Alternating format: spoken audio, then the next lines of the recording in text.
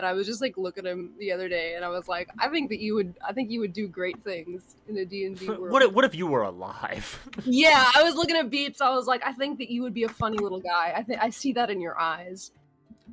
So that's where it came from. Yeah. Hey, George. Nice. Do you have a picture of Beeps?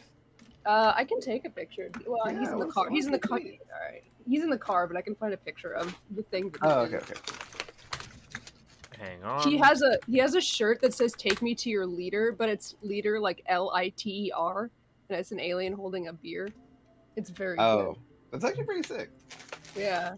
What a guy. I thought they would have more like PG shit at Build-A-Bear. I guess there's like an adult TM Build-A-Bear. That makes sense. There's no market for it. Yeah. Hey, what up?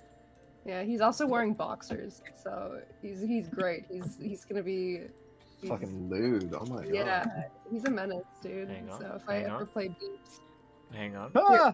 this is what Beeps looks like. Hang on. Hang on. It's our friend B. Oh, I like him. Yeah, he's cute. Yeah, he's cute. Yeah, yeah. He's so real. What is that? He's incredibly soft. I've never had like a Build-A-Bear before, so I don't know if they're all like that, but this motherfucker is soft as shit. All right. If everyone would like to peep the stream, Ooh! Oh. they've Wow. arrived. The They're- boys. They're here. I like your horrifying disgust. He's not supposed to be there. No, I think you should stay there. I want him I there. do kind of like him up there. I Uh-huh. kind No, of. leave him up there. I He's like do a have one. horrifying god overlooking us. I do have Disgusting. one on the way, but until now No, you no, get Chess you on have it. to- So you have terrifying. to keep this. I don't want to keep him. I have one. Oh, you got oh boy! I was expecting little He's circles just in a the corner. horrifying, disgusting man overlooking our party. No. These are you guys have like full dudes. Yeah, no, it looks really cool. I Oh, like look it. at Yeah, you get full boys. I like how they kind of like move around a little bit. Oh, you mean like when they talk? Well, yeah, like they kind of slide back and forth sometimes. Like. Oh Ferris no, is that's like- me. I'm Oh, moving you. that's you. Okay, I was I'm- just like, wow, that's kind of random. What's I'm- happening? I'm setting you guys up because Brody is supposed to, because Brody is so big, he's so wide and so large that I've elected that I just want to put him behind Zay for the most part because he's so Yeah, put him in the corner. he's so big. Yeah, 'cause Yeah. look at this. We look Brody is the platform that the Bars. rest of us rest on. Yeah. Yeah. But anyway, we all rest on Brody's head. these are your little guys for now. Mine is so I love distracting. I'm getting rid of him. No! He's so No! he's so distracting. Damn you! His mouth Scream also at doesn't like. It would be funnier Liquid if his mouth eyes. opened into this. I think pose. it's funnier that it doesn't. He's just like he's this being that he just like I- stays up there and I- Donovan, overwatches look at me with, in like the the eye and tell moon. me that you are never just constantly screaming when DMing for this group. Yeah, it'll It's draw. real. Yeah, it'll. Yeah, my PFP of chess today will draw viewers. It will. They'll do what every One of Big these- Top Burger fan does, which is they just shout quotes at you that they like. But what is enjoying media? But But he's a Just man. getting quotes The over way- and over again. yeah, Big Top Burger. what is funny pieces of media other than just saying the same joke a million times over and it being funny every time? It's just kind That's of just like, Marvel fans. That's kind of us. I was also That's us. that's like SpongeBob. You're just like, do you remember that time in SpongeBob? And then you just like repeat it. Yeah, And I then mean it's not- it is a hallmark of a good. Yeah. I am the law. We do that to ourselves a lot. Okay, you remember that time? Yeah, no, we made a whole we made a whole compilation of our bits, and then we watch it I watch it regularly. I also watch it regularly, and it always makes me laugh every I gotta single find that time. video. It I never. get to watch it. Yeah, you have. God. You've seen it. You've No, seen I the don't think he has. You've When seen we the watched it, compilation of our jokes, haven't you? No, he wasn't there when we watched it. You like had to do something else. That you watched in your own time. I haven't yet. Is what I mean. It's incredibly funny, Plath. It makes me cry every single time. I believe you. It's just I haven't yet, and that's my problem. Just watch it in the car. It's like an hour. I don't think you do believe her. Yeah, I think you think I'm a liar. I think you're a liar. A lot of gaslighting tonight. Dude, just I'm go here out with a for it. friend and then watch her in the car while you buzz. Yeah, Watch it in the car wash. Yeah, there's the like a best part. certain. Make sure it's a friend that's never seen or heard about us, and I just press play and I give no context. There's like a certain level of narcissism of me and George sitting in the car laughing at a recording of ourselves. I think about that a lot because I feel like It was a good night. it was a good night, but that's also a demented I know. thing to do. It genuinely is. Like, I'm bored. What do you want to do? Do you want to listen to ourselves? Yeah, dude. And then we were laughing. You had to like pause it because we were crying so Yeah. hard. No. What was your favorite one you can remember off the top of your head? Oh man. It's got to be the sexy drow. Yeah. Sexy drow, and then I think mashed potatoes in your pockets. That one always makes me like cry. Was Centaur Hitler in that one? Because Yeah, Centaur Hitler was in that one. Yeah. That was a good one. Obviously the teeth debate with the music is really good. I forgot about that. Yeah, Fuck. the tooth debate's in there. I really liked the part where we all just decided to be like bastards for some reason collectively, and Dawn was trying to like narrate the scene of like Sister Garielle or whatever, and we were all just like, she's naked, she's butt ass naked, Yeah. wet ass She's pussy. so wet. days She's a week. sliding on the bench. Yeah, and like Dawn kept trying to do it, and at every turn we were just like being assholes for no reason. We just chose violence, all of us. So recently, playing Baldur's Gate, I had to go back at one point because I missed a quest.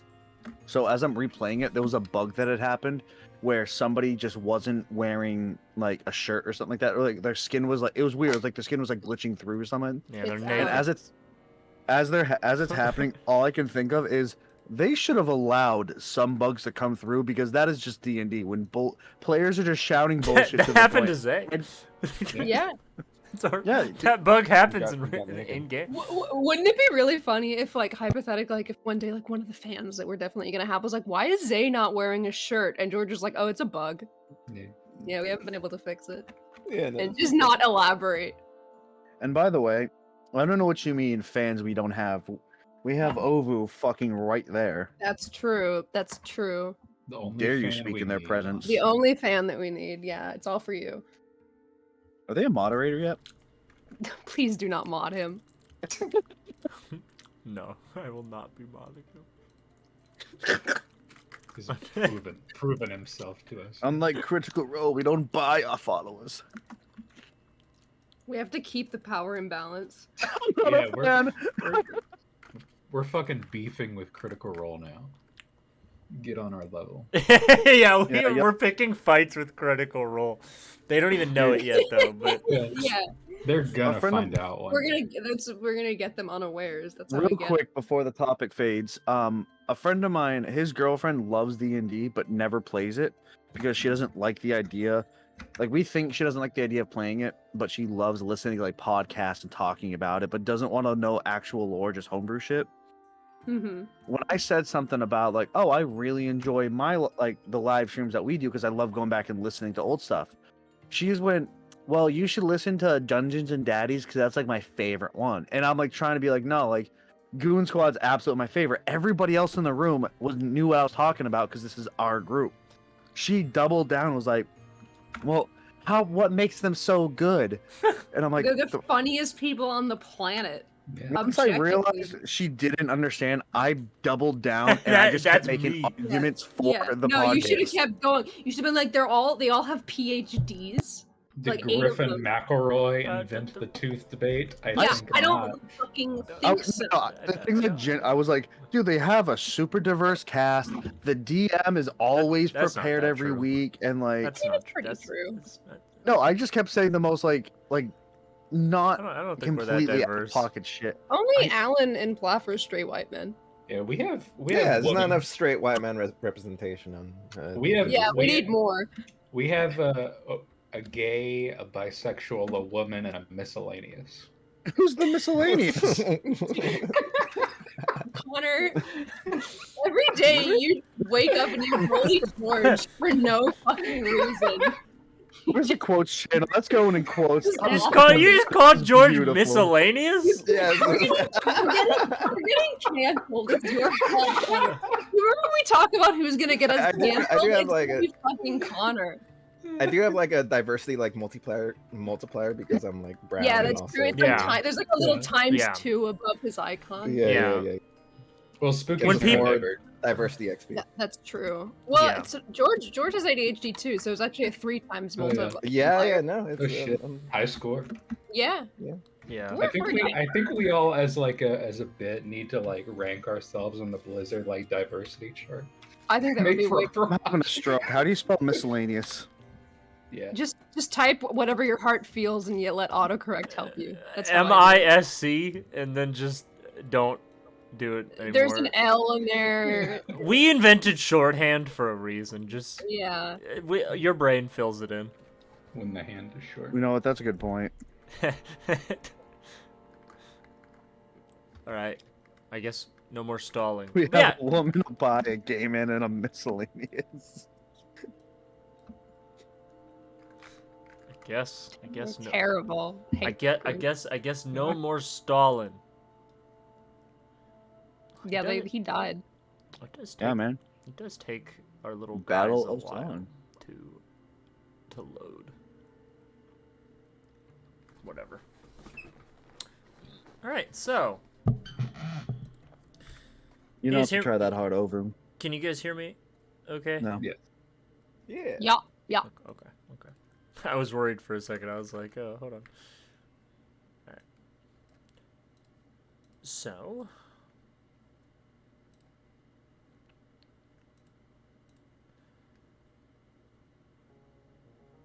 Last we left off, our heroes enjoyed a short day of helping out at the city's clinic, a temple to the god of the sick, that acts as kind of... What the fuck did I write? This isn't English? Sorry. Shorthand. Yeah. Shorthand. Yeah, shorthand. That's another language. You're Yeah. writing shorthand. You guys and helped out smooth at the House of Quiet Hours, which is sort of a temple to the god of the sick, Morendo. It's kind of like an ER in the city. There, you helped Vivian La Rosa by volunteering for the better part of the day, before you decided to continue with your daily jobs and nefarious activities. You picked up your items from Elia, who said she will need a day to take a break before continuing with the reforging of Isaiah's shield. Other than that, though, the day was pretty uneventful, but the evening was where the real excitement began. With Henry having a nightmare as the visage of the garden demon seems to haunt him. Him and Brody talked about it a little vaguely, and talked a little bit about life and what is the meaning of it and whatnot, before Brody headed back to the rest, and Henry decided to work more at the House of Quiet Hours until the better part of the morning. However, that's not all that happened in the dead of night.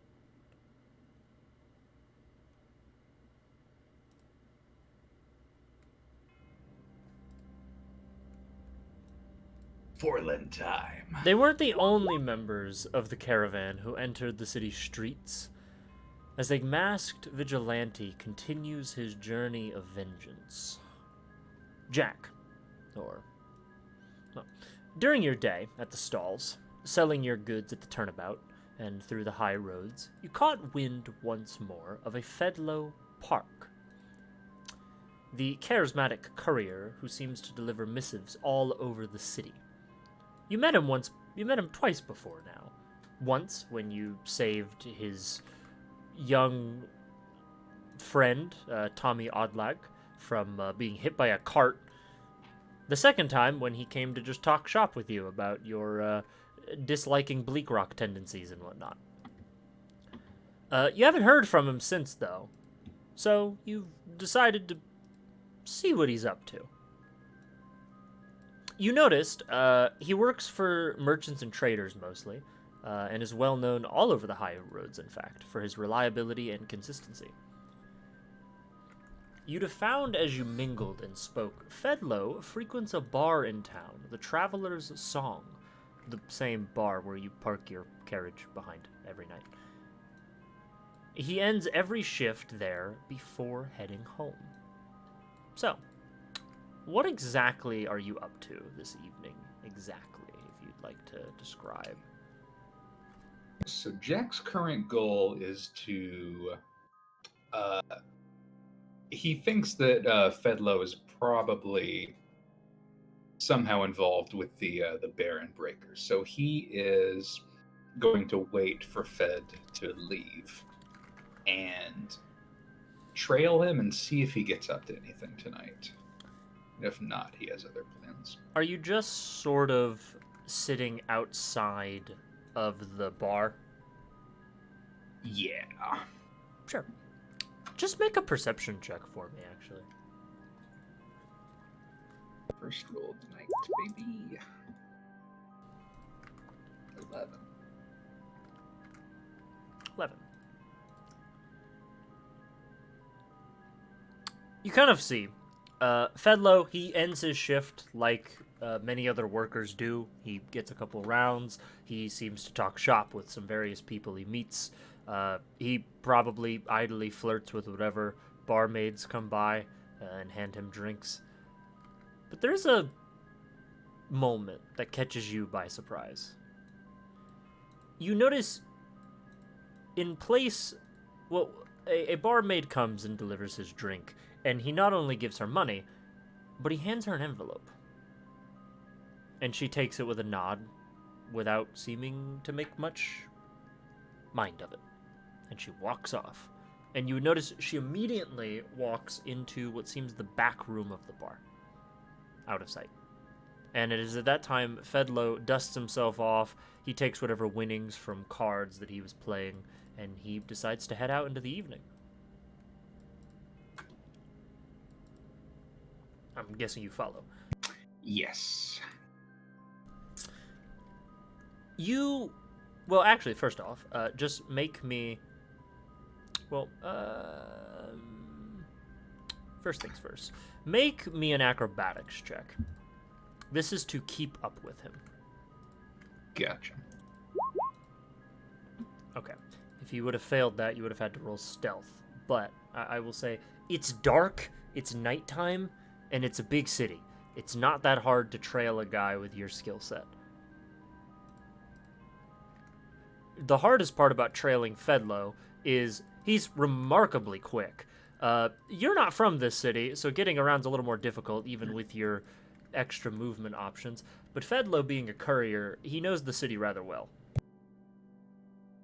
He seems to move effortlessly between alleys, streets, routes he's probably ran time and time again. And every now and again, he makes a very quick stop.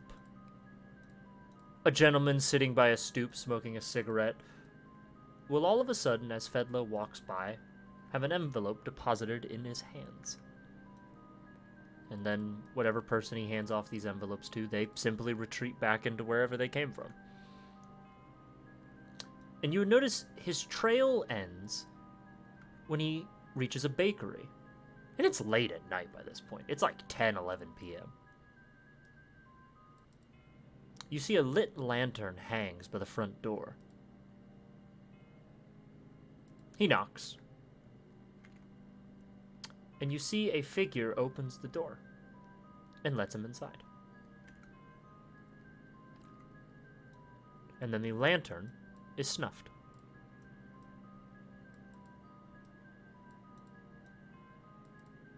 Gotcha. This doesn't look like... I know you said this was a bakery. It doesn't look like it'd be anyone's domicile or anything, right? It's pretty quaint. It looks like it probably has a small section for, like, a small house. The bakery is called Kneading Needs. It's very quaint. It's probably, like, owned by a single person. They have a small backyard with, like, a well. Not much to it. But you would notice... I mean, how long are you willing to just sit here? I think once he went inside and the lantern was snuffed, he would try and get closer to see if he could maybe hear through a window or the walls. Sure, make a perception check.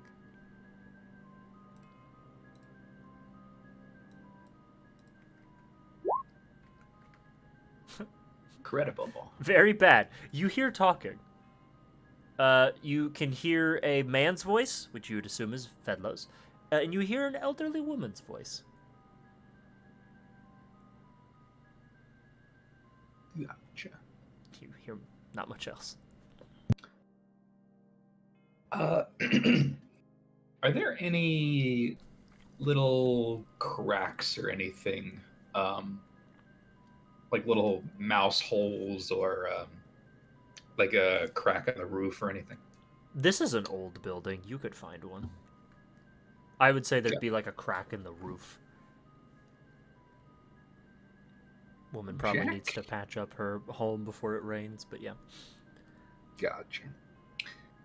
Jack is going to let one of his gloves kind of like slip away down his wrist. And he's just going to kind of flick off one of his fingernails. And it's going to like fall down in between the cracks. And then he is going to use his eerie token feature to use the remote viewing ability to see and hear from the token. Okay. As it kind of falls and it takes root in the floor below, you would notice. Immediately your vision is shifted as you no longer see the rooftop of this bakery and the city at large, but it almost, a green haze comes over you and you now see the inside of a very quaint bakery. You see an elderly, half-elven woman. She's very, very old, very squat. She has an apron that seems like it has seen much use during the day, but she's currently taking it off and hanging it by a number of her bakery, her other supplies and whatnot. You see Fedlo is currently... he takes some things out of his like little courier satchel, and he hands her a small pouch of coins that she takes, and she says, "Oh, dearie, thank you so much." And he goes, "Yeah, well, you're welcome. We appreciate you. So, is everything good so far?" And she goes, "Oh yes, dearie, of course it is. How long do you think you'll be?" And Fedlo kind of he looks at her and he smiles and he says, "You don't gotta worry. You don't gotta worry about staying up. I'll be taking a different way out." She smiles and she goes, "All right then. Well, tell Bavrax hello." And he gives a smile, and he goes out the back door. You see him Gotcha. exit out of her back door. Whenever he left, Jack would end his trance and start tailing him again. Well, it's not hard. You just kind of slide to the other side of the roof, and you just make a stealth check for me, really quick. Because you are kind of close at this point. God damn. That's not good. Holy shit, Connor. Bob, you want to talk about it? So, you see Fedlo. He approaches the well. And you kind of peek from behind the chimney over the kind of over the crest of the house, and you're kind of looking at him. And you see he kind of looks around for a moment. He doesn't seem to spot you. Until, by some stroke of awful bad luck in this terribly shitty house, where because you're on a slanted roof, one of the shingles just slips off, and you immediately slip, and your chin kind of hits the crest of the house, and you instantly bite your tongue. I just make a con save to see if you make like if you like yell out in pain.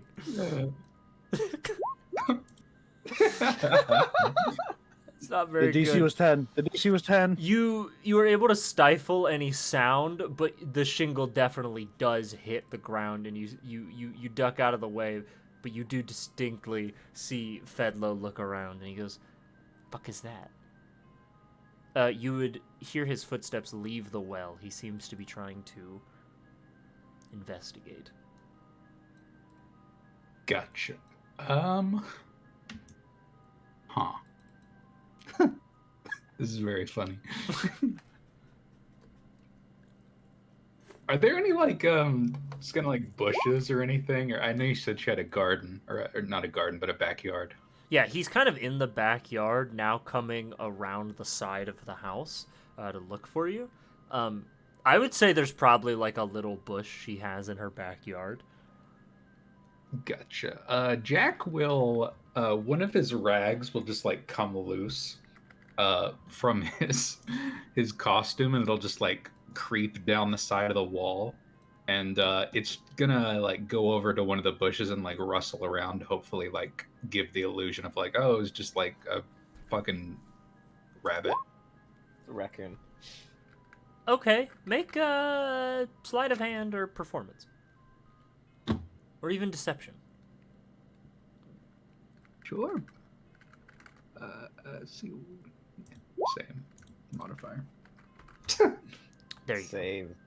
You create some sounds, and he kind of looks, and you immediately see he was reaching for something in his pack, like under his jacket. But as you kind of make the sounds that are convincingly probably like a rat or a rabbit or something, he kind of puts whatever he was drawing away. And he goes, fucking jittery. He'll return to the well. And you would notice, you see, he looks down the well. He reaches inside of it for a second. And then you distinctly hear like a silent, somewhat silent, but from where you are, you can hear it pretty easily, a clicking sound. And then you hear the sound of stone grinding. And then he tosses his courier pack in, and then he jumps into the well. And then after a few moments, you hear the silent, subtle sound of stone grinding on stone once more. Gotcha. Jack will creep down and he'll cautiously peek over to see if he can see what's going on down there. How far is your dark vision? Shit. I think 60 feet. Okay. Let me. I don't have it written down. I can look it up real quick. I think it's 60 though. I don't know if like your subclass gave you superior in any way. That might be- 60 feet, yeah. Yeah, okay. 60 feet. You can tell it's pretty deep down there, but you can see the bottom. It's empty. It's an empty well. And it's got a stone bottom. Gotcha. I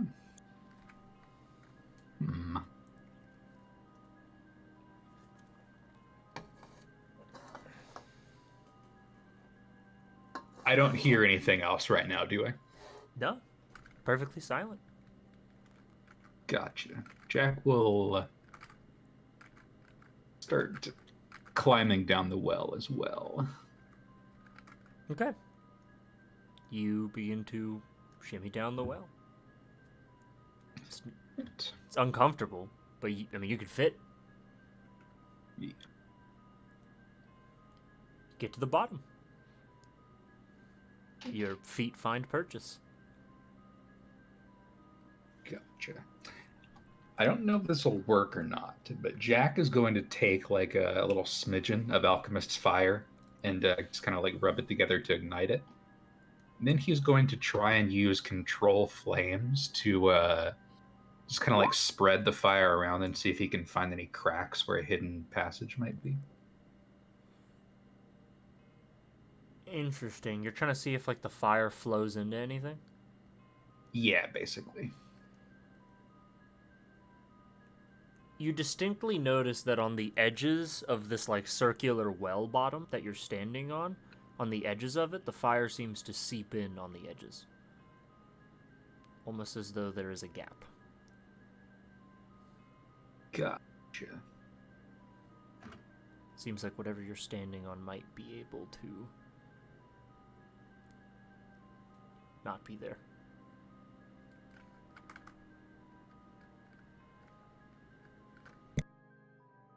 Alrighty. Sorry, I'm looking at the description of a spell really quick. I'm standing on it, correct? Mm-hmm. Okay, so it probably wouldn't be weight activated.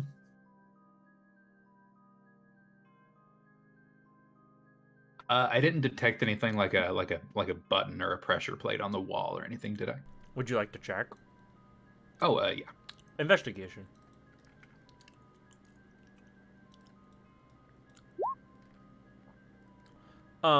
You notice about 2 to 3 feet from the like top, there's one stone in this brick well that sticks out a little bit.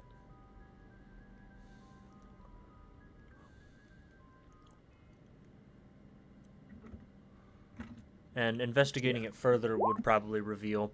You notice there are some scratches on the edges of either side of the brick that indicate that it's been moved in and out.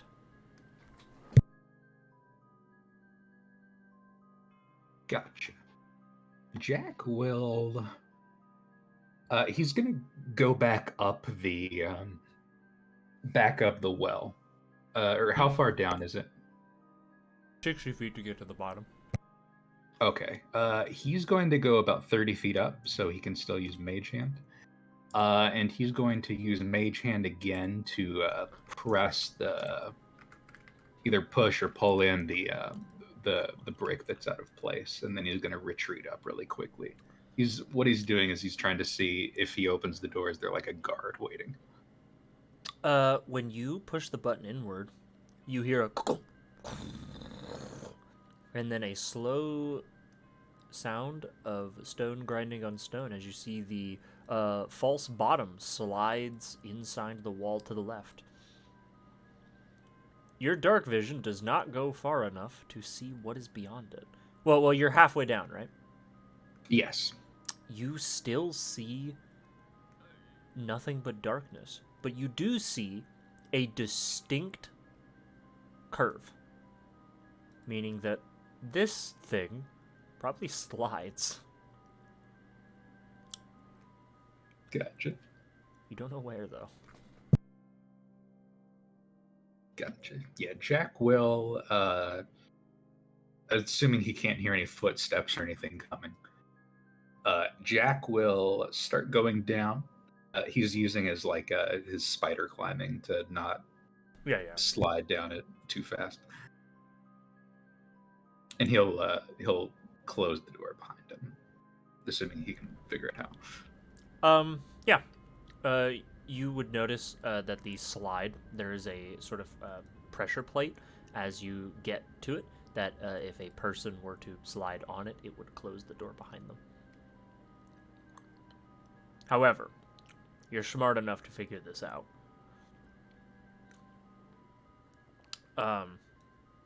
You would be able to notice that this does not seem like the way you get out. Gotcha. This seems like a one-way in. You would assume, based on Fedlo's conversation, that there is a way to get out back to the bakery, but you don't know what that is. Gotcha. In that case, would it be possible to leave it like halfway open? If you had something to stick in. Gotcha. In that case, I would just leave it all the way open. Okay. All right, you just leave it open, and you are easily able to avoid the pressure plate as you just sort of crawl above it. But you are able to take this sort of slide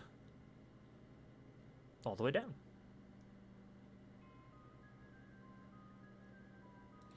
And I'm assuming you just keep going, right? Yes. So Till anything catches his ears or he notices it. this slide is weird because, first of all, it was definitely not made for people. This doesn't... it's less of like a water slide and more of, well, you kind of start to get the idea. This is an aqueduct of some description. And you eventually kind of keep, like, shimmying down. At a point, it, like, because it kind of curves for a very, very long time, and it's just sort of like a steep slide downward until eventually it does even out, and you just have to walk. There's no water. It seems like whatever water was here has dried up a long time ago.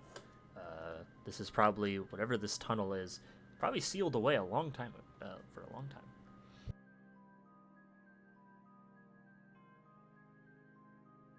As you keep walking, you eventually see a light at the end of the tunnel and a large open space. Approaching this large open space, you would see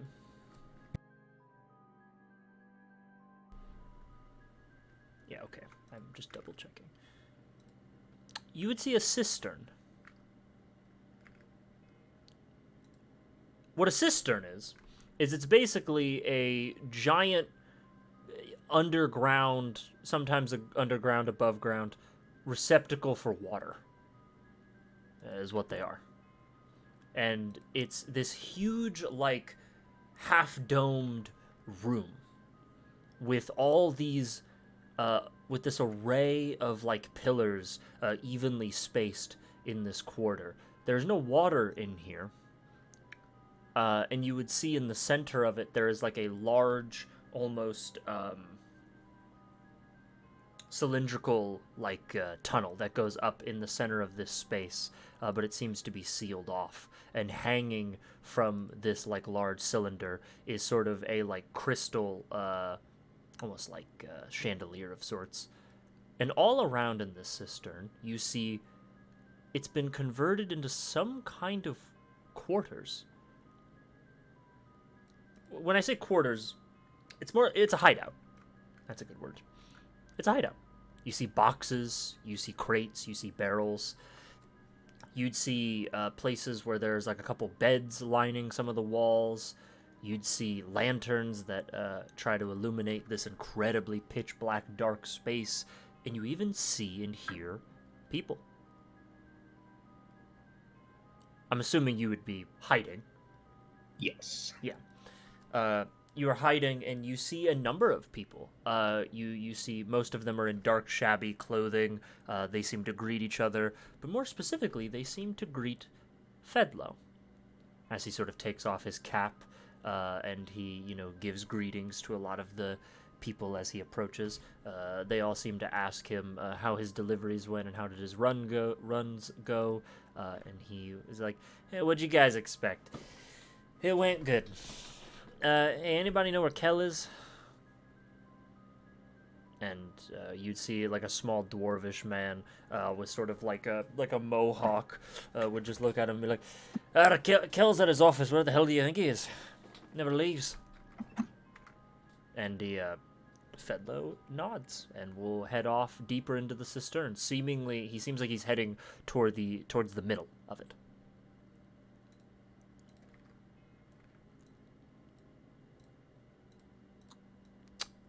Just to make sure I've got like the layout right in my head. You said that this area is like kind of lit up by like a chandelier that's in the middle, sort of. Yeah, it is. There are a lot of shadows. It's not that well lit up. It is an underground, dimly lit structure. There are a lot of shadows everywhere because there's also lots of pillars. There's like dozens of evenly spaced like marble pillars. There's also lots of boxes and things, and there's not that many people. The size of the cistern is also rather big. It's fucking huge. This thing is like, it's like probably from one end to the other. It's probably like 120 feet. So Jack could probably like spider across like the wall close to the ceiling and probably be more or less unnoticed. Yeah, you could. It would require stealth checks, but Yeah. you could do it. It's not impossible to hide in this space now that you're in here. Gotcha. Yeah, Jack will, because he heard the name Kel. I think he'd probably assume that he's talking about fucking Kellic, the leader of the Baron Breakers. Yeah, Kellic Bavrax. So he would start to try and stealth and follow Fedlo. Okay, make a stealth check. Don't double crit fails again, please.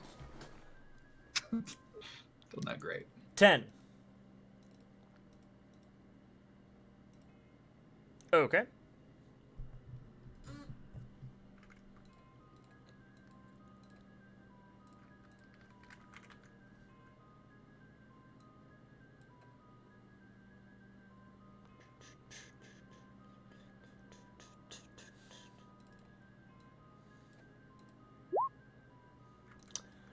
You begin to stealth, and you are easily able to stealth around a lot of these people. You start to immediately get the sense that this place, I mean, it's kind of just a den for criminals. I mean, a lot of these people, they look very, shabby. They look kind of suspicious. Many of them have weapons. They're not, like, uniformed or anything. I mean, some of these guys look like they're literally from all walks of life, but they definitely have like this air about them of aggressiveness, of determination and zeal. You see they come from seemingly all different race groups, different lifestyles, etc. And as you sort of follow Fedlo, he seems to be a bit of a celebrity around here. He's quite a good talker, and you would even see at one point, kind of as he's walking, you would see a loaf of bread gets tossed at him that he catches, and you would see Tommy. Fedlo looks to be in his 40s to 50s. He's like a mid-late 40s.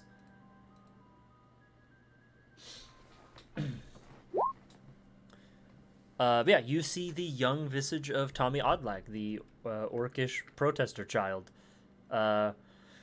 who's like, "What took you so long?" And he's like, I got caught up playing the rounds and, had a few extra letters to write, that sort of thing. How are you doing after your escapade? He kind of pokes him. Tommy rolls his eyes and he's like, "I think I'd have been fine, all right? I didn't need anyone saving me." And Fedlo's like, "Yeah, you would have fucking got flattened, kid. Listen, hey, I'll talk to you later. I gotta go talk to Kel. It's important." And as he keeps moving, you would eventually see he approaches a figure. In the center of the cistern, right underneath this sort of yellowish crystalled chandelier. It's really less of a chandelier and more of just like a series of hanging lanterns. You see a desk. Large wooden desk, and there's actually three, kind of haphazardly creating sort of like a, I guess like a cubicle of sorts, for the man sitting in the center of it. Papers scattered all across them, books, tomes, inkwells, many of which are empty and have been tossed to the floor. You see a small pile of quills, like writing quills, that have been snapped in half. And you see a tall, like very tall, like 7'2", like as big as Brody, if not bigger, copper dragonborn. And you see this gentleman.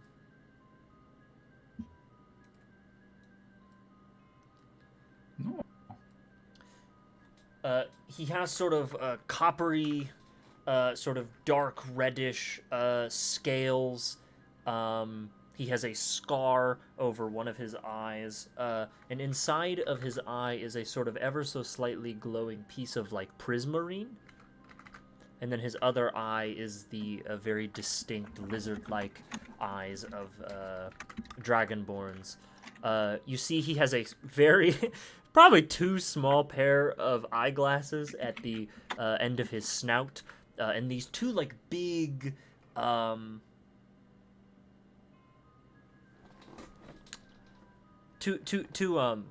to make one clarification though, the gentleman that you saw at the hospital was not a dragonborn. Jack didn't see him. Yeah, Jack didn't see him. Yeah. Yeah. Metagame. That gentleman was not a dragonborn. Theory's still out. I see through your lies. Theory's still out, but you he's can't not a fool dragonborn. He's not a dragonborn. Disguise self is a first level enchantment. You are right. Disguise self is a first level enchantment. He's not even a dragonborn, he's a changeling. Fuck you. You are right. Those are things that could happen. But you see this gentleman, very strong, kind of big guy, tall. He's a little odd because his legs are more like that of like a dragon's. Like the knees are backwards, and he has these like big clawed feet. And he's sort of mulling over some papers, and he looks up, and he takes his glasses off and very, very gently sets them down on the table, and he looks and he goes, "Fedlo, my friend, do you have good news?" And Fedlo kind of approaches and is like, "Yeah, I got all the letters delivered. Our people know, so things should keep moving right along, even with our unexpected problems." You see he kind of slowly sits himself in a rickety wooden chair behind him, and Kellic just sort of leans back in it. "Yes, we were not expecting the fallen star. That has created quite the stir. But it does detract the eyes from the government onto it. I'm sure Lady Rowan Corsa will be making quite the show of her possession of it." And Fedlo kind of sits and he's like, "Yeah, but still, I'm worried. I mean, that thing is kind of an outstanding, problem. What if the wrong people get their hands on it? What if the paupers get their hands on it?" You see Kel kind of looks and he goes, "And what do they do with it? A beast from the stars. Do you believe it possesses some sort of power?" And Fedlo's like, "I don't fucking know. It could be anything. It's from space or whatever. It's still, you put that in the wrong people's hands and you got yourself a monster at the snap of your fingers. I'm just saying, maybe we put someone's eye to it, And he sort of rubs his forehead. "Ever cautious, Fedlo. I will see to it that one of our people might inquire. Someone's probably already dispatched of it by now. I need to know more important things, though."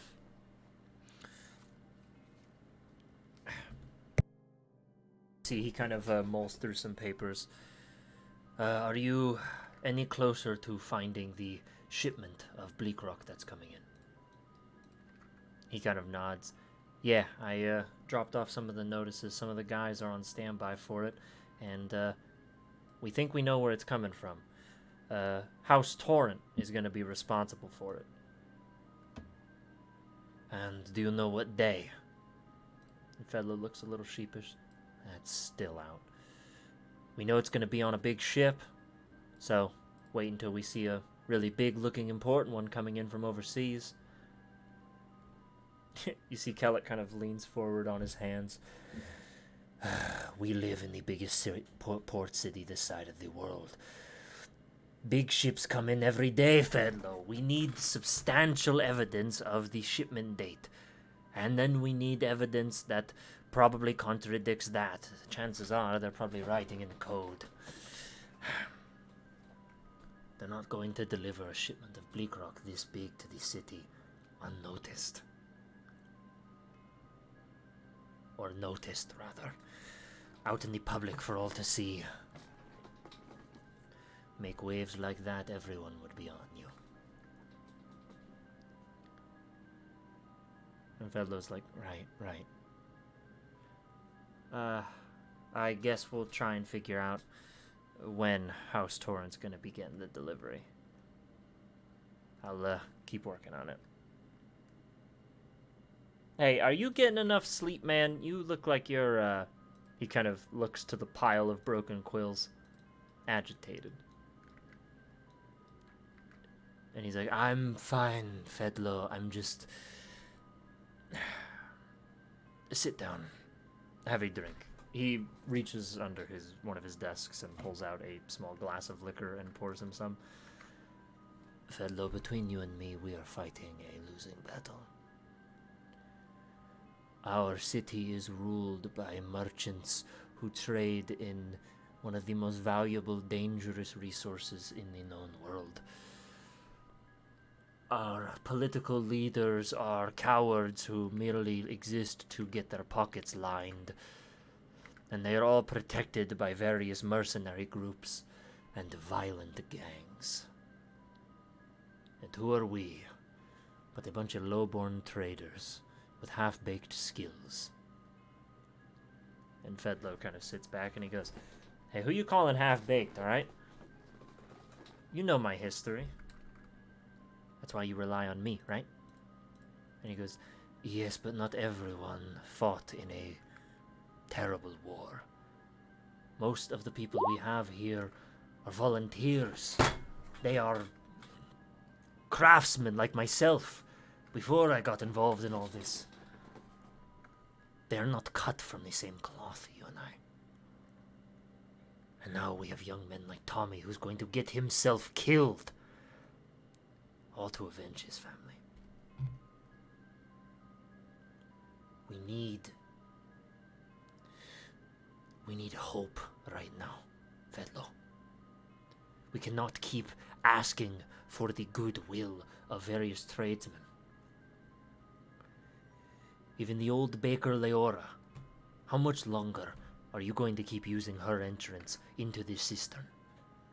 And how much longer until eventually the right man comes along with the right amount of money to pay to give away our secret? We need something to give these people, something to believe in. All we've been able to do is send letters and collect blackmail on various officials. Even my past attempts of aggressiveness did not work. And Fedlo kind of looks and he goes, yeah, but that guy had it coming, alright? So what? You rip one guy's hand off and fucking the government puts a bounty out for you. I mean, it sent the message. It's what got a lot of these people here in the first place. Yes, but risks like that, and more people end up in jail and dead. So, what? Are you saying we need a legal route? No. I'm saying we just need more skilled bodies. Not to mention,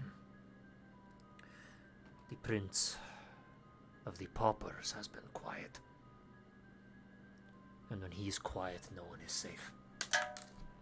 He sort of finishes his drink and sets it down a little heavier than it seems like he would like to. The glass almost cracks at the bottom ever so slightly. And Fedlo's like, you want me to put eyes on them?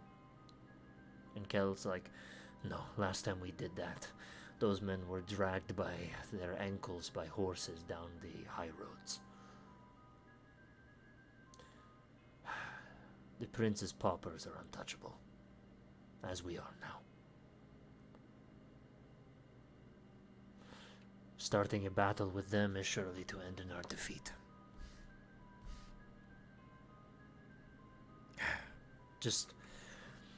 We start with House Torrent. Gather any of your eager, energetic, skilled men you can. Get them ready. Get them prepared. When we find that shipment, We make it count. We have to show the city what we can do. Who we are.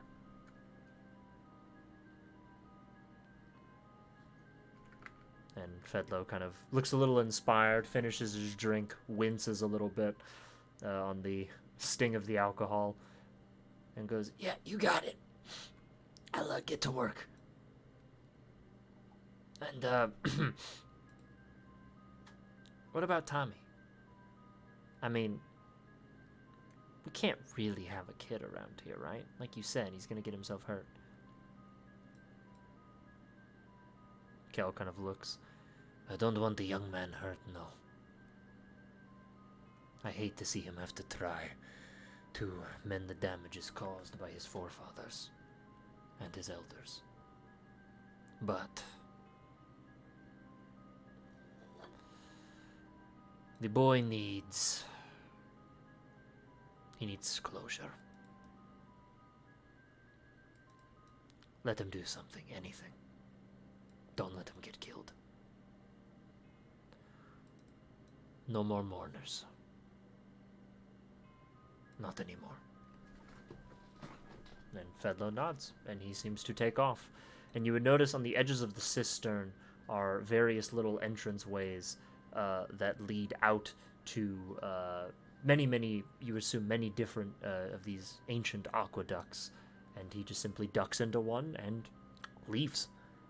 He has a brief conversation with a couple of the other men, and they sort of exchange pleasantries and then take off. Tommy, you would notice, follows him and chats his ear off as they walk away. Gotcha. The name, the Prince of Paupers, I believe, was brought up. Can I make any checks to see if I know who or what they are? It would be a difficult one. Make a history check. On a 20. On a 20, you can definitively know that it is a piece of local history. Which is why you don't know much about it. But you've maybe at the market stalls, you've maybe heard merchants mention it in very hushed tones. The Prince's Paupers seem like they are a gang, and the Prince of Paupers seems to be their leader. Other than that, though, you actually don't know much about them, and you've kept your ear to the ground quite a while in this city. A 20 history check would tell you that whoever these people are, they are specifically not talked about. Partially out of fear and partially out of the fact that people don't know much about them.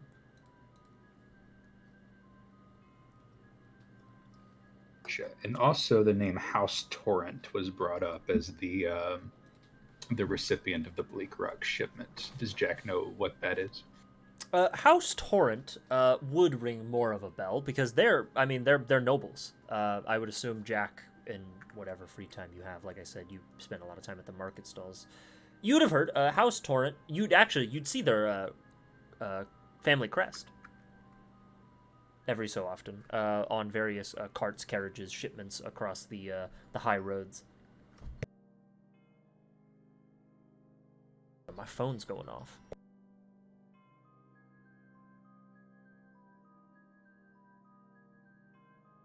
Reach you about you. We've been trying to reach you about your car's extended warranty.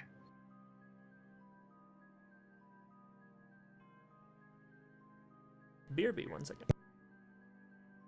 You have a collect call from the spirits of the dead. Do you accept the charges? Decline! Decline! You can't decline who you are.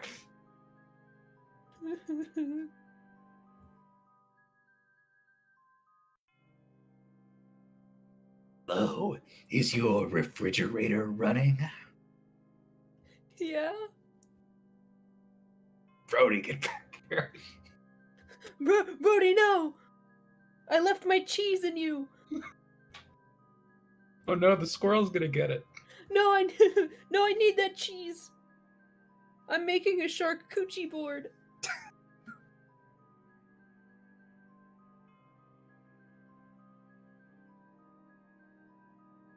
Fuckers spend one day at the beach, try to make a shark coochie board.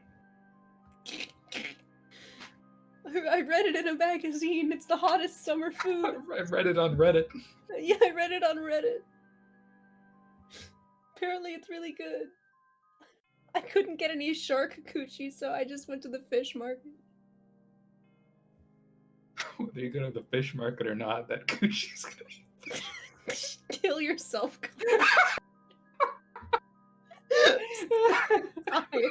Zach, I'm so sorry. Small emergency. God damn it, Connor! Don't worry, you didn't miss anything. What happened? No. Connor should be in prison. Can you kill Forlin? I mean, I could. It's not outside of the realm of possibility. Okay. Alrighty. Okay. What was I talking about? House Torrent. House Torrent are a merchant noble family in the city of Argents Bay. They're one of the big ones. They have a long-standing history, and their main thing is that they're a shipping company, primarily. They boast having over 100 docked ships in the city at any given time. They're a big deal. They are a major economic force for trade here. In the city. Not hard to know exactly who they are. The specifics, though, hard to know anymore.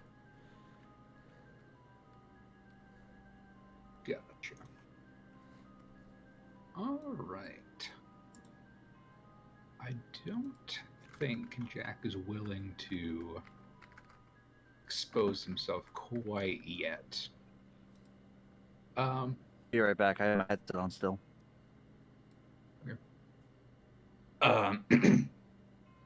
Jack is going to just kind of leave. Real quick, can he? How? I know there's a couple people here. But like, are all of the exits to the place manned essentially? No, none of the exits are actually guarded. There's not enough people to do that.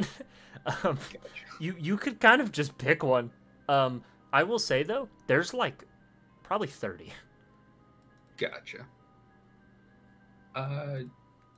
Yeah, Jack will just kind of pick probably whichever exit is closest to him and start to leave through that. I will say, it doesn't take long.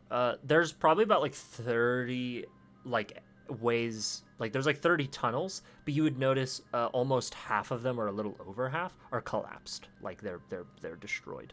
Gotcha. I would say there's probably only like 8 or 9 really usable ones that look like they actually use them. You'd pick one and you would head out. Gotcha. I think right as Jack is like leaving, his flair for the dramatic would kick in. I'm gonna regret this. Jack would actually he left the entrance that he came in open, so he might as well just cover his tracks completely. He's going to control flames to dim the chandelier and also make it green. And he's gonna like ominously cast a shadow on the wall, and then he's gonna just leave really quickly. As you do that, I need you to make a stealth check. Yeah. Just really quick. And he is intentionally dimming the flames to help cover himself a bit. Understood. 15. Meets it, beats it. Kellic does not see you. He does, however, look up at the flames. And I'm assuming they like flicker to green and... Yes, really and quick. Jack is also casting like an ominous shadow on the wall too. And I'm assuming you just leave. Yeah. Okay, so you don't even see how he reacts. So you just bounce. I got 60 feet of dark vision, so if I'm like looking over my shoulder. Do you want to see what he does? Yeah, sure.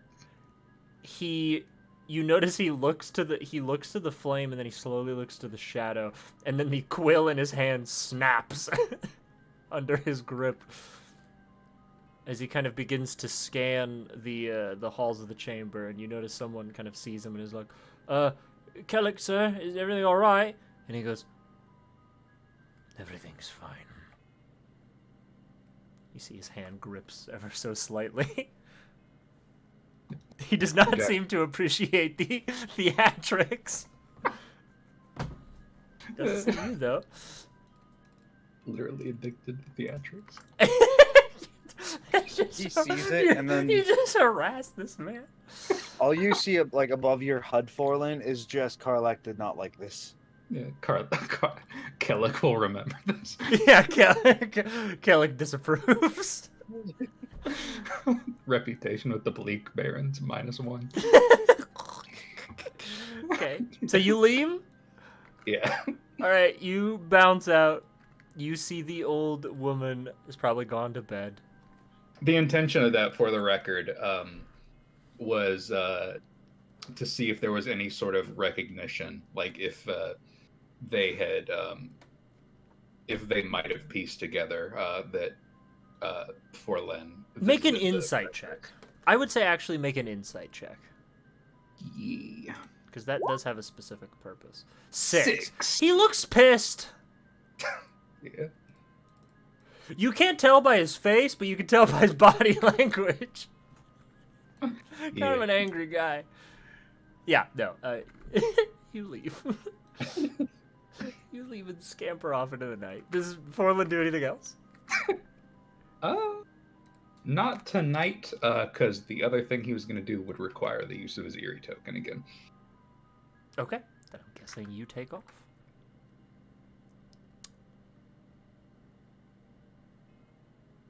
As you do, roll me a d6.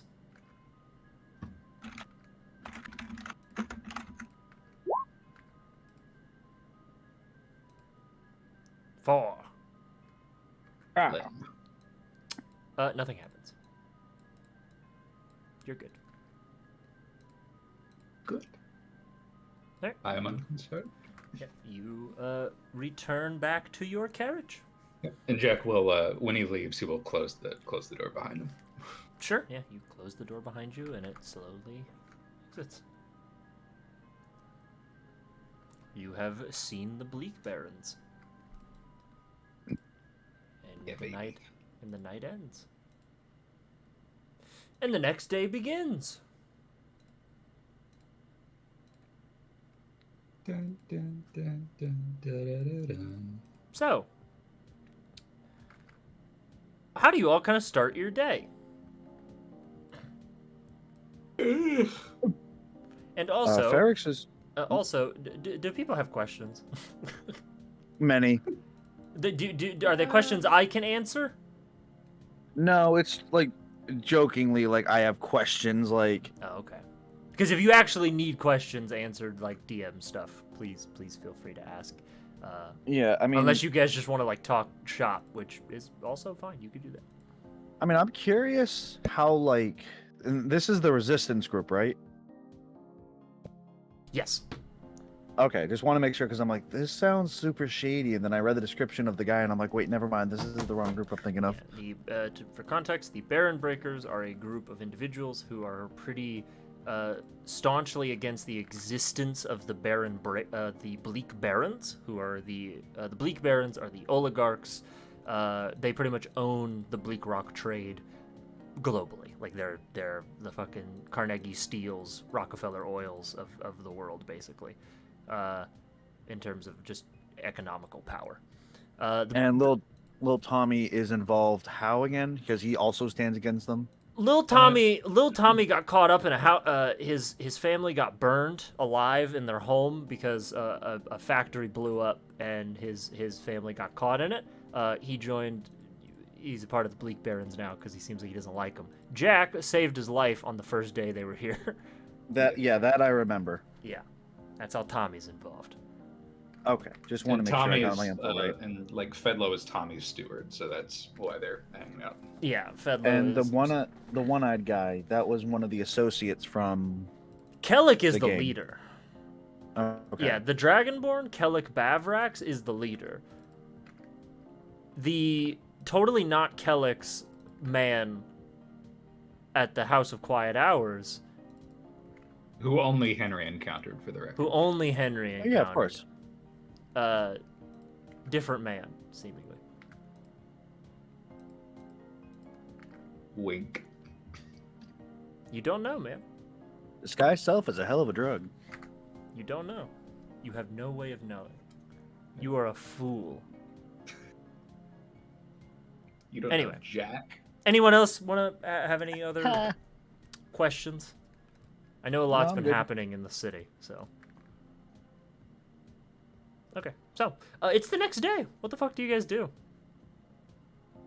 Ferrix would probably wake up a bit early, and he'd start kind of getting a lot of his tools together, maintenance kits and stuff like that, and he'd probably go and ask Vanessica if she had any extra. You don't actually know where she is. She is seemingly training under some kind of mentor in the city. Unfortunately, she's kind of unavailable. Oh, right. I forgot about that. He'd probably just look around for like a loose couple of stools or something, or like a wooden crate, and he'd kind of Sure. just get all his stuff together, starting to get ready to head into the city for the day. You're gonna get like your cobbling materials. You're gonna go shine some people's shoes. No, he's You just can gonna do put that. That's a He valid can do job. it. Wait. Shoe No, shining he's is a valid job. shoe shining to get his name out there, as well as working on shoes in front of Interesting. people. shoe To shiner. hey, Interesting. you got to start somewhere, man. So you're gonna start interesting. So you're gonna start the Ferrix the Shoe Shiner arc. Interesting. So he's basically going to start with having a stool if anybody needs their shoes shined, any Interesting. light repair work. But he's also going to be actively making shoes and whatnot while there's like no customers coming by, so people might see his work and go, "Oh, Fascinating. okay, he actually knows what he's doing." Now, do bear in mind the rules for crafting things that Brody and Jack use are. They're. Takes money to make money, basically. Yeah, it takes money to make. Yeah, I money. understood. Yeah. I understood. Yeah. That's why I'm kind of seeing like how like Ferrix is more going out with this idea of like, I'm gonna try this for maybe a day or two, see how it feels, and if it's not, then Okay. I just go back to what I was doing. Like Okay. he's trying it out. Yeah. To also just to give you some clarification so you understand how the skills, because I just don't want you to be blindsided, because it is based on your success, whether or not you are able to basically sell your product. Obviously, you have no product to sell, so right now you're just kind of like doing it to make money by shoe shining, which you can do. You won't make a ton of money, but you could do it. But if you wanted to like get reputation, I would say this would potentially go towards that. But yeah, it's just to let you know that like your sales are determined by how well you sell yourself with a skill check, not necessarily other like factors. No, just of to let course. you I'm know. not expecting to make a ton of money. It's more like he feels bored sitting around at home some days, No, so I he'd gotcha. rather come up with this. Do you bring the dog? Yeah, I'd see if Sirloin wants to join him and hang out for the day.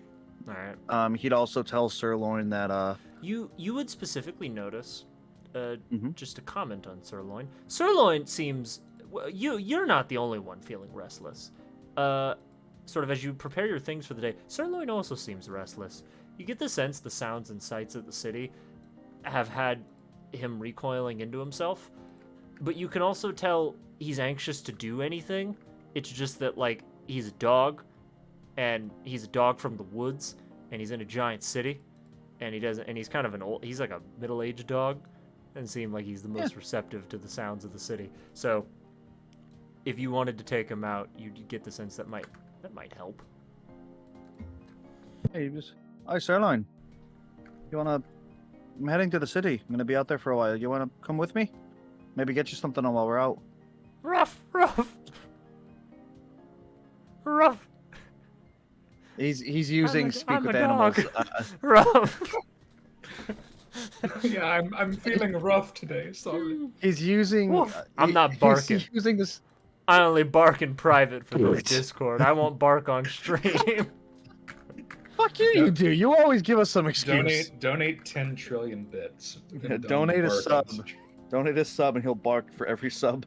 I bark all the time. What are you talking about? No. Sure. Okay. Yeah. Sirloin's like, yeah, I'll come with. It's I'm kind of bored.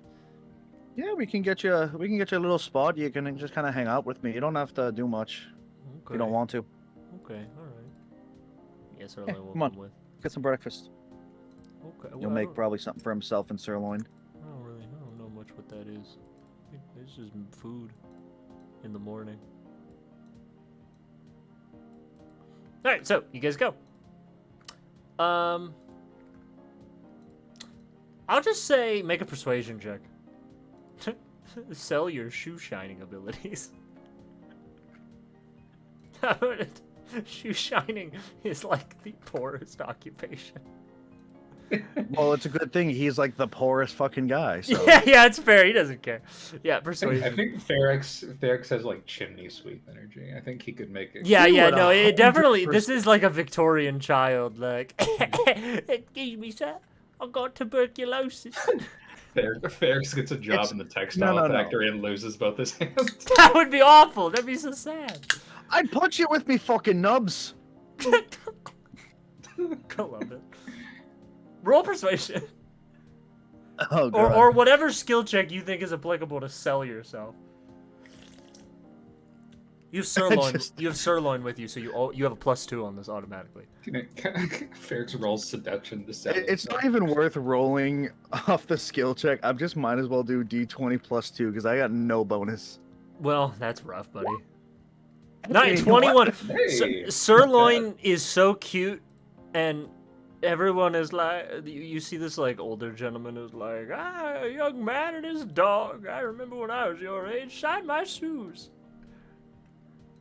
You get some business. Yeah. People are attracted to your strange, not of the city, hick energy and your cute dog. With a 21. Can't even get mad. They're not wrong. And on a 21, I'll say, fuck, you make 5 gold.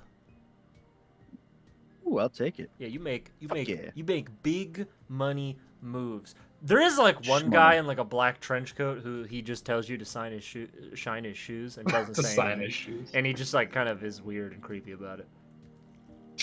Can I roll an insight check on him? Like, Yeah, go ahead. He is... Yeah, go ahead. Insight check on this strange individual. Something's evil about him. I wouldn't trust him. But he leaves before he can do anything. Suddenly, Jack's seeds of doubt pop in his head. He's like, "Guys, it probably works with fucking Bleak Rock." Yeah. He works for Bleak Rock. He works for Big Bleak Rock. Jack somehow convinced Ferrex overnight that Bleak Rock is evil, and now he like believes a conspiracy theory. Why is that so in character, though? Why is it? Bleak Rock is a fucking Elden Ring outer god, dude. My head, like you said, he's a Bleak Rock warlock. A Bleak Bleak. Yeah. Bleak Rock. You literally, some hick shows up in the middle of the city, gets blindsided by all this shit. He gets told by someone he trusts. Yeah, the smartest man he's ever met. The smartest dude that plays with chemicals and shit for fun goes, "Oh yeah, man, Bleak Rock's everywhere. It's fucking awful. There are laser beams and shit in the sky." And he's like, "Yeah." He's like, "What?" Fucking laser beams, dude. Yeah, dude, Bleak Rock. They got Bleak Rock with lasers. They're gonna shoot you. This Bleak Rock is some fucking serious shit. Ferrex is really fucking smart when it comes to animals and surviving in nature. Put him in a city. Fuck all that shit. Just toss that out the window. That's funny. That's a good. Ferrex That's a has good dream where Jack is like Alex Jones in his head. I'm a fucking scientific matrix. Jack goes on his conspiracy theory rants, and Ferrex just believes all of it without question. Target demographic unlocked. Anyway, what about the rest? Yeah, you make 5 gold. Jack, you'll never guess. I shined someone's shoes that worked for the fucking deep state. The deep state. The bleak state. Yeah. Oh, man. I love this development for Ferris. I really do. This is good. This is a funny bit. This is the best arc. It's so Everybody- it's you so know in how- character for no reason that he just is like, that guy worked for the deep state. Doesn't even know. He doesn't even know what the deep state is. No, it is. Jock told me about it a couple times. Is that the Fish Underdark? It's the fish people. Anyway, but yeah, This is no, a fu- you this you is you you and Sirloin have a good day, and you have plenty of hours. You can think of what to do with the latter half of your day, Ferrix, if you want to go. On his way home, Ferrix would probably probably stop by somewhere to see if he can get like some meat for Sirloin, but as well as getting him a nice dog bed for the next time they come out. Yeah, there's a pet store in this city, actually. Yeah, probably just get him a couple of treats to kind of Sure. while he's hanging out for the day, to give him some stuff, but also a nice dog bed Yeah, for the house and for being out. like a gold for all that.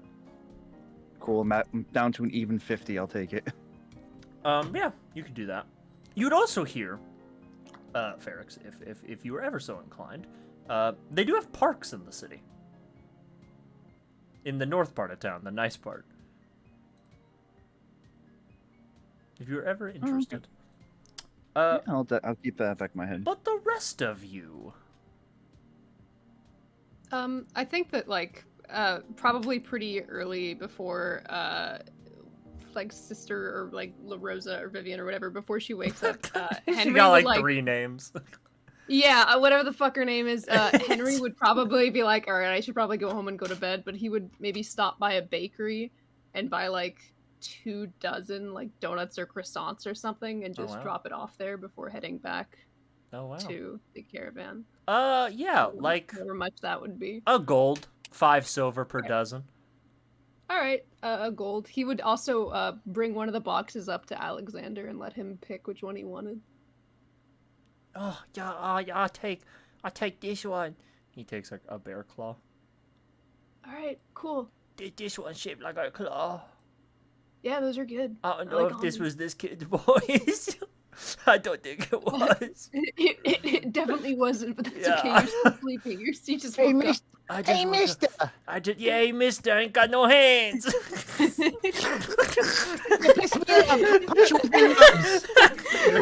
Henry, Yeah, you sure don't. Henry's standing over him evilly, like, go ahead, eat it. Yeah, this bear claw shaped like a hand. I wish I had some of those. Well, He eats got a it. bear claw. Sweet guy have to eat. Take the spoon, means. Henry puts the boxes downstairs for everybody and leaves. Okay. Goes home. And it goes home. What the fuck, George? I don't like this image. I don't like this image. This is so cursed out of context. Put that in stream. Put that on stream. I don't want to. The people need to see. I Out can't. of character, Henry is What do the leaking people? into. Yeah, that's it. He goes home and he probably just like sleeps until he has to go to work. Yeah, that bear claw. Okay, all right. This is a funny bit that I thought of like last week, and it's even funnier that Alan isn't here when I'm going to do it. Do it. Jack like walks downstairs for breakfast, and for Yeah. the first time, he doesn't like mistake a random toaster or something for Brody. Smartest man in the room. There is a reason. Yeah, okay. There is a reason, he says ominously. My RP, you can't understand the bounds of my RP. My goals are beyond your understanding. Yeah, you You don't even understand my sick, twisted mind. You don't even fucking know me. You don't know Jack. You don't. All right. Henry sleeps in.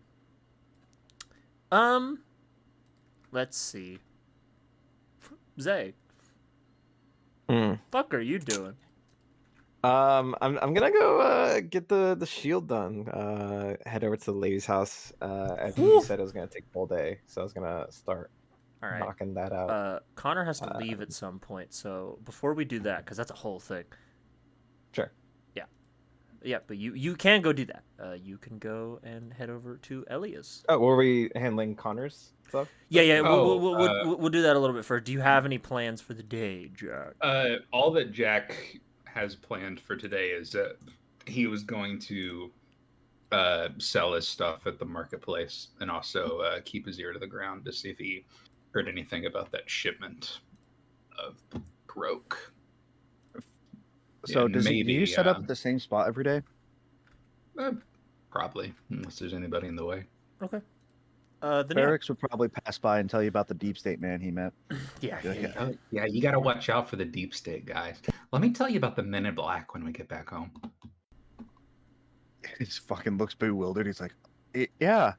What the fuck? Fucking man. He's just talking to Sirloin the whole way as he's walking off. Yeah, like as they're like passing each other on the street, Jack is like, "Yeah, they wipe your memory whenever you run into them. So if they did something, you probably wouldn't even know it." I'm sorry, I'm also eating dinner currently, so I didn't have a quick response. No, it's okay. No, it's fine. You don't have to. You forgot. Ferrex Jack is wiped your eating the- memories. Yeah, Ferrex is eating the raw meat that he Okay. bought for sirloin. Do you have any He's more done it. stock? At the end of last session, when I left, I said that Jack was going to spend the rest of the day replenishing his stock. Okay. And how long would that have taken you? It takes 4 hours to craft an alchemist's fire. Yeah. So you could have probably crafted like what, 2, 3? I went ahead and liquefied it into 8 and converted and removed that gold. I can say that I only have like a maximum of 3 right now if you want. Yeah, sure, do that because it's 4 hours per. So Gotcha. I would say you could have made like 3 in like a day. Gotcha. And then just say you can only sell those. That's perfectly fine. Yeah, alrighty. And persuasion, correct? Yeah. See how many you get. You sell 1. I have plus. I think you gave me like a +2 because I was selling the below market price. Yeah, that is true. So yeah, you do sell 2. Hey. I did say that. Okay, cool. So, Zay.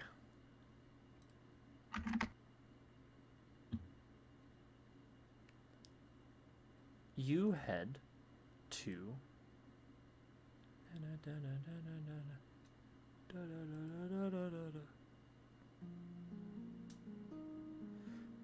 You head to the city central smithy. To Elia's. You knock on the door. And you hear, "Come in."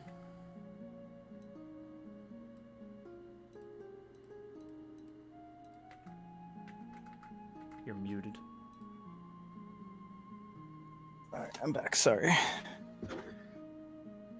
Oh, okay. Yeah, you go to Elia's smithy.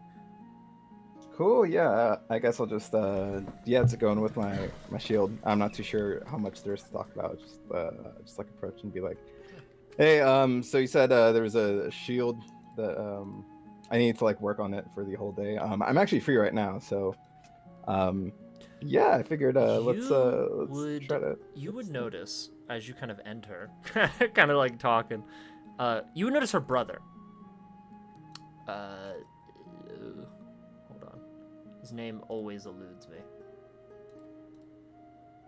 Pisses me off. You would notice her brother is standing beside her in the room, and they're both dressed in blacksmithing equipment. And she's like, "Yeah, we were expecting you." Oh, is there should I like get some like blacksmithing material or not material, like outfit or something similar to protect myself? Or... She kind of reaches over and she hands you a leather apron and gloves, and a pair of goggles. Throw it on. Yeah, you're gonna need all this, really. Now, I know I said you're gonna have to help with this, but, well, how do I describe it? Do you want me to like hold the flashlight while you guys do that, or is it a little bit more involved? She kind of thinks for a moment. Let me explain the process of how we're gonna have to reforge this shield, okay? And you tell me if this sounds like too much. As you know, I'm a cleric to the god of the elves, Alferin. Alferin is the creator god of my people, but is also the patron of the mortal body. Mortal and spiritual body. Yeah.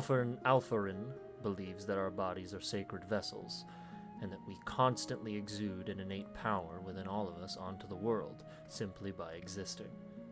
When we create, we change the very fabric of the world around us, creating anything from art or weapons or shields in this instance. Our ability to create such complex, beautiful things that innately wield so much strength and power is what makes us special. We elves believe it's this power and connection to Alferin that makes our race more magical than others. It's why elven children often pick up on magic much easier, or are born with it innately, running through their veins. But this innate outward force is hardly limited to my kind. Now, how this all relates to our smithing is that we will be forging something from the very depths of your being, and changing the shape of this metal and molding it to you. I believe that the best thing smithed by the person wielding its own hands are also the things that change you. Now I have to ask, Isaiah, you can do this, and you can undertake this smithing, but it is no simple task. I could reforge your shield, and I could give you a strong, powerful piece of armament, but it would be no different than a novelty. Something useful and practical, but it wouldn't be special. So I have to ask, are you okay with undergoing this process? Because it's not for the faint of heart. There is an amount of danger to it, as well as difficulty, that not all people are willing or able to deal with.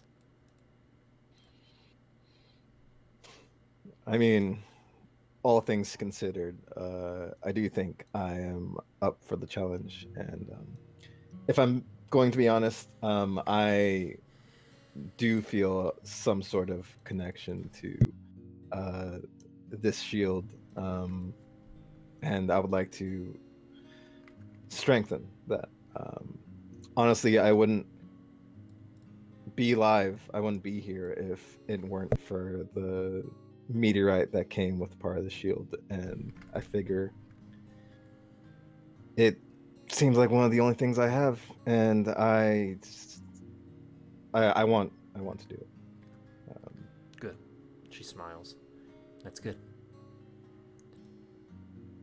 But to reforge this shield, it's going to take a lot of work. It's dented and well used. You've definitely put it through the ringer. Yeah. But we're not just going to be ironing out the dents in this piece. We got to iron out the dents in you. She takes you into the back room, and you see for the first time her actual forge properly. You see, in this one large room, there are 3 different forges, all dully lit with 3 different distinct flames. On the left side is a red flame. Pitch red, not the orangish, yellowish red that most fires you'd see have. A pure, almost blood red in color. She would look at it. She would say, "That flame is first. we will coat the shield in the red fire. It represents the moment. That fire represents the pumping blood in your veins. It's the trials that started you and set you on your path. That blue flame there is the second one, and she points to the one on the right. It's the aftermath. It's your tears. It's the clutching pain in your heart after battle and the feeling of hopelessness. Most people fail when they get their arms there.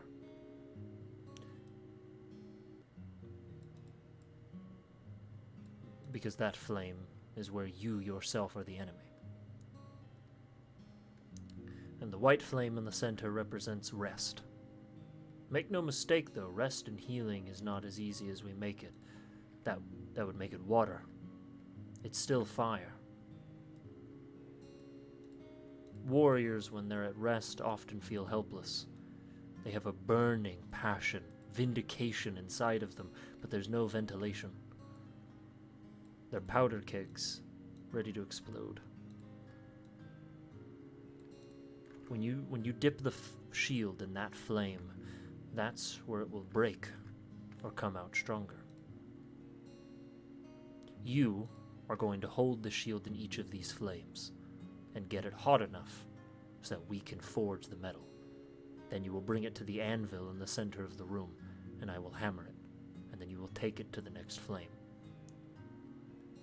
Bear in mind, we're working with a strong piece of metal. It's going to require a lot of fire, meaning you'll have to hold it there for quite some time. And these flames are no normal fire. She holds out her hand to the red flame, and you instantly see, for a moment, it's sort of stagnant as the coals and embers burn dormantly, but then it almost lashes out at her gloved hand as she reels back. The flames are going to try and hurt you. Just like they'll try and hurt your shield. It's important that you stand firm.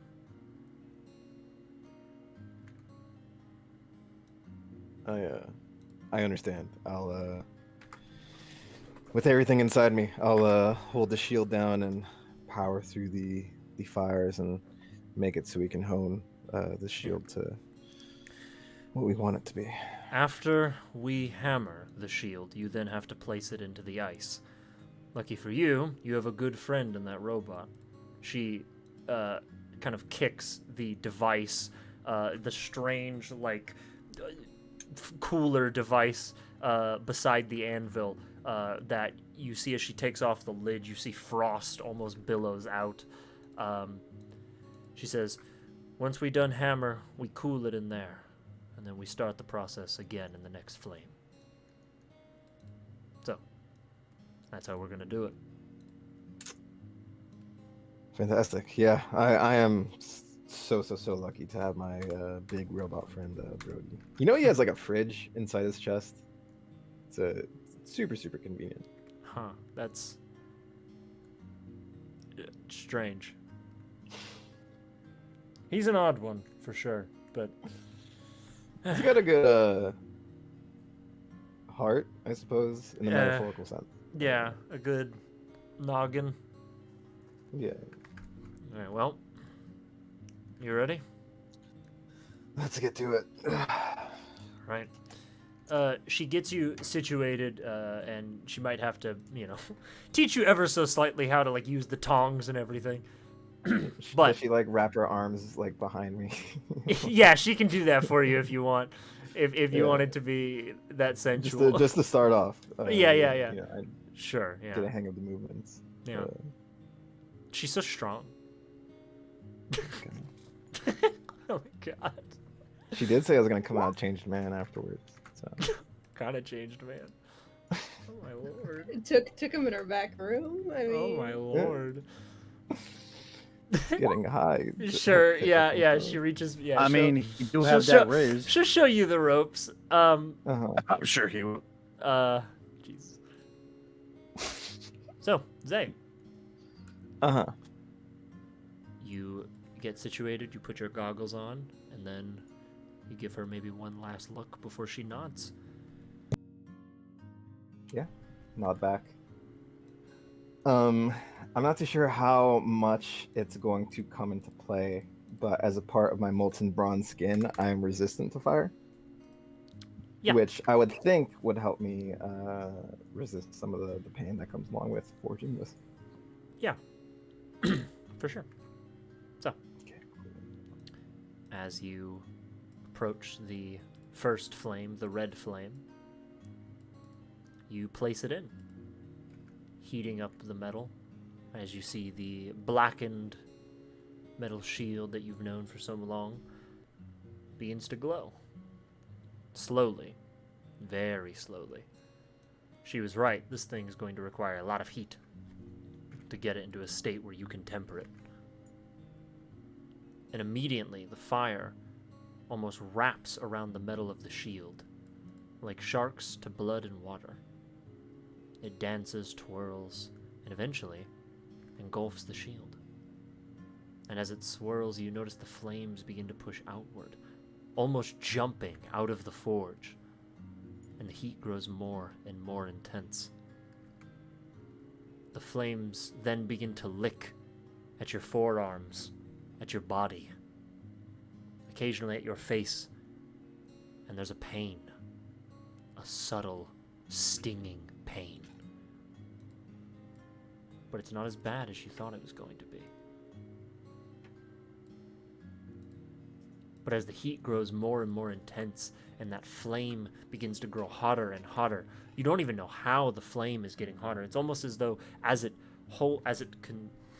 heats the shield itself, the flames are artificially getting even hotter without a fuel source. And as it grows more and more intense, the darkness of the space causes everything other than the fires to be visible to you. And eventually you can't even see the shield anymore. Completely engulfed. All you see is a red flame. And that red flame, it eventually almost feels like it's consuming you. It moves up your arms. What do you do? As you hold it there, the fire seems to have engulfed your shield and it travels up your body now.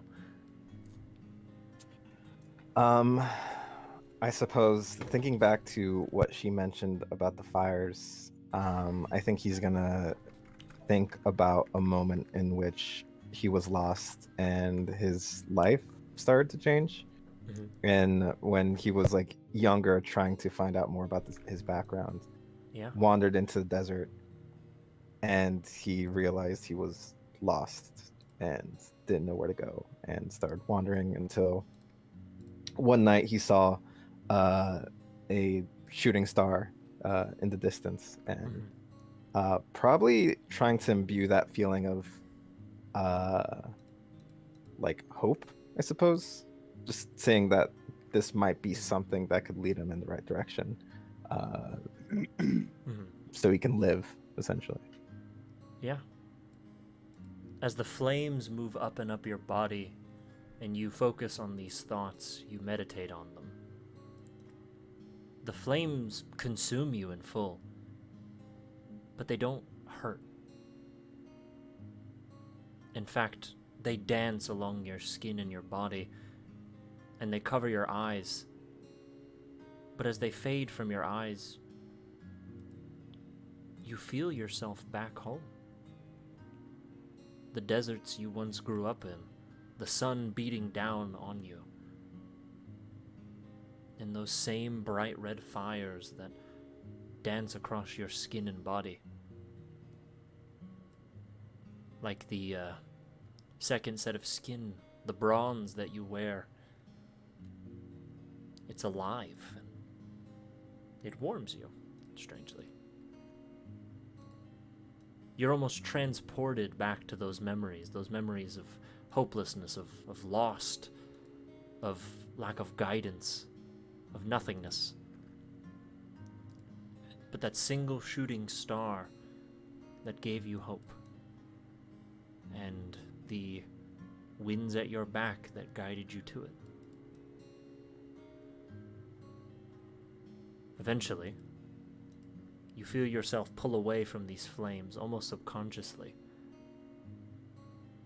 But as you do, you take 2 steps back, and you're back in this blacksmith, no longer in the deserts that you once called your home, and your shield is a bright, burning red.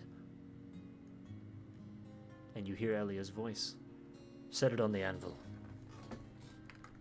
She holds it with like the tips of his fingers. Yeah. To try not to burn his entire hand, and then lowers it onto the forge. As you lower it, she says, hold it still. And you see she pulls out a hammer from her waist, and she crashes it down with all her might onto the shield. And she begins to forge. She spends a long time here at this step, hammering, caving away at the metal, changing its shape, altering it. And you see it bend. The shield changes under the pressure ever so slightly. And as the heat begins to die away, she says, all right, put it in the ice. Flip it over, and throw it in the ice and holds it down. She gestures for her brother to clamp it, and he kind of hits a lever that Brody installed that encases it fully, and you see the ice hisses as it makes contact with the steam, but the ice never melts, as frost simply just leaks out of the sides. And eventually he pulls it out, and the shield looks different. A lot different. Smoother. Fine, in fact. Probably better than it ever was. And she kind of looks to you. Don't be impressed just yet. We're not done. Are you saying I should temper my expectations? Oh, so you have jokes now. I'm just trying to get through the pain. It really hurts. Oh, don't be a big baby. Okay. You're doing good. Second fire. Let's go. Yeah. So, you now place it in the second flame. This flame is different. In fact, it's incredibly different. As this flame, the fires, they don't touch the shield at all. They almost move away as the blue flame is physically getting away from you.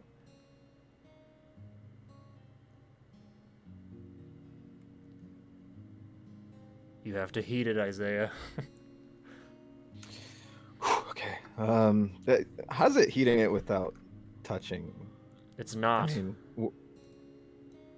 The flames react to you.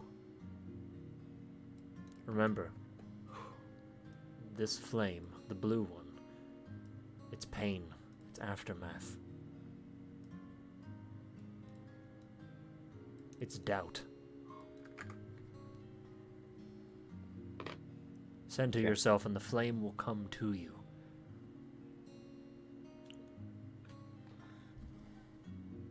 Zay's gonna focus, and while holding down the shield, I think he's gonna channel the lost feeling he had, particularly in the dream that he had maybe the past week or so, where it seems like everything went wrong, like falling through the sky, him praying to his god he worships slightly and not hearing anything, his wind magic not helping him at all, and getting swallowed by the sand, and ultimately dying in that one dream he had. And he's gonna try to compartmentalize and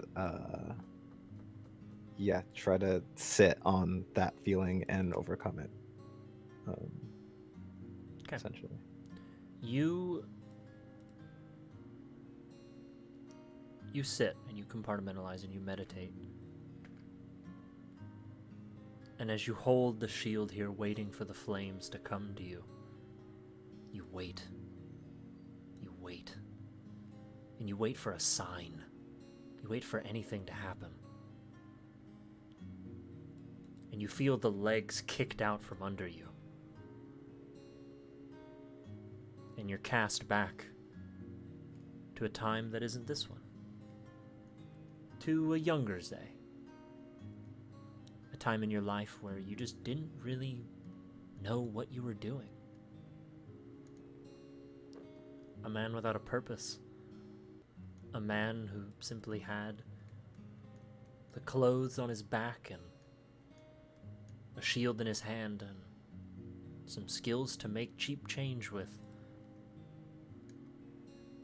You find a figure standing over you, bright, brimming with life, practically made of fire. You see a figure, their features slightly opaque, but you know them. You recognize them, a figure from your past, one you didn't know. But maybe for a brief moment as they took your legs out from under you in a simple fight. Maybe it was for a tournament or some kind of disagreement. You don't really remember, but for a brief moment looking up at this individual, a Ganassi like yourself, they just look down and say, "Better luck next time." And they leave. And it's less the person behind these words and what they represent. And what they represent is everything you aren't in that moment. And there's that crushing feeling again when you pray to your goddess and she just doesn't give you a sign.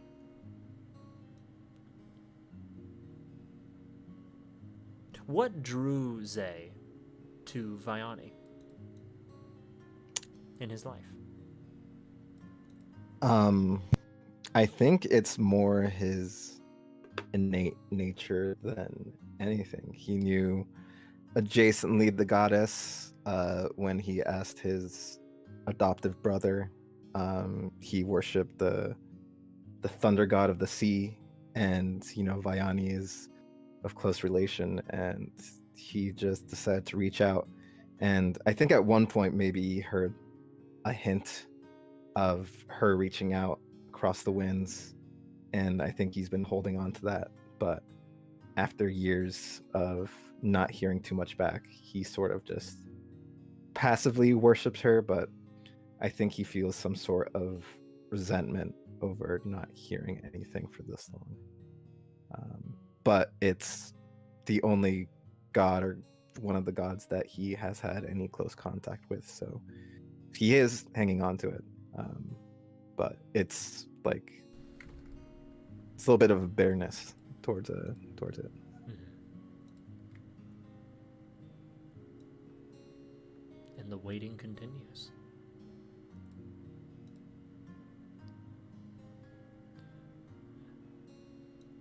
And you still feel yourself falling. Like you said, when everything went wrong.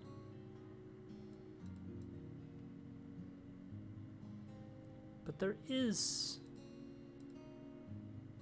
a unique thing you notice.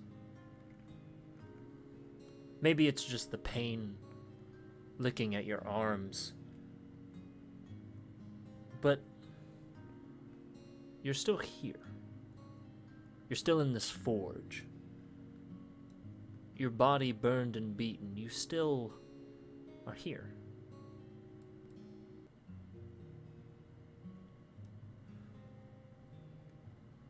It's hard not to think that Zay fails a lot. It's not really a secret. Yeah. He's prone to falling. ironically. You fell in Cranville on your face in front of a lot of people. You, You know, just in case you forgot. Yeah, just in case you forgot that happened. Well, let's edit in the highlights from He this, fell campaign for so and far. he like passed out in front of the Mage Slayer. Yeah, the first time. You passed out.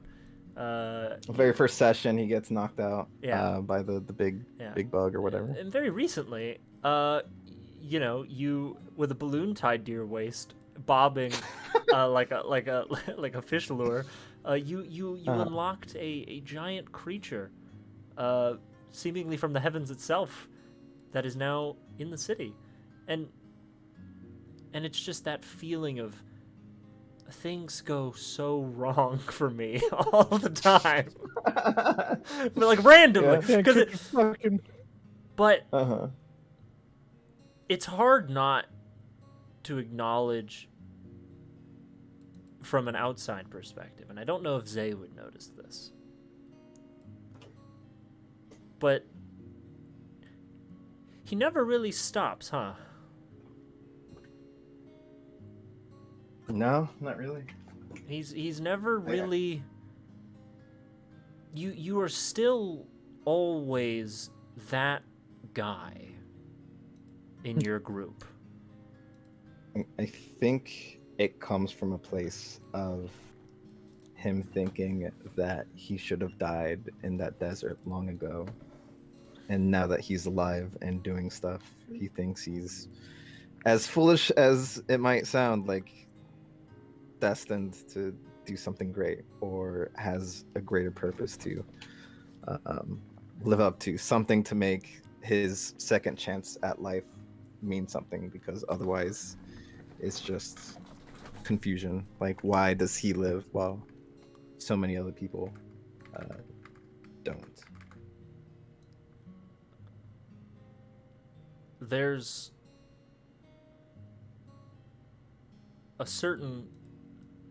an oath, we'd call that, and it's an oath to glory.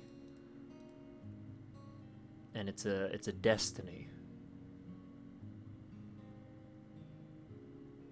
And I think there's strength in acknowledging that Zay might be a bit of an egoist. But Yeah. there's nothing wrong with having a bit of an ego if you're willing to back it up and you're willing to do the right things with it. And it's not like Zay's really betrayed that yet. You saved an entire town butt-ass naked. Hell yeah, brother. You chose not to kill the giant lizard when you could have.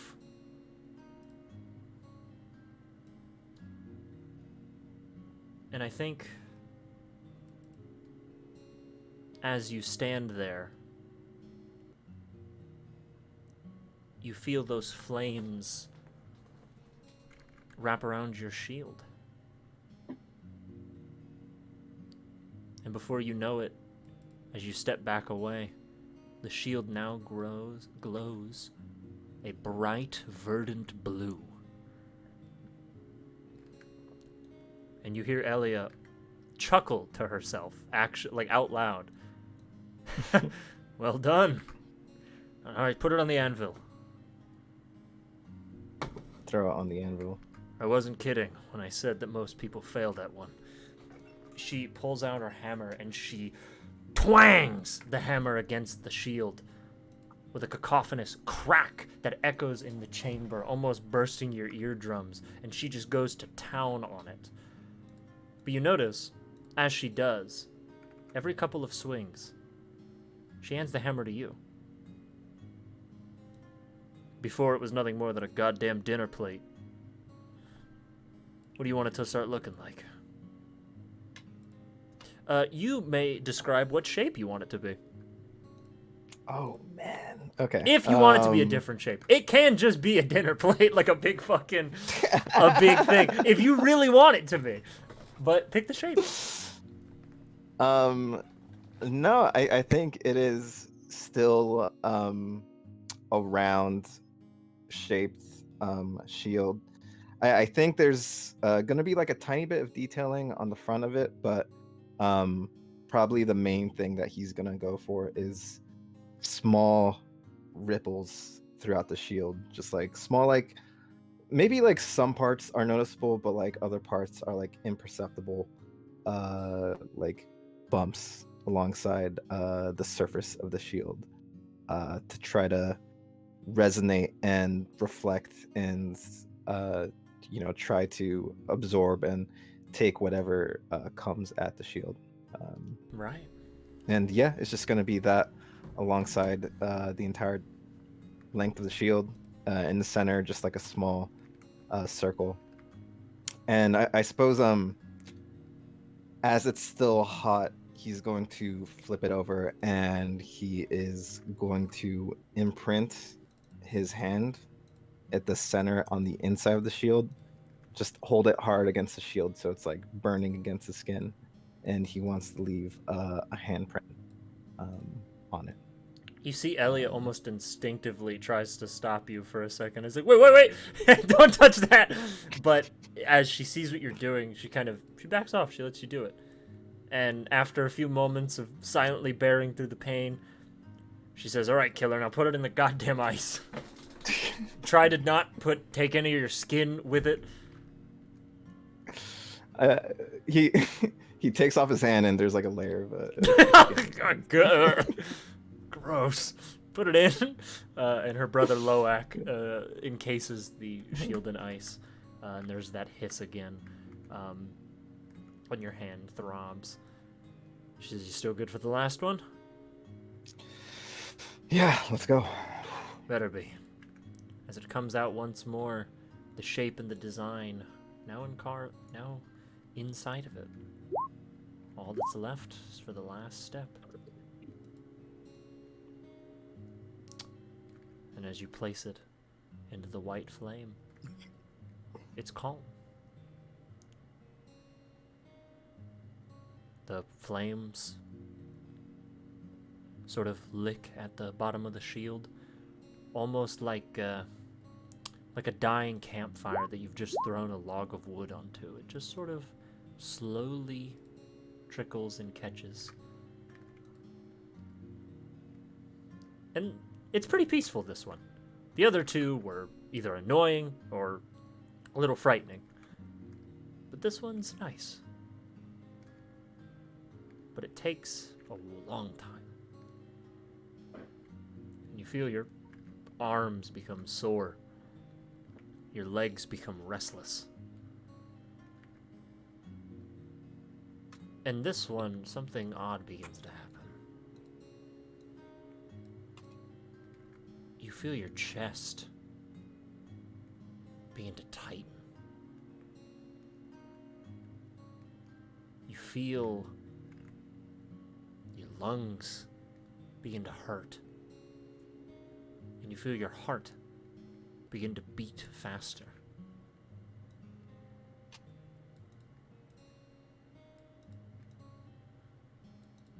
There's a certain, it's almost like a feeling trying to rip itself out of you. A sensation. The flames are slowly caressing the shield, but you don't know if you're gonna make it.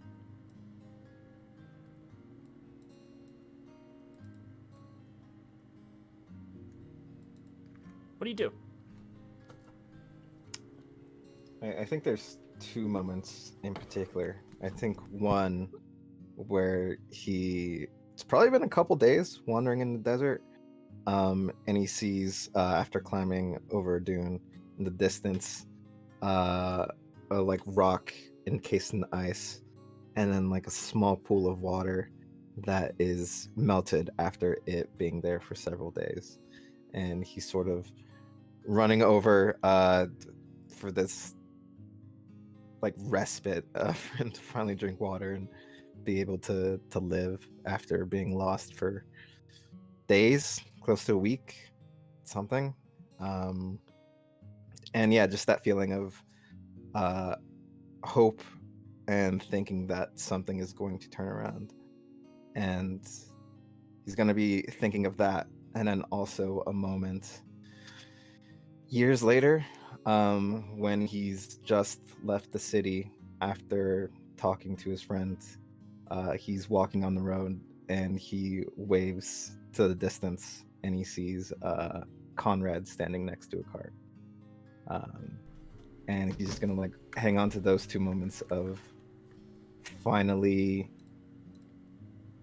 having things turn around or having his life changed in some way. Yeah, you do.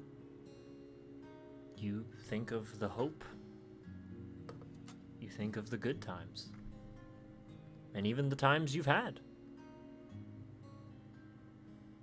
And you feel your lungs ache, but not of pain, not of frustration.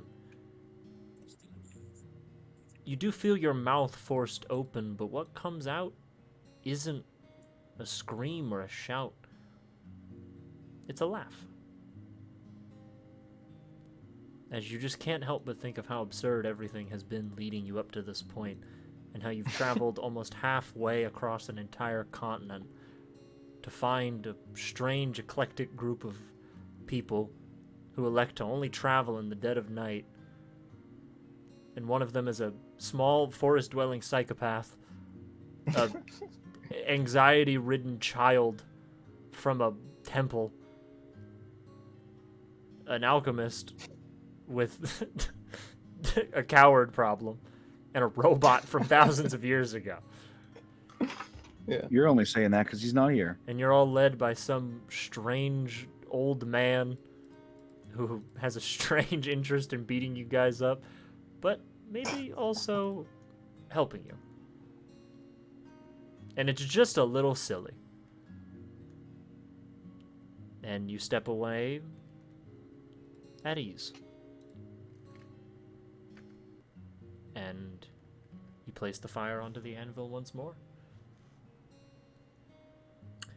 And as she hammers away at it, continuing to forge the shield into its proper shape, this time it begins to harden. And you see that white glow. It doesn't just begin to fade. It almost magically seeps into the shield. It soaks into it like water into a sponge. The fire never truly leaves it. And it almost fans out across the shape of the shield to the edges, where it manifests as a ever so slightly silvery glow.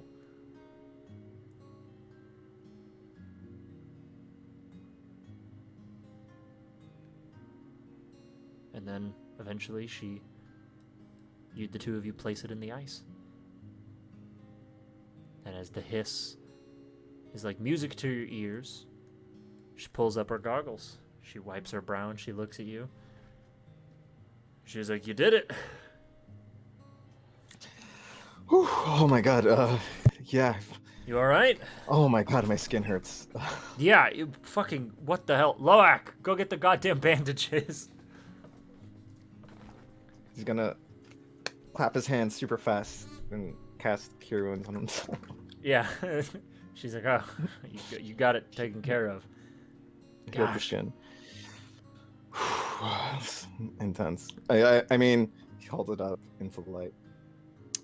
I guess you can say it looks striking, huh? Wow.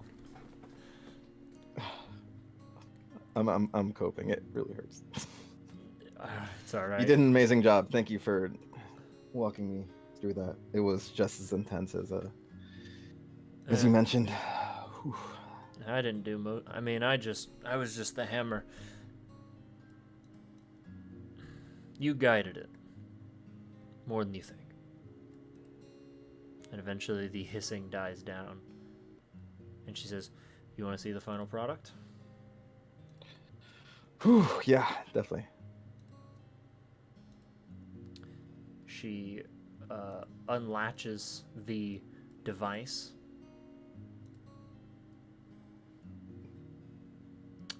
And one moment.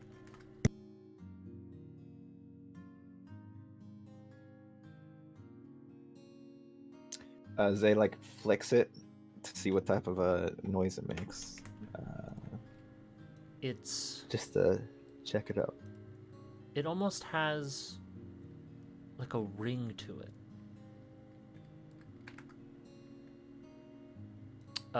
Here is your new shield. The art is, I believe, the same as what you sort of chose, unless you would ever like to change it or have something else made. Yeah, But for if now, I can find something else. Yeah. But for now, this is your new shield. You may. Oh shit. Here, I can actually show it to everyone if you would like them to see it. Yeah, of course. Sure. And I will put it in all of your players' journals. Oh my god. The Shield of the Falling Star. Holy shit. Oh my god. If you have any questions about how any of these work, be my guest. No, it's fine. It's fucking awesome. +1 to my wait. Hey, I'm back. Family had to pull me away for something. I see the shields on screen. Did it work? Indeed it did. Yeah. Oh, it's sick. It's beautiful. Oh my god. I could feel the magic. Properly weighted this time too. Yeah.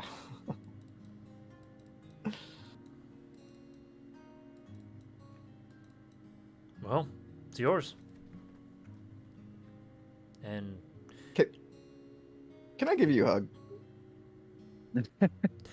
Ellie is a very it's a very stern woman. She doesn't really have a lot of emotions like as a person.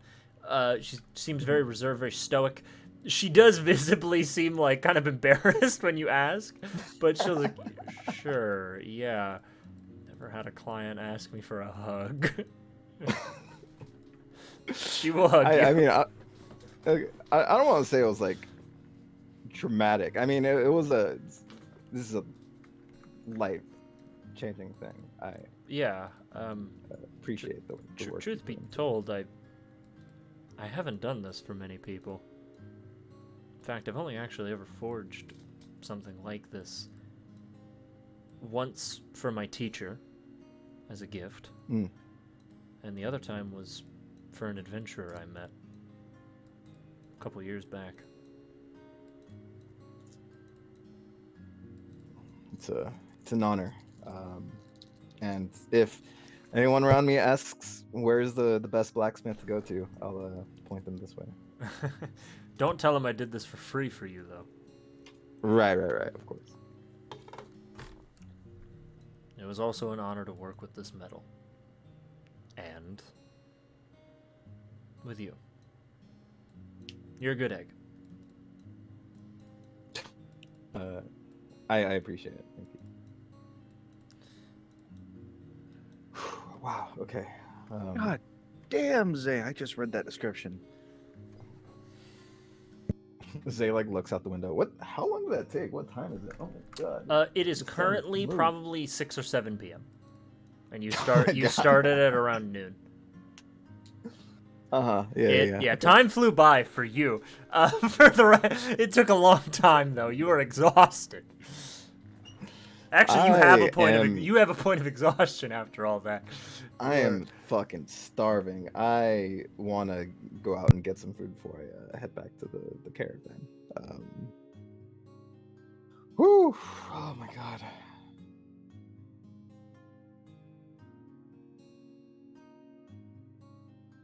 Well, you ever come across any more space metal? Give me a call. I'll be sure to come by. Definitely. But in that case, I'll be heading out. I'll dedicate the first thing I kill to to you with the shield. I don't know. Sure, I'll take that as an honor. If you kill it with the shield, I mean, hey. Okay. I'll try my hardest. Yeah. Hey, I know you're a traveler and all, but don't be a stranger, all right? Yeah, of course. Kind of give you a little wave, and you'd even see her brother Loak, who has been kind of just a dick to you ever since you met him, goes, "Nice work." Kind of give you a wave as well. All right, catch you guys later. Bye. Yep. And you take off. Yeah, walk out. Shit. Oh my god. And yeah, I would make my way back to the caravan. Oh shit, yeah.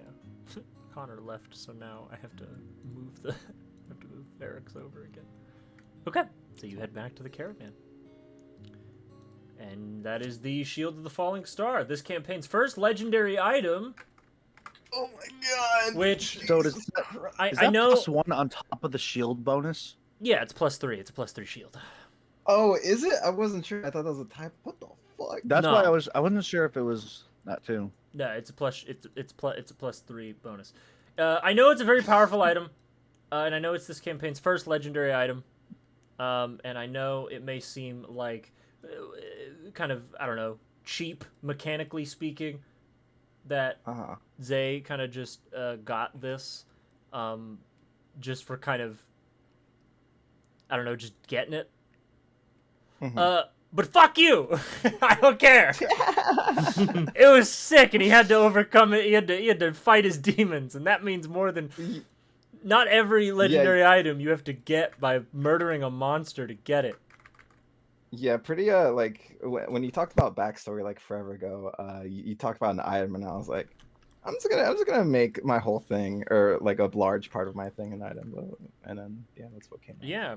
So. You got some. You wanted to reforge your shield, and you were like, "I'm gonna do this," and you did. Yeah. Could I have made it some really long, drawn-out quest that took you 80 sessions? Sure. But no, I didn't do that. So whatever. You have any complaints? Yeah. Lodge them in the complaint box, aka my asshole. Oh. I mean, look, I may have a complaint or two. How many complaints can you take? Shut up. How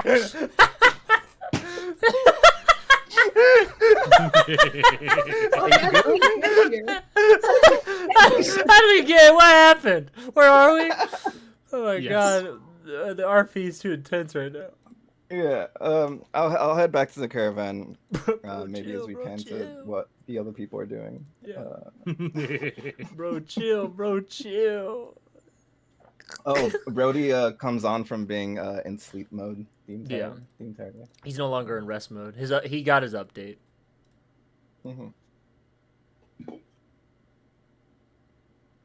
But, Also- I am on Windows 11. Right there. there's a lot of bloatware in that. Uninstall. God, Brody is so much comically bigger than all of you. I gotta see. Hang on. I gotta see. I'm trying to get the size right, but Yeah. he is like substantially bigger. He's like almost more. He's like 1.5 feet taller than wouldn't. Zay. I was gonna say slightly smaller than that, but I wouldn't say that's like too far off the mark. I mean, he's like 7.5 Yeah, feet tall, he's isn't a he? big dude. No. Yeah. Brody's He's a big 6'9". guy. I wouldn't say this 6'9". How could you forget him? I thought he was like 7.5 foot tall. He's 6'9" and 420 pounds. All right. Oh, Nice. oh yeah. Never mind. Okay, well then this is right. This is because it's like 6'2". Yeah. Like, I didn't want to be a ginormous giant amongst everybody, to where it's like, oh yeah, everybody goes through this door except you. Yeah. You have It's to still compensate. comically large, which is fun. Yeah, you are still big. Wider than he is tall. All right, so who's up next? Who wants to do stuff next? Alan, you haven't been here the whole session. Yes. You're replacing Connor. All right, cool. So, first things first, throw him off the bridge. Yeah, I killed Connor. No. I killed Jack. What's Brody been doing? You power on for the day. Well, Brody would like finish up the plate armor, which would take a day to do, because currently he is unarmored. Okay. Yes. What armor are you making? Oh wait, not plate, splint. Yeah, Splint yeah, armor. yeah. Because that bad. is easier. Yeah, Yeah. absolutely. You could do that. No I'm problem. sorry. Really quick, it's not funny like I'm laughing at it, but it is adorable seeing Brody's mouth open and close with the fucking animation thing. Yeah, it is. It is interesting to think of Brody's mouth opening. Because remember the whole talk we had about does Brody's mouth like actually move or does it just open and stay open as he talks? And that's what it makes me think of. Yeah. It is. His mouth do be mouthing. It's interesting. I think also there was an addition in the design. I don't know if it's in the original design. He has like these weird like fang things in the. That was in the original. It was in That the was- original. Yeah. Yeah. Okay, good. I can't remember. I haven't looked at it in a long time. But anyway. Yeah. But yeah, he would be forging up the splint armor, and then probably check in with Vanessa to see like what she's been up to. 'Cause Yeah. obviously he hasn't been around the caravan. Eventually, you would kind of seek her out, and she would probably meet you somewhere. The fucking photo. Wow. How do you be whipping these up so fast, dude? I've gotten very good at my editing skills on my phone's like generic photo editing apps. Like in the photo itself. No special apps, like literally what Android gives you. This is gonna be up for the stream for a while. No, it's that one ability at the very end, the Yeah, wind you can throw throw. it. So funny, dude. You did that, and I'm just like, God damn it! I know it must be done.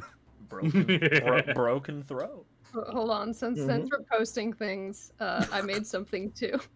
Okay, Oh, yeah. no. Yes. Yeah. Actually, let's take a small like 10-minute break, and then we'll ship Sure. post. Yeah. What the fuck?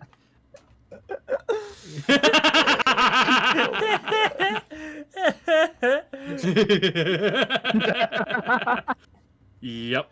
That's what I. Okay, Just I want to find talk it shit about me whipping shit up. That is art. This is gold.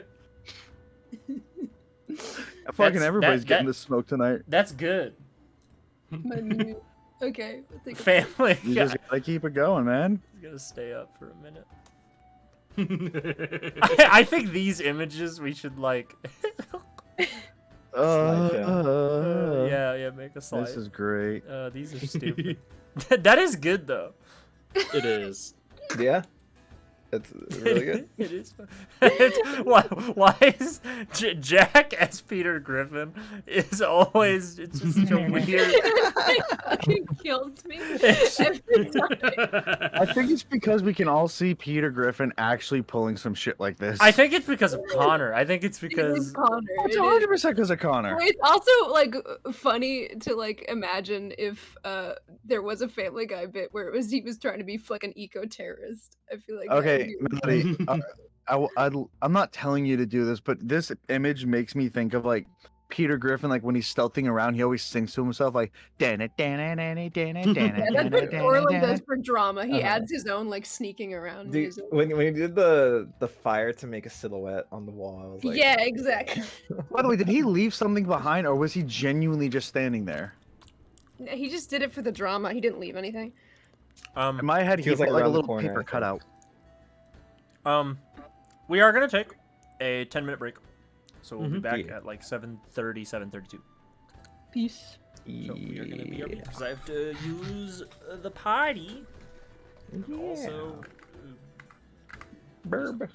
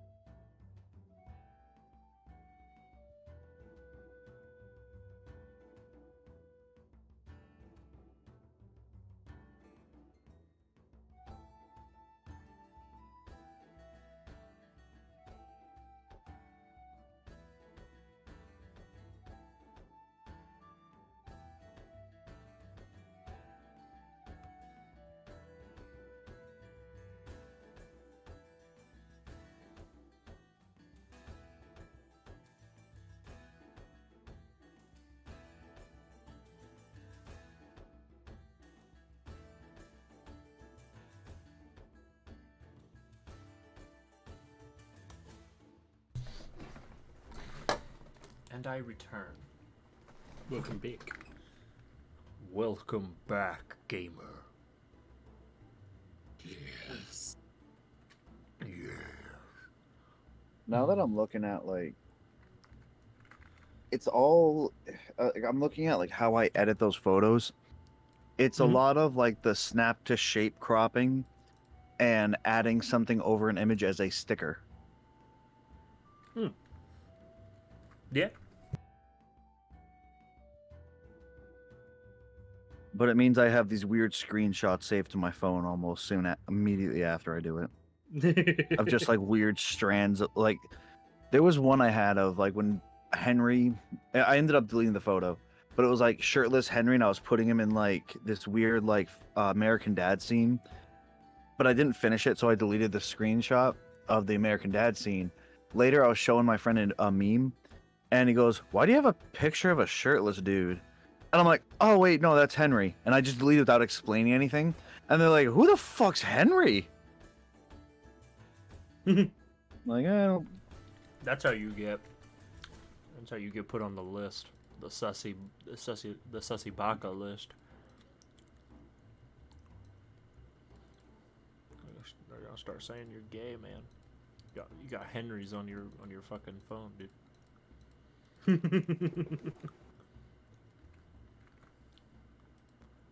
It'd be like understandable if it was like shirtless pictures of Zay, right? Because I feel like, you know, that's like a Zay is kind of like Zay's like the Ryan Gosling of this world. Every straight man wants to sleep with him. Firmly believe.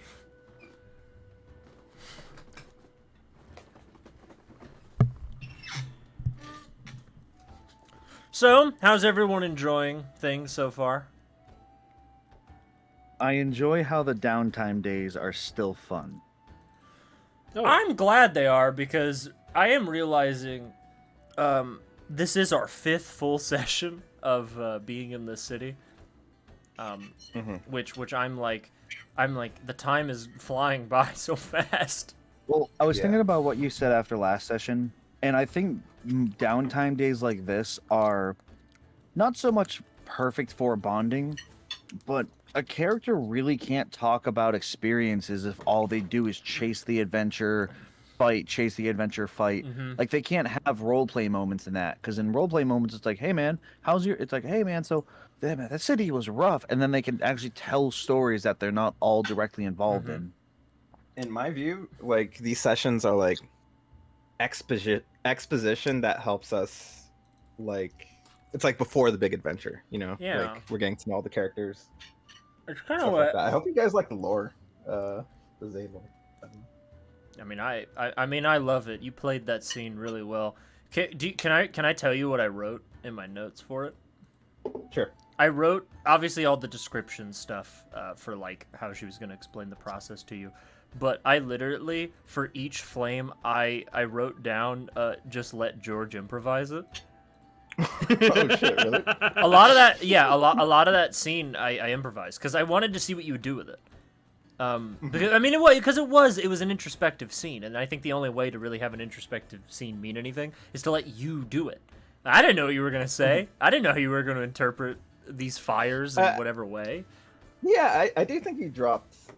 I think, or tell me if this is wrong, but like I think the hooks that you put was like the description of each of the colors of the fire. Yeah. And I think that's all you. Yeah, Like, yeah. How I many definitely led you in that direction, but like I didn't know. You could have taken it in a very, very different way. I had no idea. Zay thinks about how badass he is, and That part I thought was by rad. sheer force of will, fucking bend the shield. I don't know why, but I didn't know that in that moment, a lot of Zay's motivation is that he really is just, he's like, I'm that guy. I'm him. that's kind of Chad shit. Like, I think that's like a form of copium to get through all of his fails, like you said, because like he do be failing. I don't know. Yeah, I know we play it up a little bit, but yeah.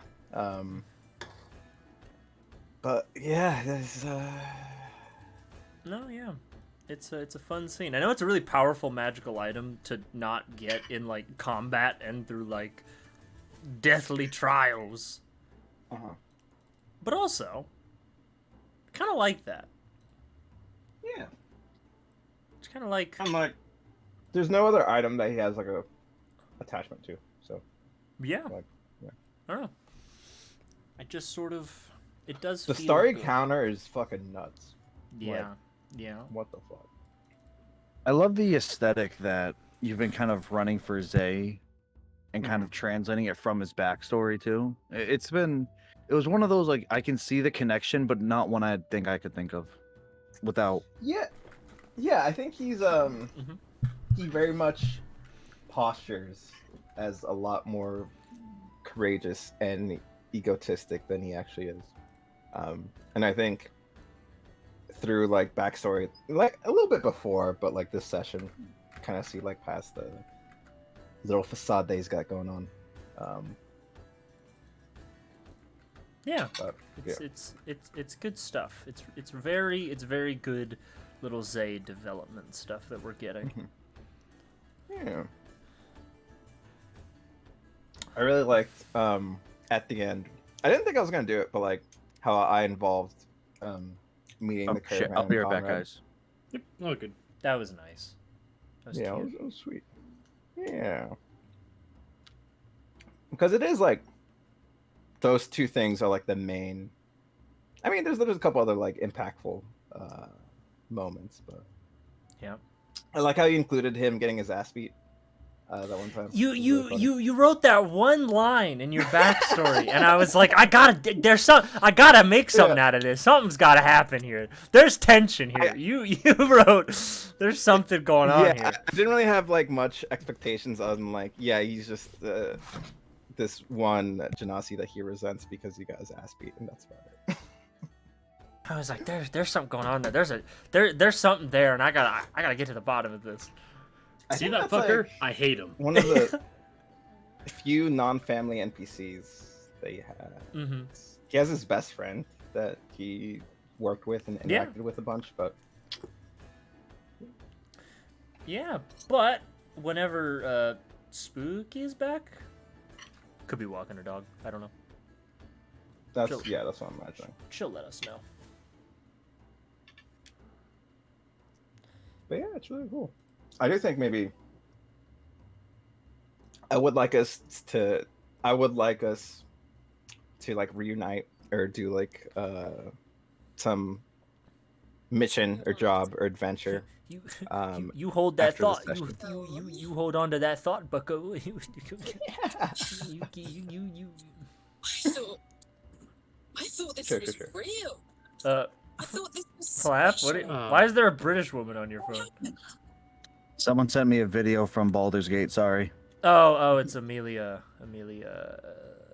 Taylor. No, it's Karlak. A friend of mine just started playing, and I'm farther than they are, so they're like, "Can I send you shit I come across?" And I'm like, "Yeah." So basically, they started hitting on Karlak. Yeah. And they're Wait.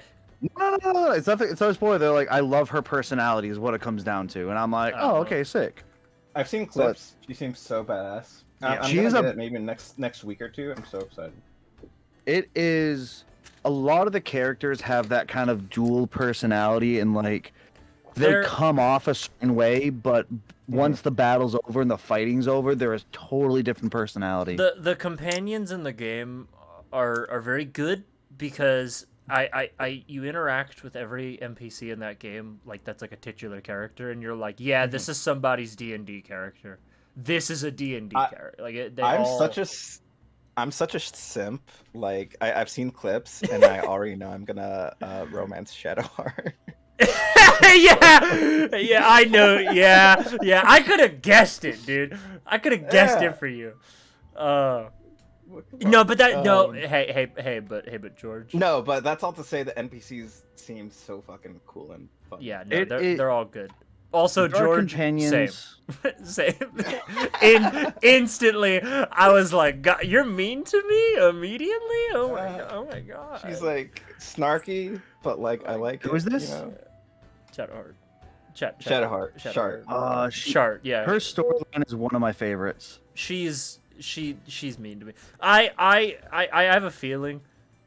I don't want to do it until Spooky plays it because I still don't want to spoil things for it. But I would like to, after everyone's played it, make guesses as to what your guys' like 3 main characters in your party comp are, and how predictable they are. Because I feel like mine are very predictable. I will say the fact that you can change classes is so much fun because if you like a personality and want to keep them around, but you're like, oh man, I could really use a rogue in this part of the game. Yeah, you can change. Also, I don't know. Like, I need to see more of the other companions, but so far, I also really like Karlak. She seems there's a lot. I like Big Girl. There's yeah, she's good. They're all my 3 party members are, I feel like, hyper predictable. Can I hear what your assumptions are? I won't say anything, obviously, but I just want to hear what like your an Asterian type of guy. Me? Yeah. It's one of 3. Oh yes. All right, for you, I'm gonna guess it's gonna be Karlak, Will, and Shadowheart. That is so close. Who? Okay, I you feel got like I you got got Will you right. you got Karlak and you got Shadowheart right. Here's the thing. I wanted to take Will. I love Will. I love him. He's one of my faves, but I needed a rogue, so I took a stereo. And I love him too, but I'm like, God, you can't beat rogue. I need him. I genuinely think that's like the 3 I was like leaning towards, just because. Yeah, I will. So cool. Will say that I changed Will to a paladin for me because I don't know. He gives that paladin vibe. Wait a minute. Yeah, you can change their classes. Yes. Fuck, I was just saying. Bro, I knew you could change your character. I didn't know you could change them. If you approach that person as a different character, you change that character's class. Oh, bro, that pisses me off. Bro, I'm gonna have to rethink my whole playthrough. I'm gonna be changing everything.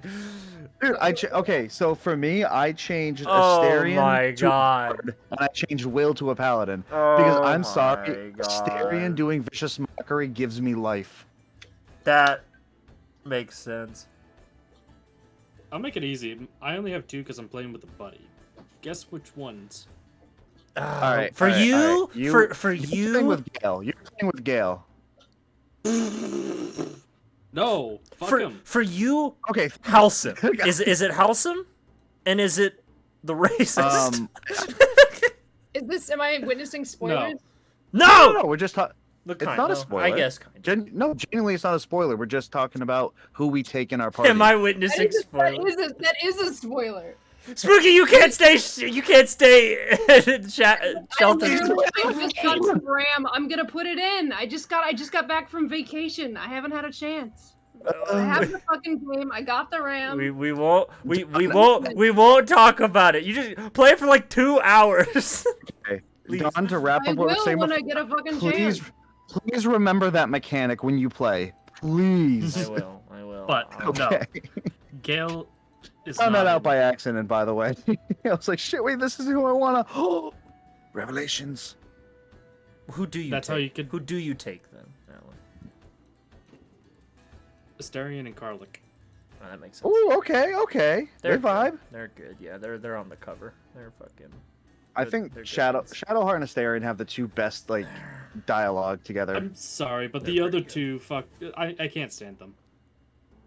Because Shadowheart is just a bitch. I don't want to deal with her whining and bitchingness. What are you talking about? That's why you like. That's why she's good. No, she could die in a hole for all I care. To be fair, you and I are different people. You're like you have self-respect. And then See, that's the difference, Alan, between you and the rest of us. You still like yourself. That's the difference. Yeah, you have boundaries. Us, we don't. Anyway, we'll continue. We'll continue off stream. We will continue. Anyway, we will continue. we'll We'll continue so that Spooky does not get spoiled any longer. Yeah. About our campaign, how many more off days do we have before we meet this Archmage? To be determined. Do I at least have one more day? Yeah, I'd say so. Okay. If you No, want I know what I'm just planning what I want to do for the next day off. That's all. Okay. Oh, So- speaking of money and days, I should Money. tell you later. Get this off the screen. Get all these off the screen. Okay. Why? They're all we need. Oh my god. Get all these memes off. Get them all off. All right. So we resume. What were you gonna ask, Brody? How many days gone by since end of last session? Just one? One. Yeah. Okay. By the way, last session was just one day. Okay. I don't think it was more than that. Okay. Just want to make sure that I keep the loot pile updated. Alright. But yeah. You'd be trying to meet up with Vanessa. Sure. Yeah, you are easily able to like get a hold of her through whatever means. Don't you have the message spell or something? I do, but I have to physically see them. It's not the same as sending. Yeah, I gotcha. Either way, eventually you guys would find each other through some means. You could probably even get like Conrad to be like, yeah, I'll send her a message, and he yells at a bird, and it's like, go find Vanessa, and the bird goes and does it. Oh God. But she would meet you probably in front of a little cafe. She seems to have gotten a couple new articles of clothing. You get the sense she's been on the road for quite a while, and so all of her old clothes were completely destroyed and covered in fucking various oils and things. But she seems very happy as she kind of hails you down and is like, Brody, hey. Hello, Vanessa. Hey, it feels like it feels like it's been for ages. It's only been like 5 days though. How long Indeed. have we been in the city? We have been here for 5 days now. No, yeah, my sense of time is still working. Oh my god, I've learned so many things. Oh. You haven't been the only one who's been busy. I've been learning a lot. What have you been learning? About you. Well, adjacent to you, kind of basically you. I've been learning about robots and stuff, constructs and artifice. Oh. Yeah, she'll kind of like sit you down on like this, like, I don't know, like an outdoor cafe thingy, and she kind of just talks your ear off. Yeah. You don't have listen very ears. Intently. You don't have ears, but if you did, they'd be off. She goes, well, so I've been there was a man who's coming into town. He's been giving free lectures at the Emerald Tome. It's incredible. I was so lucky to catch it. He's an artificer, and he's been talking about, you know, some of the philosophy and the process behind artifice to spark people's interest in the art form of constructs and building them. It's been really insightful. Like I said, I wanted to attend. I hope one of them told you, or Conrad did. I wanted to attend so that, you know, whenever you get banged up, I can help you a little more. And I've learned a lot so far, I think. Mind giving me the rundown of what you learned? Well, I learned of this thing called harmonic artifice, or harmonic smithing. It has a few names. But apparently it's a concept that's present in your kind. I think I've heard you mention it once or twice. But it's also present in a lot of Bleak Rock-powered machinery. And seemingly in all automatons. Sort of like the idea that all living things have sort of like an innate rhythm, and artificial creatures, this rhythm is found in the materials that make them and how they're forged and shaped. And, you know, that your lot... Mr. Strelick, he didn't just describe it as... you don't just exist, you're sort of born in a way, you know? I still don't really get how you're alive, because the way he described it seems very different than how it actually seems to work for you. And he said most automatons possess a much smaller, limited sense of direction, and they don't really have a sense of self as much as they have, you know, pre-designed operations that they execute. He talked about the Warforged, as I believe you're called, and the anomalies of your existence. It sounds so weird to say it like that. I'm sorry. I do not mind. He spoke on the fact that a lot of scholars don't really quite understand how Warforged function. Exactly. We are a weird design. Mr. Strelick said it's something akin to mimicry. Like it's almost sort of like you're designed to emulate mortals, as opposed to actually being them. Mr. Strelick is a genius of a man, but I don't know if he's right about that. That's just me, though. He's speaking of a lot of knowledge that was considered sacred knowledge. Oh wow, so he must really know a thing or two. I guess it makes sense. He has a Warforged.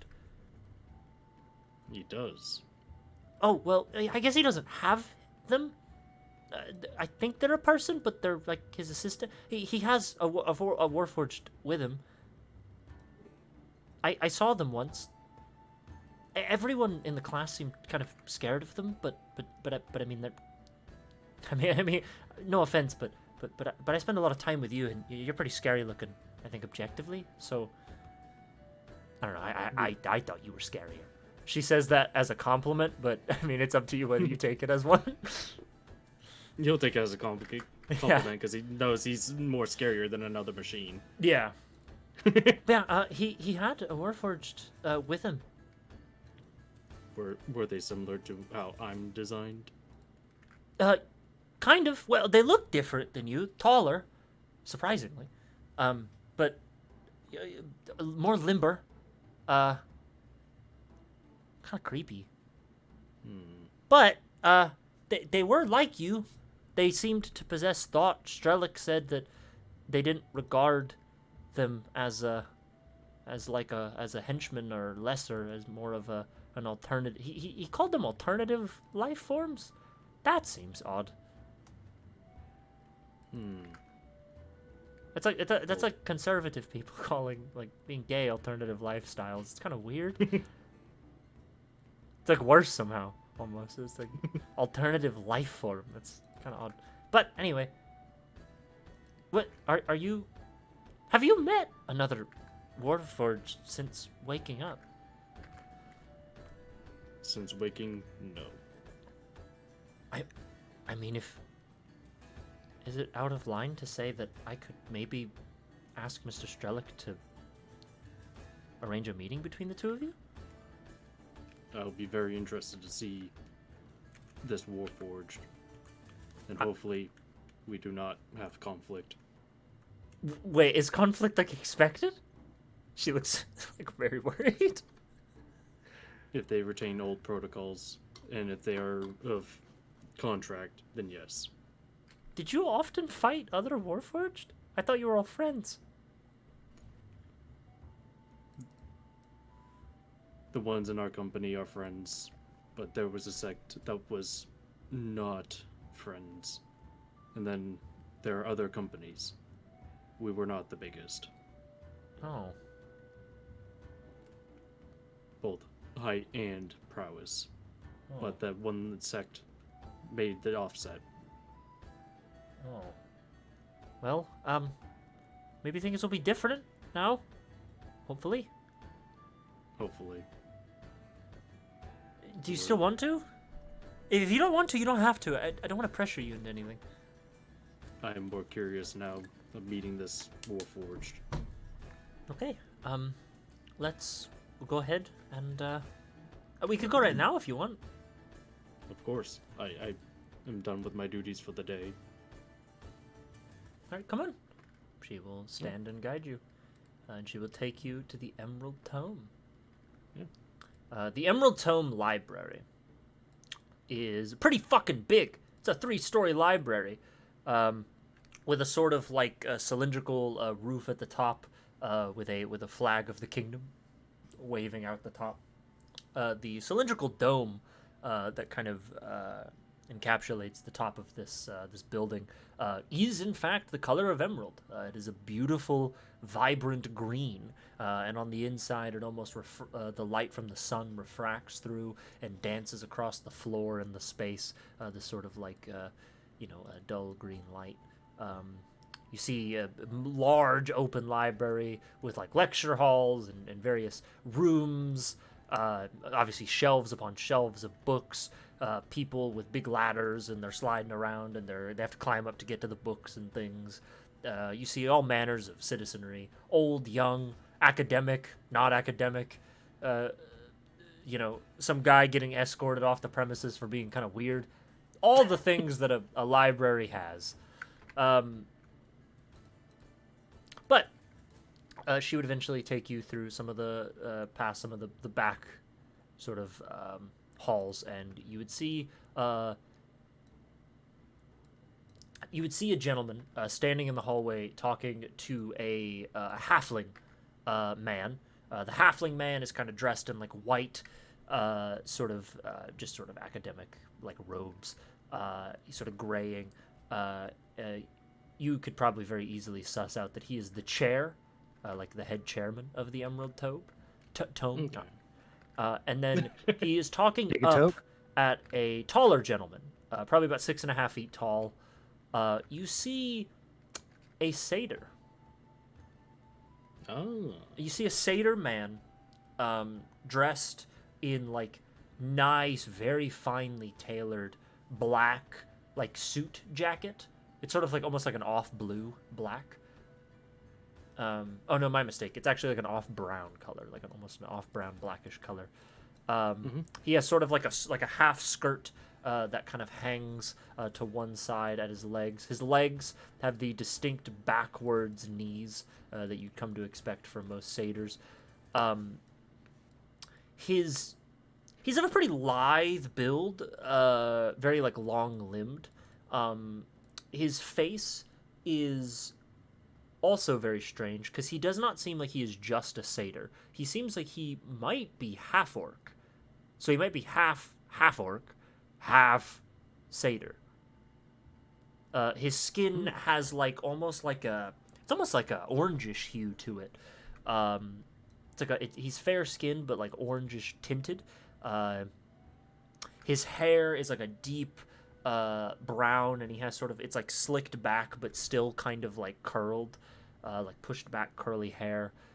He has like deer antlers that come out the top, and then from a kind of slightly protruding lower jaw, he has 2 large tusks that seem to protrude out the bottom, and it's hard to see his eyes behind his squared, sort of boxed off glasses, but you do distinctly make out that he has, like, his sclera of his eyes are black, but the irises are like a deep, like, brownish color.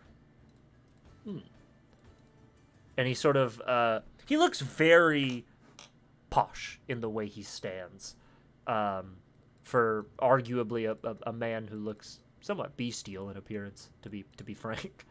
But he holds himself very finely, and him and the halfling finish up their conversations, and he looks and he cocks a brow first at you. He immediately looks at you before looking at Vanessica, and then he gives a soft smile and goes, "Vanessica, it is a pleasure to see from you again. Our lecture just finished up. Are you here for other reasons?" He looks at you again. "Who might this be?" And Vanessica goes, "Well, Mr. Strellick, this is my friend, Brody. He's a warforged, just like just like your associate." And he looks up to you. "Brody, is it?" Correct. "A pleasure." He holds out his hand. His left hand, specifically. You see his hands are gloved, by the way. He has, like, black leather gloves on. Alright.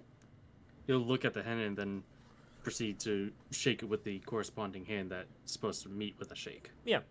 You shake hands. You distinctly first of all, you're kind of, I don't know how many hands you've shooken as a robot, but obviously as a robot, you don't exactly, you have to, be very careful how you shake people's hands for fear of hurting them. Mm-hmm. You notice he gives your hand a very firm squeeze, and you distinctly note his hand is not made of flesh, it's made of metal. He seems to have an artificial hand, potentially. He shakes your hand, and then he recoils it, and he sort of he sort of stands very like it's kind of odd how he stands. Like his left arm is kind of postured like towards his like abdomen, and then his right hand, his like right arm kind of rests atop his left, sort of like postured up at the elbow. And he kind of it's almost like he's looking you over up and down. And so you are a Warforged, they take it. That is correct. They have many names for all of you other than Warforged in academic circles. Some scholars wish to call you Metalborn. That seems to be the New Age way of referring to many races. Just tack born on the end of whatever word they deem fit. Wildborn, Dragonborn. Always your way out. Tell me, Brody, have you ever been curious to give your input on what your race is called? I'll be lying if I did not say it crossed my mind. And what would you change it to? I mean, after all, I can't imagine all of your kind are forged for war, no? Seems like it gives a rather bad look. I'm unfortunately unfamiliar of any that was deemed outside of war. Then I suppose the title is correct. Tell me, Vanessa, Brody, you are here to what exactly? Meet? I'm intrigued to meet with your associate. From what I understand, he is potentially another Warforged. Not potentially. Very much is. A very old individual, I might say. From a time beyond our own. It is unfortunate. I have found that in my studies... please, come in. I will... Let's not have this conversation in the halls. Excuse us, Chairman. He bows to the chairman who walks off. And he will take you into the lecture hall, which is empty. There does not seem to be anyone in it. It's one of those massive, like, college lecture halls. Mm-hmm. Yeah. He'll kind of take Brody. you all down to his front desk. You would actually see, Brody, on the board behind him. It's a huge chalkboard, like one of those giant ones. And you see a lot of stuff on it. And a lot of it is stuff you know. Like Vanessa was saying, it's harmonic smithing. There's a lot of specific formulas behind it. Very specific like techniques and things. You see a lot of them are like, some of them are experimental, things you've actually never seen or tried. Some that you literally look at and are like, that's stupid, that doesn't work. And some of it is like, oh yeah, that's how I did it. Like you are able to deduce that this is definitely, it's an interesting look into like both your own history and what seems to be the future of your craft. Other things you'd see on this chalkboard is a diagram of what looks like a pretty bog standard Warforged design, not very specific. That is kind of like, it's almost like it's posed like an anatomy diagram for humans, but this is for machines. And you notice a distinct number of question marks that point to various places. Like you see like you'd see like notes on the fact that like some Warforged are observed with text on the inside of their chassis, some aren't. Some seem to have like a number of runes inscribed on the inside. Most of them have some sort of central power source. etc., things like that. Yeah, as Brody's like approaching the desk, because I'm assuming that's where we're being beckoned to. Yeah, he takes you He's guys to the gonna- desk. Slows his walk as he like absorbs all the information he can get out of that chalkboard of things to note, of like he knows this, and then stuff that's like be interesting to try. When and completely discard the stuff that's like, yeah, that's not gonna fucking work. Strelick kind of catches you looking at the chalkboard and he goes, "Fascinating, is it not?" Indeed. Majority is correct. Majority. I take it you There- disagree with some things. There are a few that I would deem not possible or outright wrong, but I am unaware of any advancements. It's a rather unique perspective.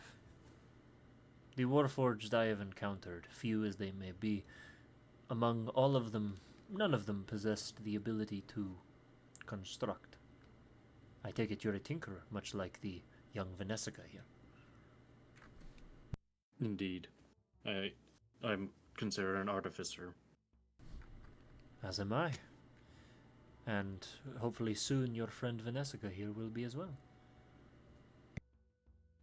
She seems bashful at the mention of potentially being like an artificer. Because, keep in mind, she is just a woodworker. Yeah. She's a carpenter. She was just a Joe Schmo. Yeah, she's not. I bet you'll make a fine artificer. I see great potential in Vanessica. And he looks over at her. She seems embarrassed. Which isn't exactly a compliment at a lot. Tell me, Brody. When you see these diagrams, what do you see? Other than just, you. Knowledge that was deemed requiring a high level of knowledge and clearance. It's somewhat fascinating, It's sort of like when I first learned much of my studies from your kind, by studying your kind. It's sort of like when you're a young boy and you stumble across an anatomy textbook. Few and far as they may be, you might see the diagrams of people that try to explain the humors of the human body. And it's so foreign, and yet it's so close to you, as it is inside of you. When I learned some of the basics of how Warforged work, it's sort of like revisiting that old feeling. Only I am not Warforged, so I suppose I cannot relate fully. I take it you do not have a firm grasp on how you work either. I have enough knowledge of how to rebuild and make chassis, but I cannot give life. I am not a maker. A maker. So there are some consistencies. I've heard that term once before from my associate that you seem so keen on speaking to. Apologies that he has not arrived. You see, he like his eyes idly drift to the ceiling, and then he focuses back on you. He comes and goes at his own pace, and makes it rather difficult for me to keep track of him, especially now that we are in a city. Brody gets a little more stiffer when he went looking into a corner instead of a traditional position of a bipedal device or being. Yeah.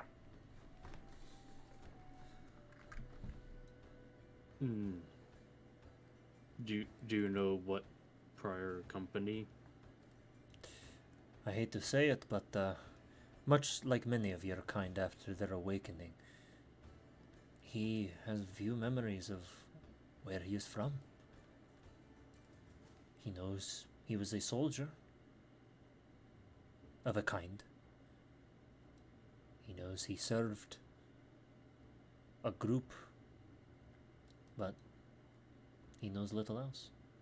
He is harmless, I assure you. Well, he won't harm you.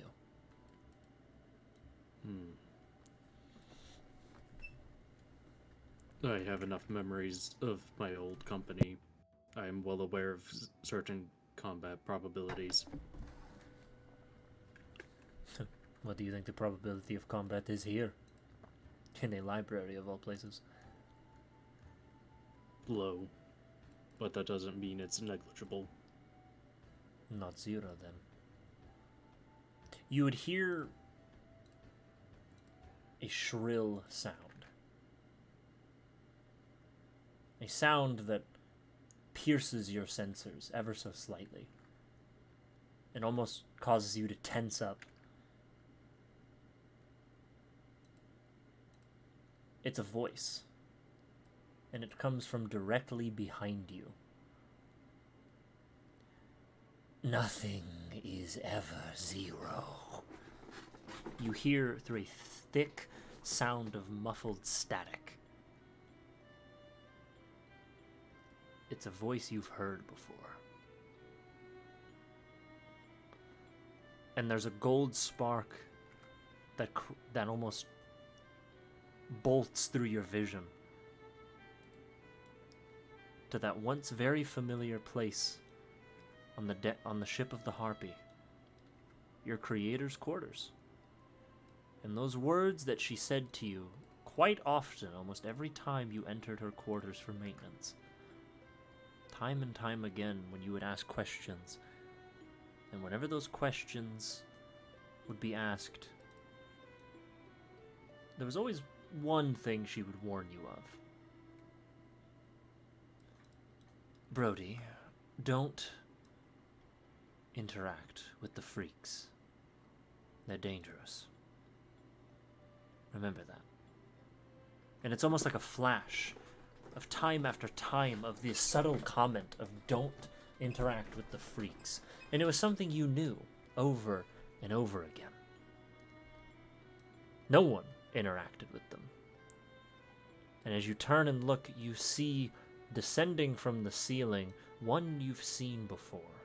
One you've had the displeasure of meeting before. On the deck of the Harpy, you see a spider. A tall, cloak-and-robed figure, standing at about 8-9 feet tall, its limbs incredibly long.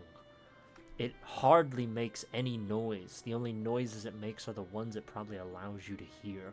And a large, single blue eye sits in the center of its head. And it descends from the ceiling, from an almost shimmering blue wire that seems to snap out of sight as it gracefully flips itself onto its legs.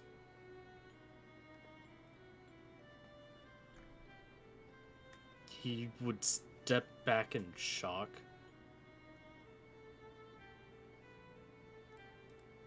Hello there. Who might you be?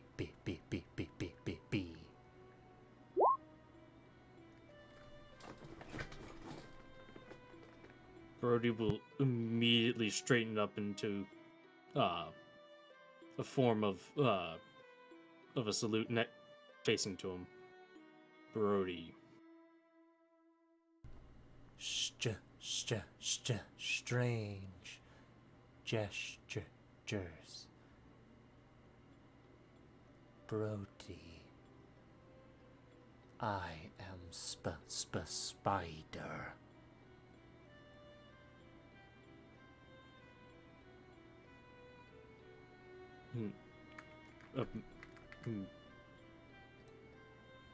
A apt name. Indeed.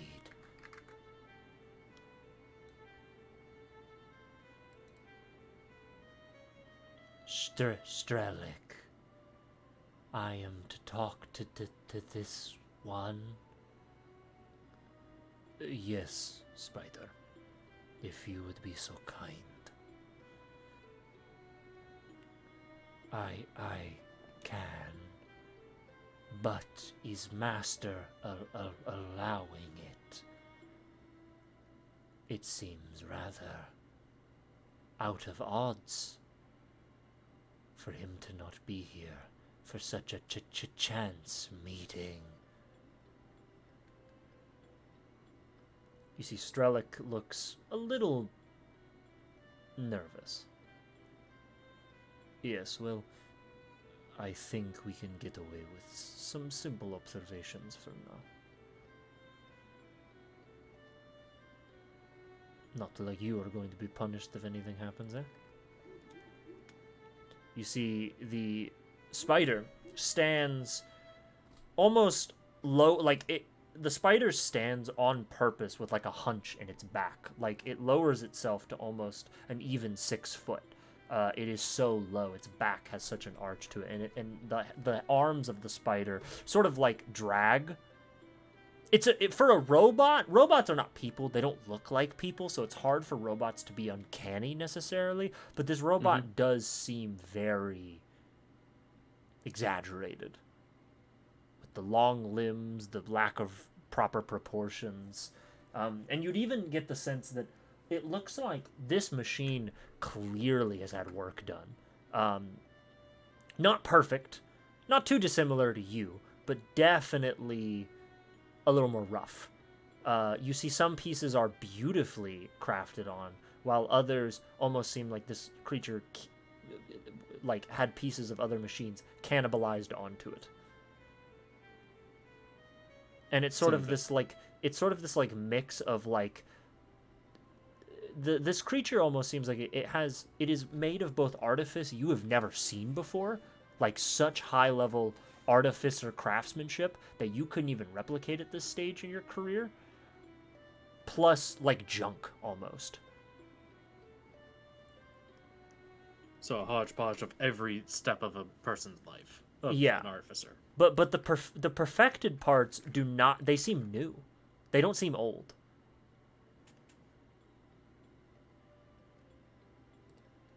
So then, Brody, who do you serve? Is it this one?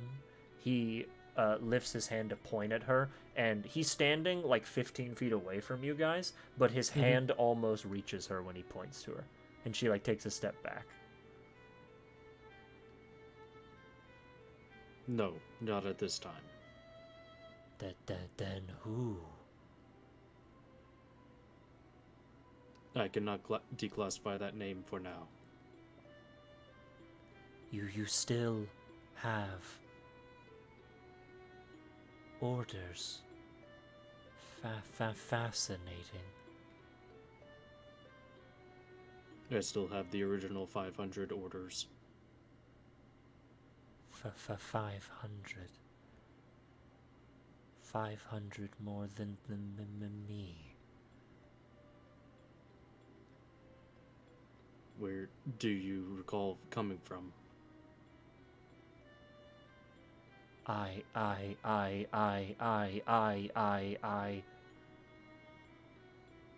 You see its head cocks to the other side. The woods.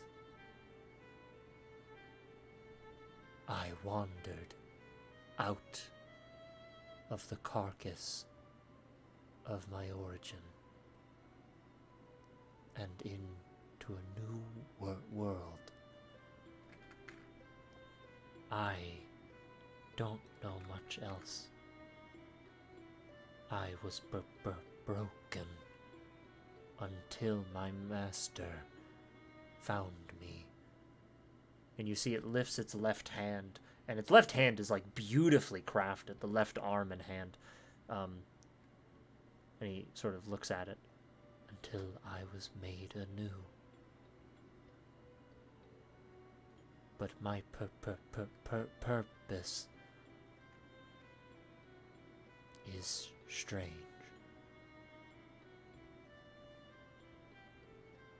You still have your memories.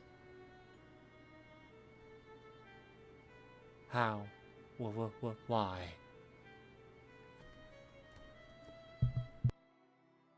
Through events, trials and errors, in unexplainable reasons. I cannot discern either. Vanessica would touch you on your arm. Brody, Yes. would you like to leave, or have me and Mr. Strelick leave? Would you like privacy? He'll mull this over. And he looks over at the Mr. Strelick to see what his reaction is to this interaction. Insight check. Alright.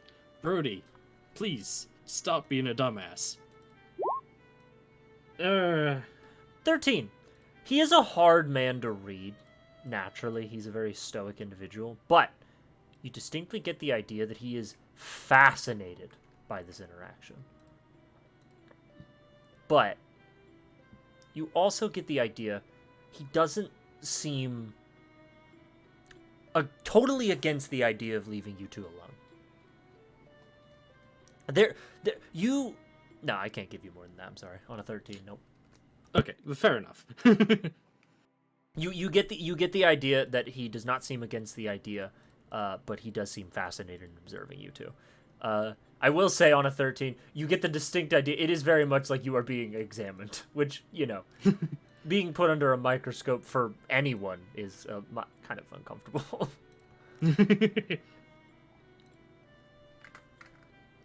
No, not at this time. We can be here unless you do not feel comfortable. I'm alright. Just let me know, okay? Of course. He'll gently pat onto her shoulder. Like, comforting. You see the spider begins to step out now, sort of circling you and just looking at you. The one big eye in its head turning, and it's almost like the lens on a camera. It just sort of like every now and again it almost like zooms in ever so slightly and narrows and then widens and then like twists and shifts, and you hear like little clicks and locks as the mechanisms in its face begin to move. Unlike you, it does not have a mouth. All right. So the noise just comes out of it. So, Spider, Yes. do you only have one operational eye? I was only built with one.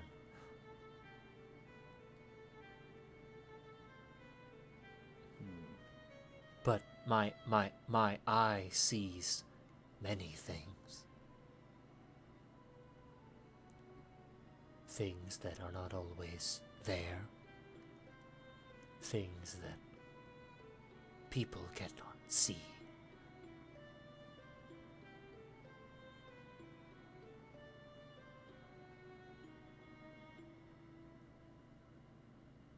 As in what kind of descriptors, if you can declassify? I see things that are invisible.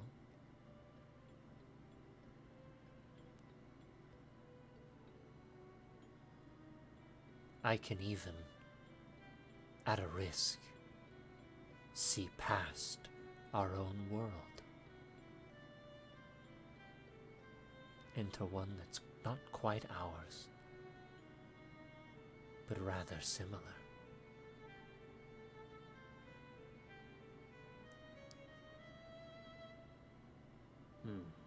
Where the dead and the foolish walk.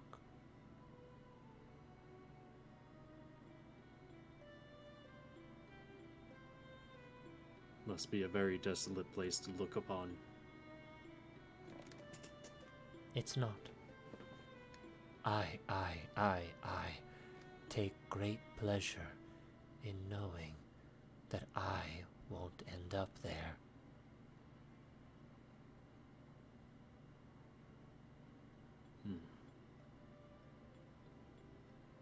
Do you mind if I may ask who the new master is? My new master is Ambrose Brunara. He saved me, as he has many others. He could save you if you are without a master. We are not designed to be alone. That I do remember. That is correct. Unfortunately, I cannot declassify if my master is available, but I do have one at this time.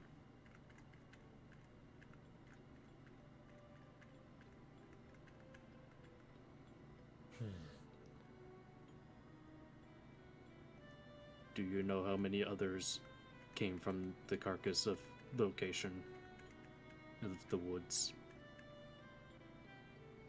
I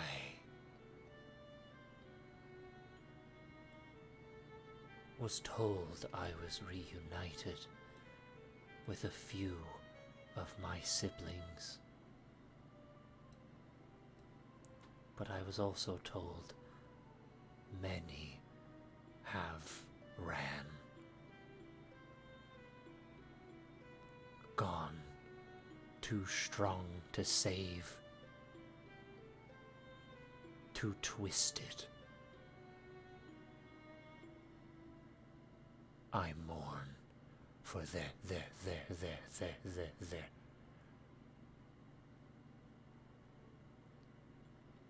I am sad for them.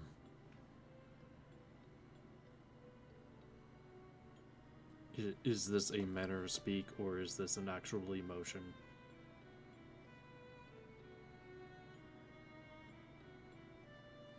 I'm sorry, what do you mean by that? Like, is he saying that he feels sad for them because he's just saying the word, or is it like implying that he knows an emotion? Right, emotion. Okay, that was I missed that part. Okay. Mr. Strelick has helped me understand these sensations. Master Brunara has also taught me many things about emotion. I believe them to be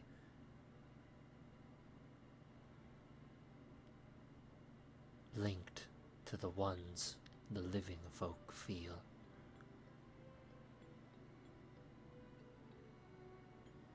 But it is not my place or nature to question why.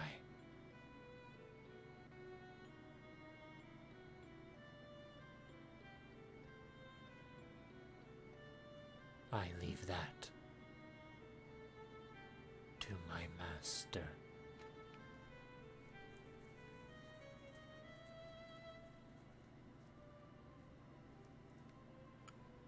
Do you have any questions of me? Where are you from?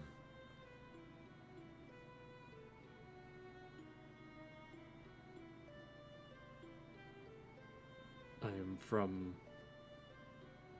another sect of woods.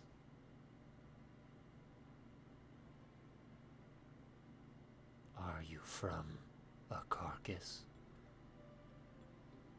as well?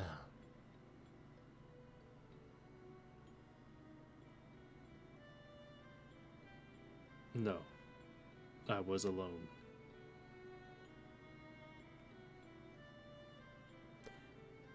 I have a question. Brody, are you lying? Yes, he is lying because Make he a does deception not check. want. He does not want to reveal that he is exactly from the same wreck. Yeah. Fuck. That is not good. Okay, hang on.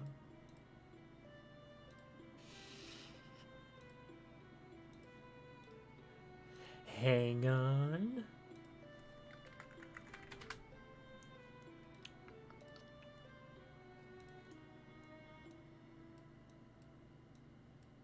Damn you, Brody. You could be better than this.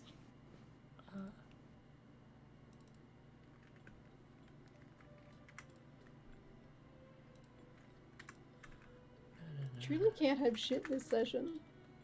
He can't have shit anything if he doesn't have a massive fucking proficiency modifier.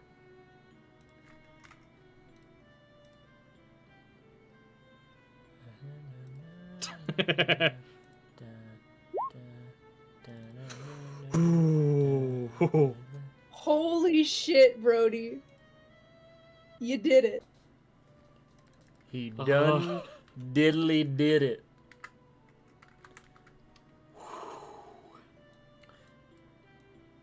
The spider, instinctively, you don't think it intends to, but it instinctively gets very close to you.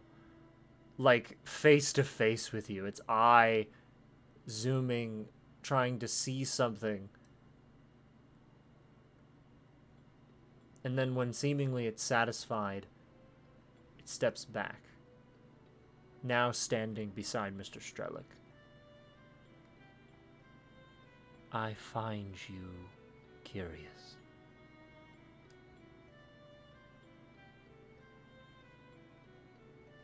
It is a pleasure to meet another. And yet you seem so different than I. So much more. You know more.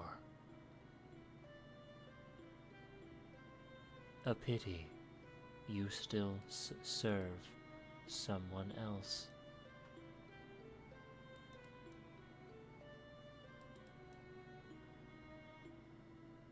Where might I find this individual in case I need to find a new master?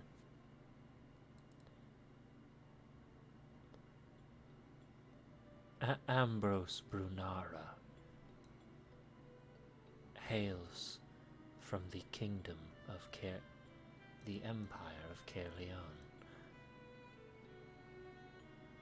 and the city of Wernstrom is where he makes his home. But I warn you, Brody, he has fought very hard for the ones who did not come with him. I thought them fools. But if you were to meet Master Brunara, I'd advise you to be ready. Because he is a man whose grace is not an option, but rather a part of our destiny.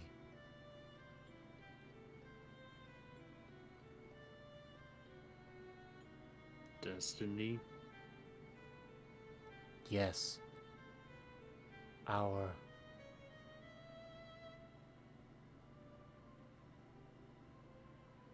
You see it stop. It does not move. Its eye just stares, unblinking, unmoving. Its limbs hanging. Can I do an insight check to see if the machine froze because it hit a short circuit, or if it froze because something tripped that is not allowing it to say it? Arcana or Perception? I'll do Arcana. This is artificial. Well, I mean, the whole thing's artificial, right? This encounter does not seem as a result of age and time. This seems like something is blocking it. It has been like artificially stopped somehow. I see. I went too far with the questioning.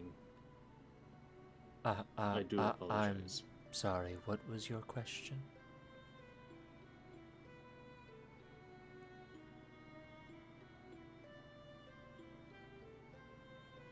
I will not repeat the question since it might cause another short circuit.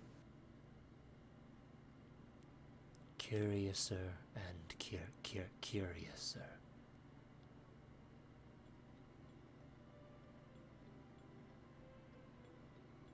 Do you recall what your company logo was? Symbol. I know not. I know little. All I know is that I was made to hurt and to watch and to learn.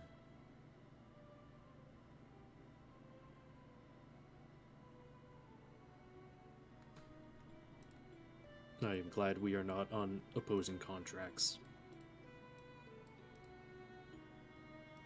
That can change. We are called Warforged.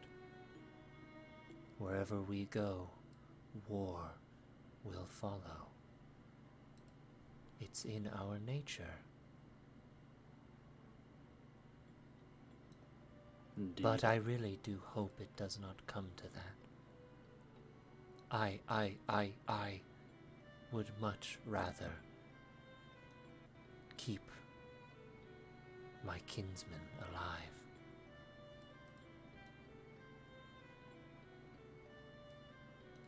As would I.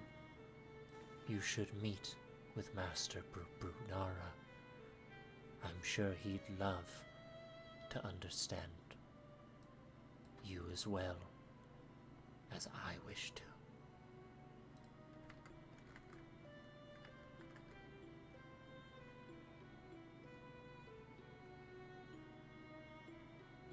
I appreciate the meeting.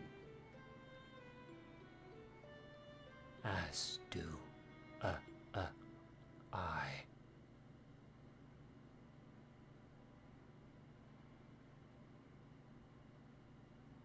As do we. He turns and looks at Strelick. Strelick, am I dismissed? Of course, Spider. You know you need not ask me. I am merely your attendee at this time. Very well. You see Spider instantly crawls up into the rafters on its legs and crawls up the walls silently into the rafters and then disappears into the darkness of the ceiling above. And your passive perception is not high enough to see it anymore. Yeah. Or your active perception, for that matter. He's literally gone. There's no way he could find him. Yeah, he's gone. Yeah, Brody would be tracing his path up until he last sees him, and then looks back to Strelick. Fascinating interaction. Indeed. I'm glad to get insight. I've never seen a robot lie, Brody.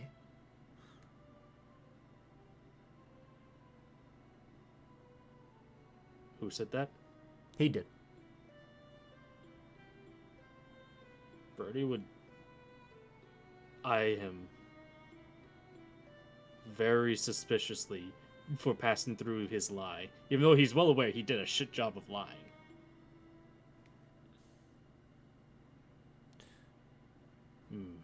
You're becoming quite the curiosity among Warforged I've met. You see, he thinks for a moment, and he waits. You don't have to worry about him eavesdropping on us. He's gone now. He has other work to attend to in the city. We are well outside of his 1 mile radius of knowledge, of sight. Indeed, he moves quick. A warning, Brody. I would not make yourself too interesting. Indeed. I realized most of my interaction was too much. Your kind all seem to have quirks. Things that make you lifelike. The spiders, well, is that gnawing curiosity. I would not come under its ire. Indeed. Lest you become a cadaver. It has been a pleasure, Vanessica, Brody, and if you are ever interested in meeting with me again, please do. Of course. It'll be a pleasure. And if you would like, I can point out some of the theoreticals that does not work with my model. If you do not want to include it.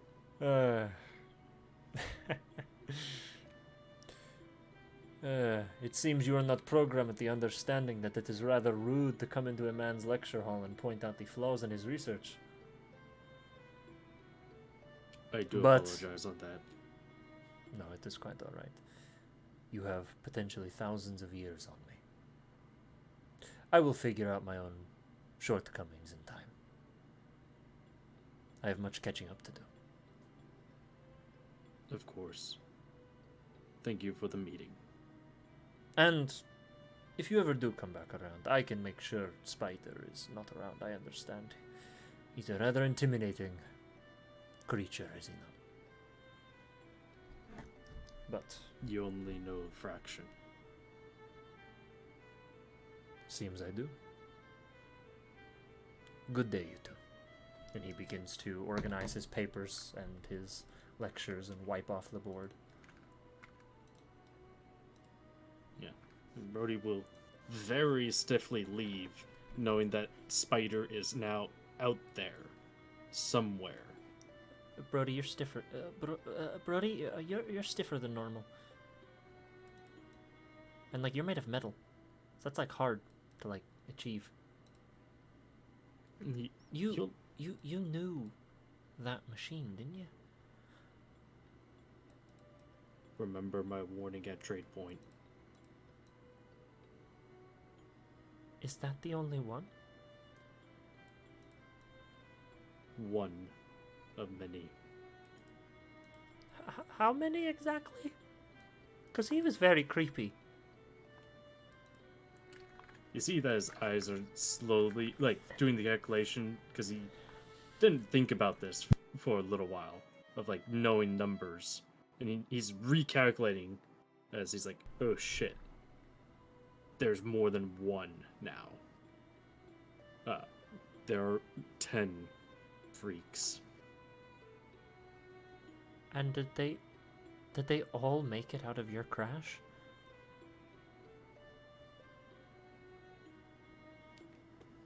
No. To my Okay. knowledge, there was only 7. And I was 7. I must have missed Spider. For clarification, Spider I think is one of the 7.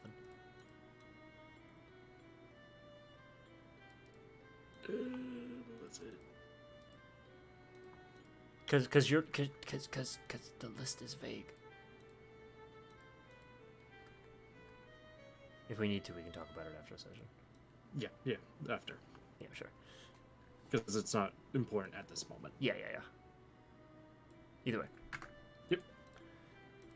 Oh, it doesn't really make much sense though, does it? Because aren't they your friends? If they were in the big same ship that all of you are in, wouldn't it make sense that they're like your allies? Why so weird? Why is it so awkward?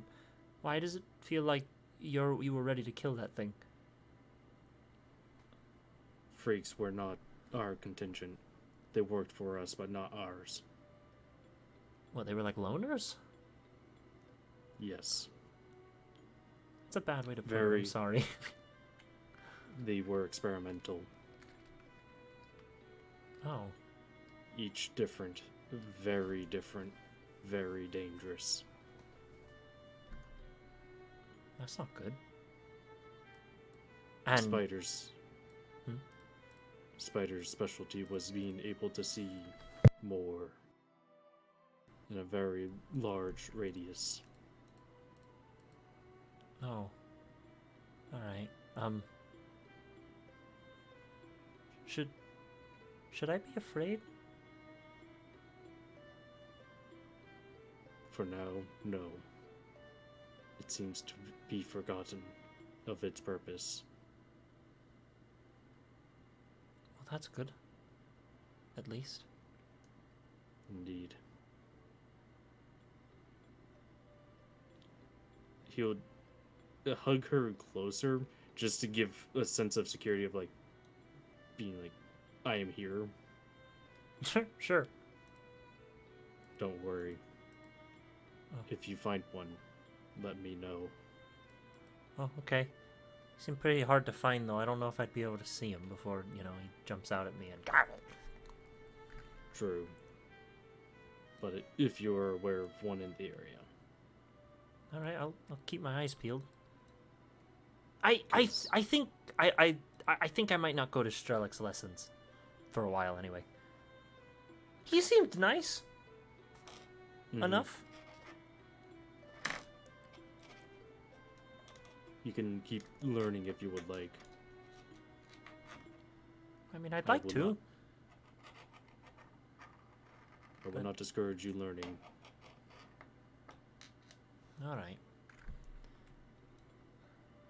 But just don't say much about me. As Lips are sealed.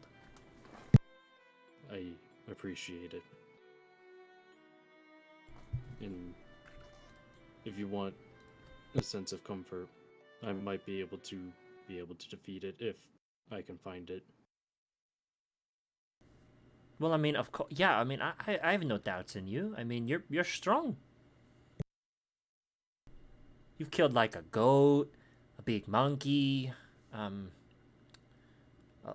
Giant snakes. yeah, snakes, a roach. I think. Is that what you told me it was? I believe so, yes. Yeah, you've killed lots of things. And don't forget, you have all your friends. Henry, Zay, course. Farrix, Jack, Conrad, me. I'm not much good in the fight. I remember the mines. That didn't go very well. We almost all died. I just do not want to bring others into a conflict that doesn't require them. Well, you shouldn't have made friends then.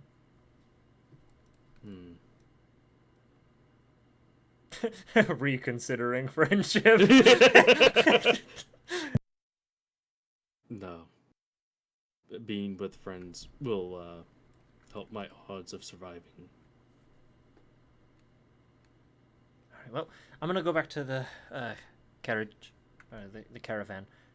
I promised I would fix some of the wheels on the wagon before Conrad got back. Apparently Dario broke all 4 of them and then sold them. How? Like with a hammer? Or do you mean how he sold them?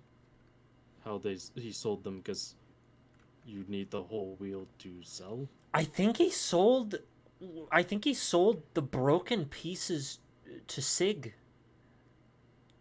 for like a magic relic or something. What? Sig really likes the wheels. I don't really get it. Well, I guess that makes his wheels turn. Ew. I don't want to imagine Sig's wheels turning. But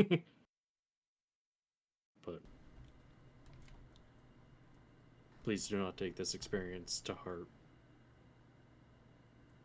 I mean, I'm okay. Doesn't But change anything.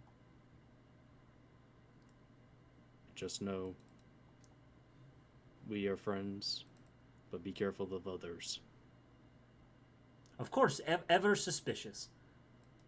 Exactly. Trust no one, except for those you trust. Yes. She nods, and she'll eventually wave as you both part ways. Yep. And you are left to your Sure. own devices, but with Yeah. a eerie sense that you might never truly be alone now. Yes.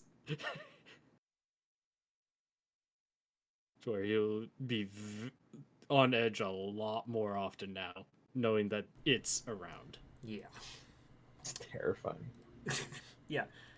And with that, we're gonna call another small break. Not ending the session. Just All a right. small break. I have to go do something really quick, Okay. and then we will come back. Dude, Spider's we'll, fucking we'll terrifying. we'll pick up with Henry, by the way, just to let you know. Okay. Because I know Yeah, you've been sidelined. I'm sorry. No, it's fine. Last session was about me a lot. Yeah. Dude, Spider was freaky, dude. What the fuck? And that's one. No, don't say that. Wait, so there's 7 of them? Is that my understanding? Or is that just So, you can see one of many? story-wise, at his operating time, there was 10 of them. Right, but only 7 survived the or 6, because Brody said he was one of them. So how do you 6. know they survived? Well, there. You know the reason why there's a thing called seat numbers on planes?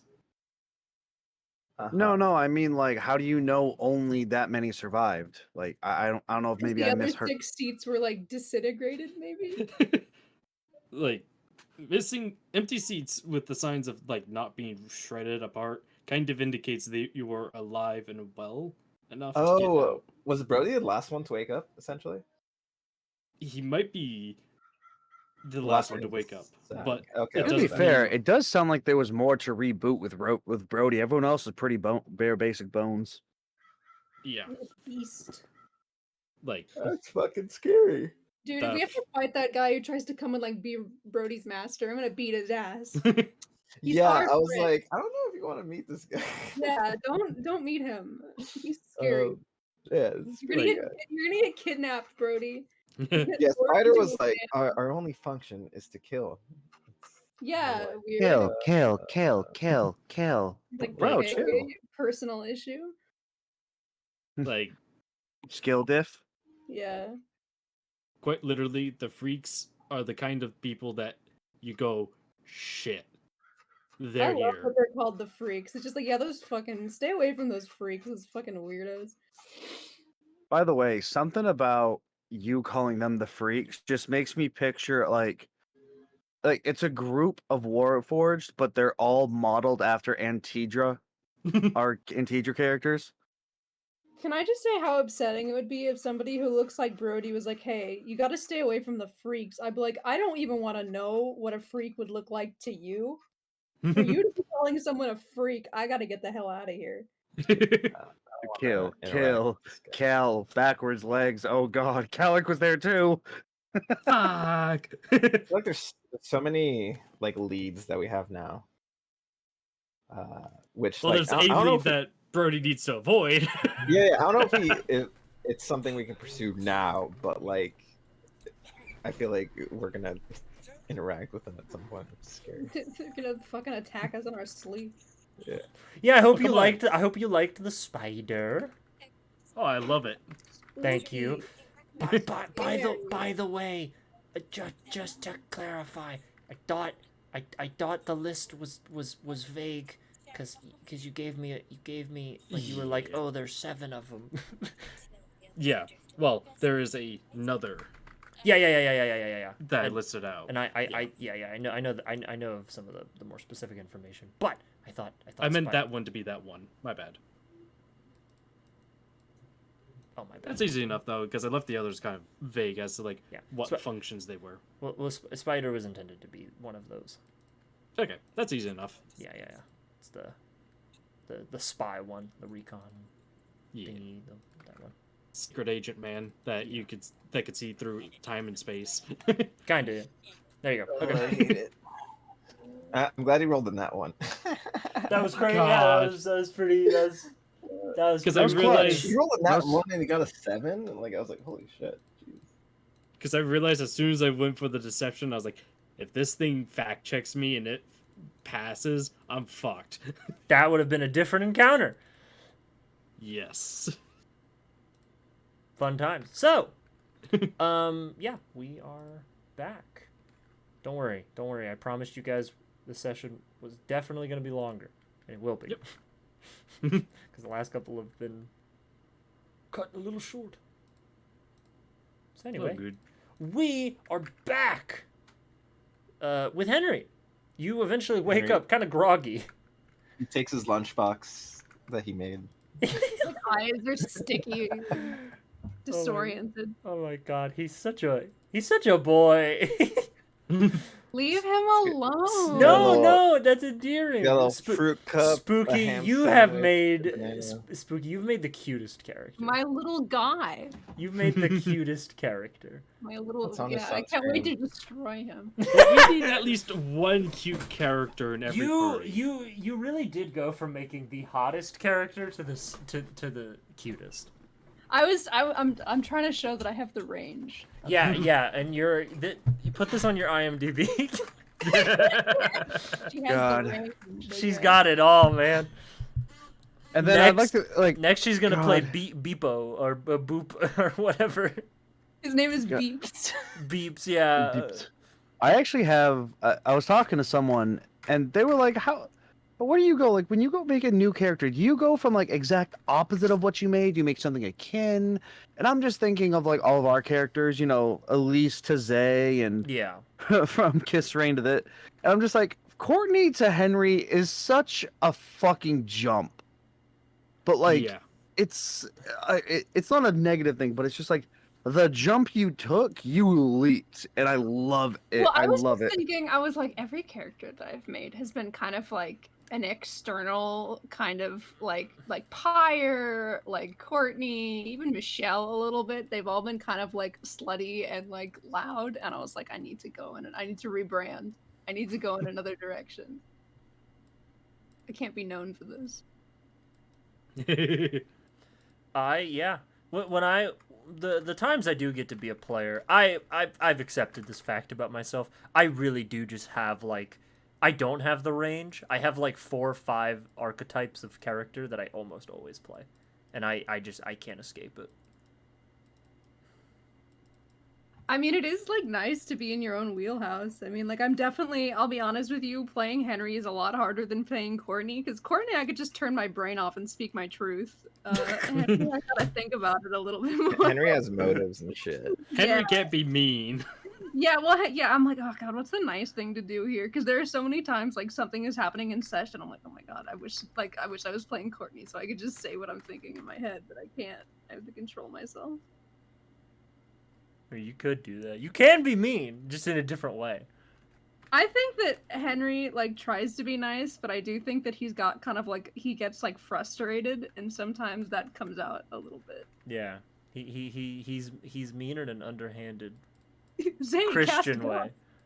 I mean, Cast to be Bath, fair, he's warranted with his little outbursts. I hate you, old man. I hate you.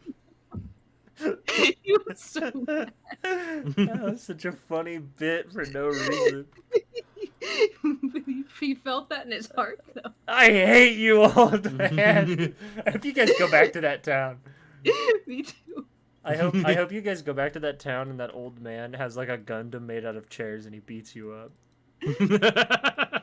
I think that you should make Henry keep having to save this old man. Like, let's see how far Henry's chivalrous really goes. Like, let's just put this old man in like like it should be a bit where like everywhere we go, like that old man is somehow in like a perilous situation. Like we go into a volcano and he's in there. for some reason. It'll be done. It'll be done. Okay, good. Make gotta- Henry keep having to save this old man.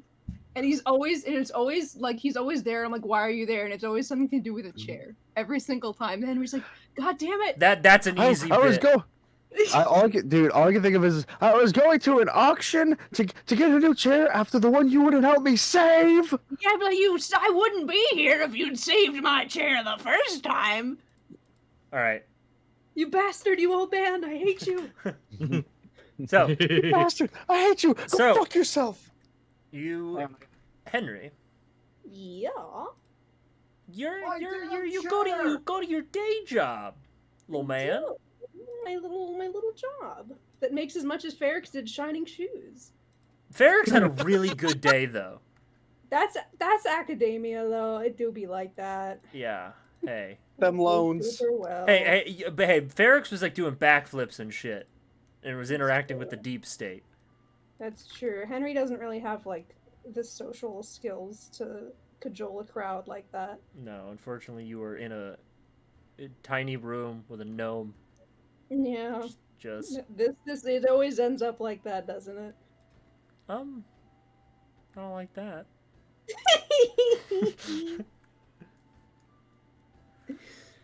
Anyway. So. Yes. Oh my god, I wrote so much. Okay, so you go to Bimbody. Yes. And Bimbody will kind of look and be like, Henry, how are things on your end? Good. Same as always. Nothing exciting. You're part of the research coming along, or still running into not much? I'll be honest, I haven't really found anything in any of the books that I've been reading, nothing too interesting. I've been kind of mulling around that I might be able to use this plant for something, but that doesn't really have to do with your research. Strange. I must say, my experience is starting to run up against a wall here. I mean, reading through all these tomes. I mean, it's insightful to say the least, but Argents Bay history is, well, not much has happened. There aren't any amazing, radical, magical events that could have some sort of latent effect on the ether. There isn't any sort of storms or problems that came crashing down years and years ago. There's the lighthouse, sure. That's pretty magical. But the last time it was used was roughly, I want to say 50 years ago? 40? I'm running into a small wall.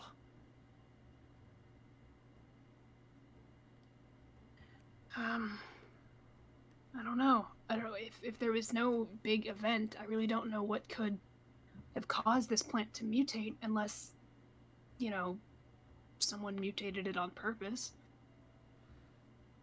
Could be. Could be a seeded thing. Some sort of academic mutates it, and then somehow it spreads haphazardly throughout the region. What? No idea. I'm stumped. He defiantly closes the book he's reading. Well, Henry, I know you're supposed to be working for me and doing my research, but I feel as though I've run up against a wall today. I'm still going to pay you. Oh. But you can, for the better part of the day, you can either use this space for whatever you want, or take the day. He will count out the gold coins and hand them to you. I did distract myself a little bit by actually gathering you some of that research knowledge you were asking about. Wanted to get my mind on this whole matter. Thank you. Here's some things to occupy yourself with. He hands you the 5 gold, and he also hands you some books. Quite a few, actually. Ooh, Henry's very excited. He like spreads them out to look at them. Some of those are very old. He's very careful with them. What? I believe the one on the lasting night is at least 1,000 years old. Don't be careful with that. Oh my god. Okay, should I wear gloves? What? Gloves? Yeah, like the oils for my hands. I don't want that like damages. What are you, an archaeologist? Okay, all right. Sorry.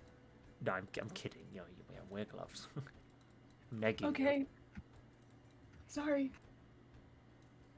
No. These books, they're quite old. But they are on loan to you. You may glean whatever information you want from them. Whatever. Take the day. It's yours. Use the office. Do whatever. I'm going to go distract myself. If I make any breakthroughs, I'll come get you. Oh, all right. Well, good luck. I hope you make a breakthrough. I hope I do too. I'm tired of feeling like more people are dying. Just the other day, I've heard plenty of people have succumbed to rare medical conditions where their hearts burst out of their chests. No doubt the side effects of Alzorum.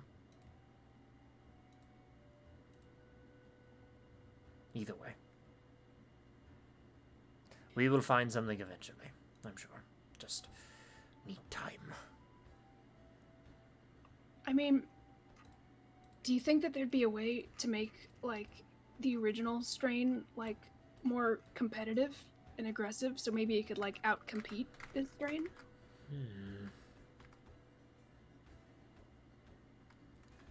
He thinks for a moment before heading out. Okay.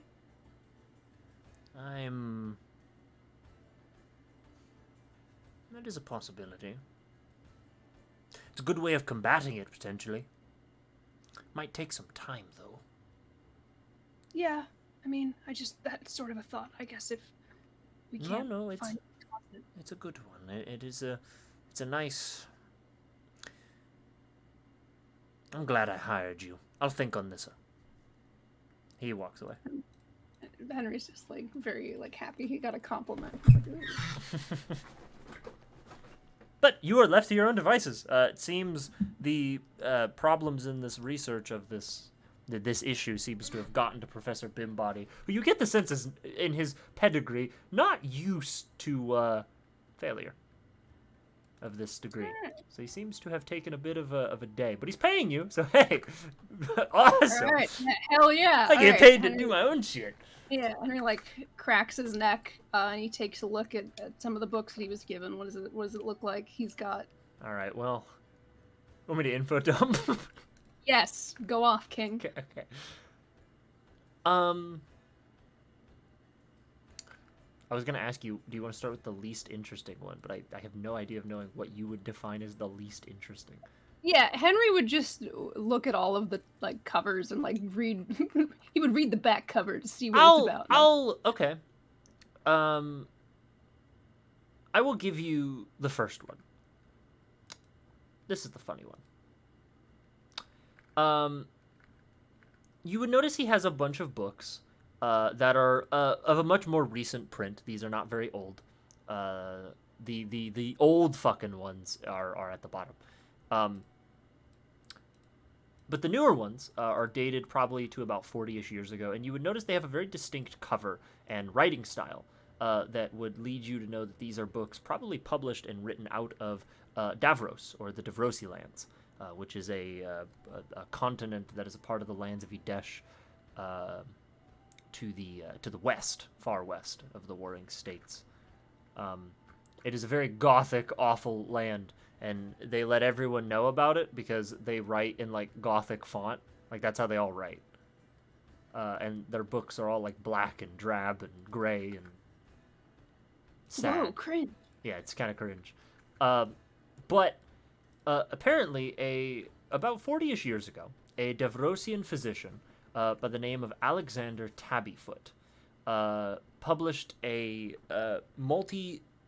He published a lot of medical papers, and there was, because the books you're reading are accounts, like, of his research and of his experiences in the medical field. They're almost like news books, or like biographies written by other people in a way, examinations of this human being. And he was caught up in a bunch of medical drama. Apparently, he published a number of papers and things. And through this, he invented what was seemingly a reliable solution of an inhaled numbing agent that was to be used for dental operations. It made pulling teeth remarkably easy, which is something that, without magic, very hard to do.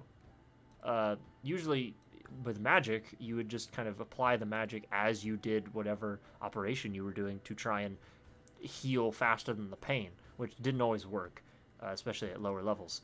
But this seemed to be, it kind of neutralized the pain. Not the bleeding or the open mouth sore, but still, no pain. Makes dentistry kind of easy.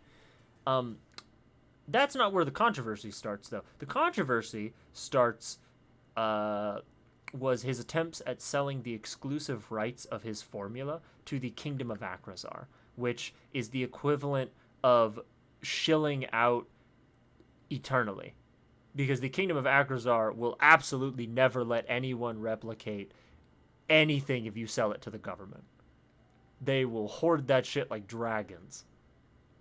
Physicians across the world lambasted this Alexander Tabbyfoot for his greed, and at some point he turned up dead at the hands of Davro's debt collectors, and his research was seemingly burned and destroyed.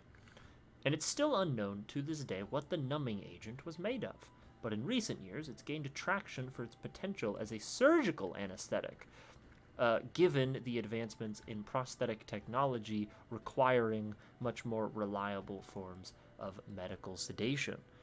But there have not been any consistent ones, so Alexander Tabbyfoot has resurged in the public eye. And there's there's no mention of like what it's made of or anything, so it's just basically lost to time. Not quite. You can make an investigation check because there's a lot of information here. Okay, yeah. Can you like Google Alexander Tabbyfoot and see if anything comes up? Sure. Yeah, a lot of this is mostly just like books about him and surrounding his medical escapades, and some examinations of him. Alexander And you'd even notice Tabbyfoot. one of the books is literally from him. It was made by him, and you would guess this is one of the more rare books that Professor Bimbody has access to that a lot of people probably don't have, because this seems like it was imported directly from the Diversi lands itself. 14. It is a lot, and you would say that a lot of this is lost to time, and you would be kind of right that this formula does not exist on writing anyway. But you get a lead. In the tomes, it contains a lot of his writings and a lot of his medical escapades. And with a bit of keen observation, which you possess, you are able to reveal that he had a weird fixation on the Feywild and things from the Fey realm. And he also seemed to be a bit of a... what's a appropriate word to describe? He liked to get high. He was a bit of an eccentric. He liked to get fucked up. And he was very interested in some of the drugs of the Feywild, some of the eccentric plants. And you notice he describes a plant called laughrot flower. And apparently the fumes from this flower, when inhaled, made him defenselessly laugh and loopy.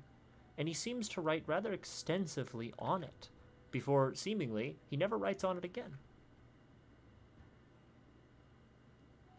Apparently, in the wild, it's used as a poison trap by predators to trap prey.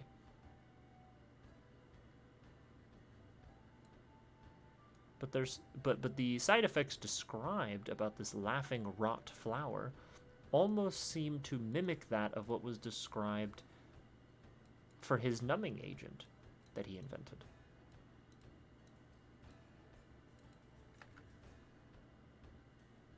Interesting. Henry writes that down in his notebook.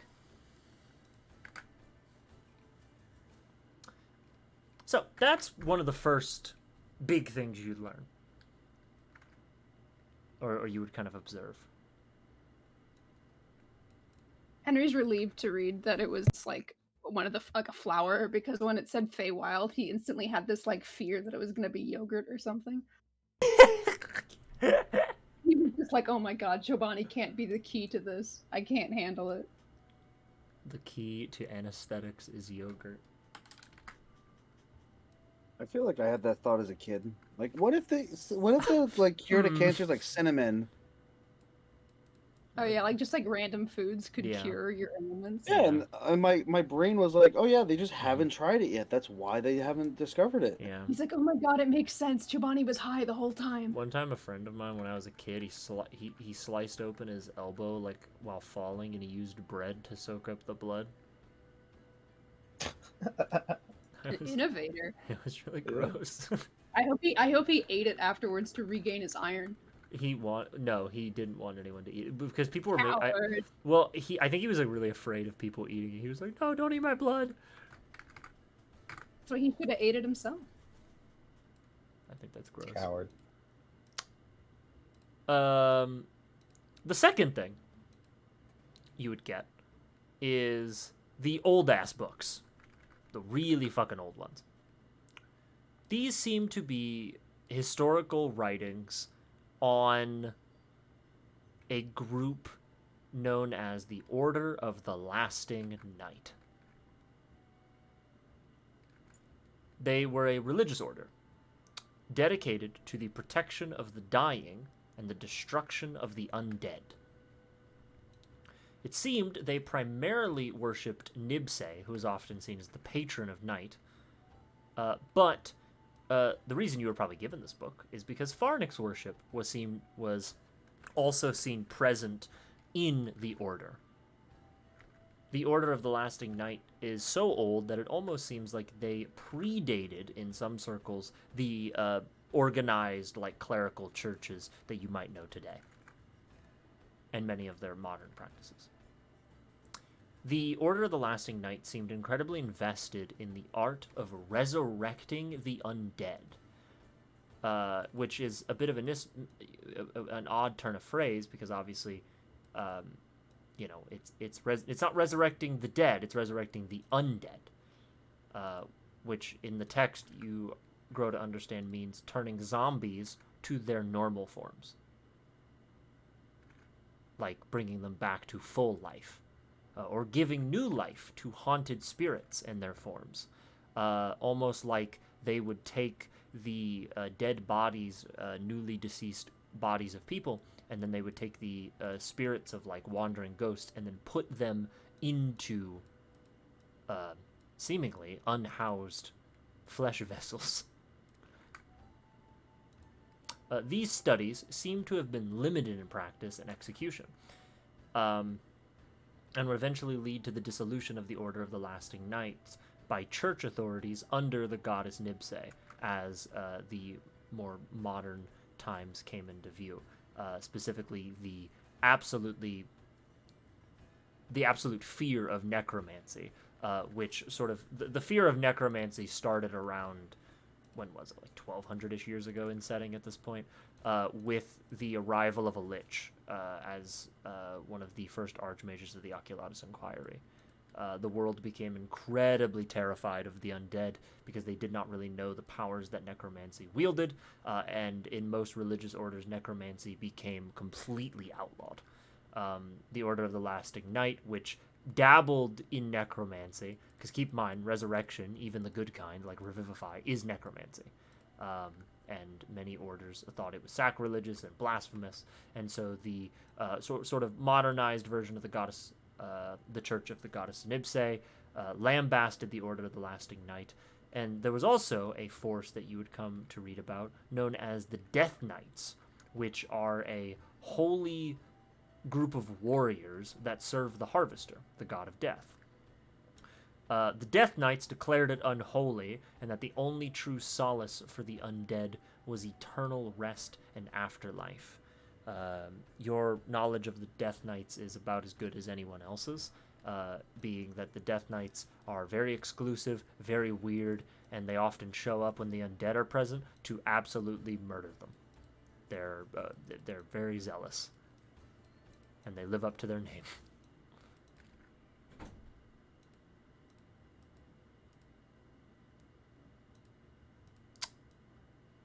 Before I move on, do you have any questions?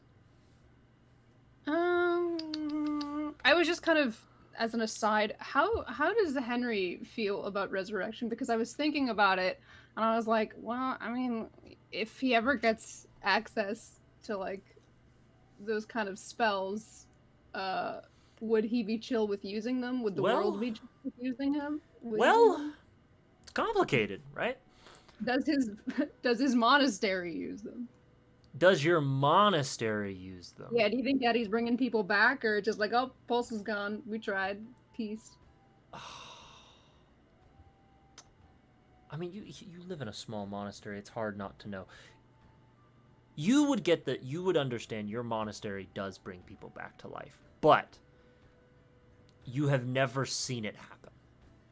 You would understand that resurrection was something that your parents probably did behind closed doors, and almost always kind of probably lied, and were like, oh my god, it's a miracle! yeah, like yeah, we put him back together. Oh my god, that's crazy. Yeah, it was definitely Yeah. it was definitely a thing they did, because resurrection is one of those things that a lot of people, first of all, they think it's a bit of an act against creation, in a weird way, because they believe, I don't want to get into the hyper philosophy of the world. A lot of people think it's really scary because when you are resurrected, you never come back the same. Everyone who has been resurrected, they lose something.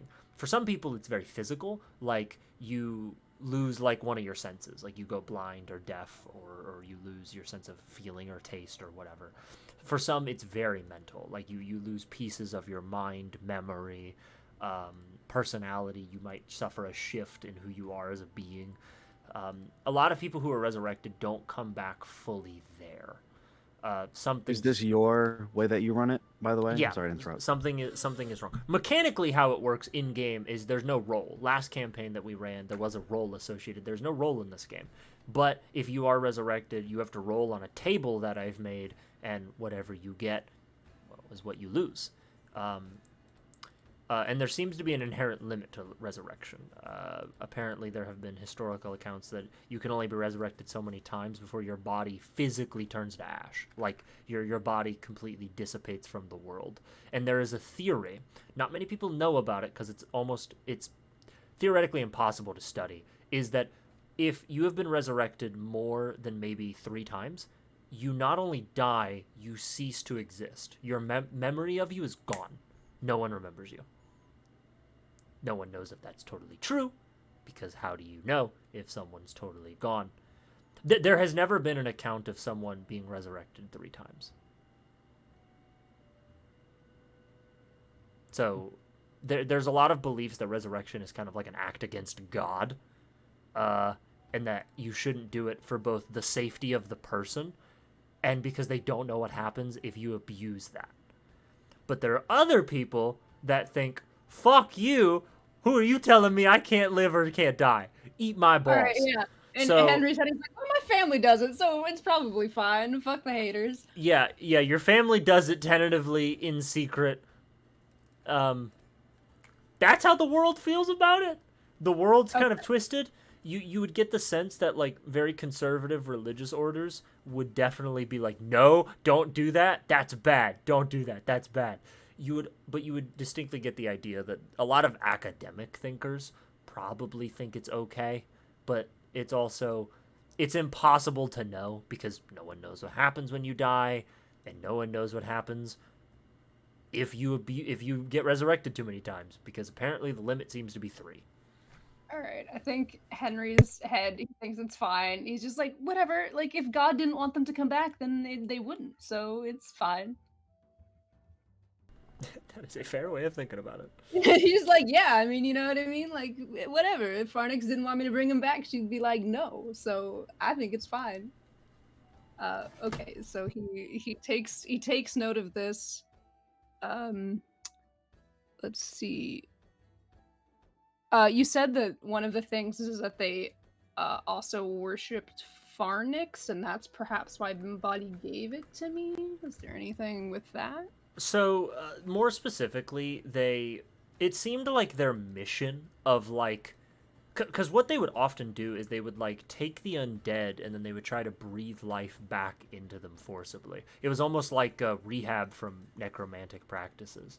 Because, you know, you'd be a zombie and then you'd eat all brains, but then they'd repair you.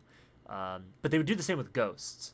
And anyway, this practice, this specific thing that they did, was not limited by their faith. It just seemed that clerics and worshippers of that faith flocked to this order because of the practice, but they overlapped with worshippers of like Pharnix and stuff. You'd get the sense that the reason this order, the Order of the Lasting Night, overlaps with Pharnix worship is due to the fact that Pharnix is often about helping people and stuff like that, and you get the sense these people probably just felt like they were helping people. So it's less that this order like worshipped Pharnix and like they praised them, and more that this order was dedicated to a cause that aligned with Pharnix's goals. And some of these worshippers credited Pharnix as like their muse in doing this and their reason for why they did it. Okay, So, Henry makes it's about resurrection. Okay. So some things you would also find in some of these tomes. You'd find accounts of obviously the Order of the Lasting Night. Apparently, they have not been active in over 700 years. They have not been active in a very long time, and they mostly worked out of the Eris and Scarred Wastes region on the fringes of society, being, not exactly liked by many. However, you do notice there's a book that mentions a circle of the Order was rumored to have existed in the town of Starkwood around the time of their dissolution.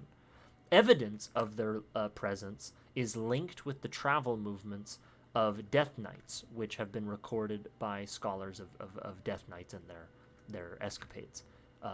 Apparently, Death Knights went to the town of Starkwood hundreds of years ago to deal with some sort of religious cult that many scholars believe was in fact the Order of the Lasting Night.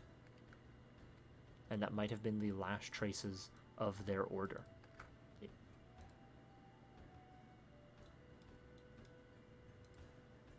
Okay, interesting. You want to know where Starkwood is on the map? I can show you. Yeah.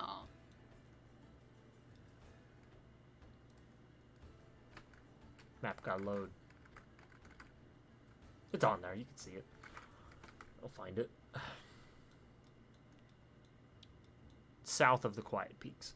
Southeast. Ish.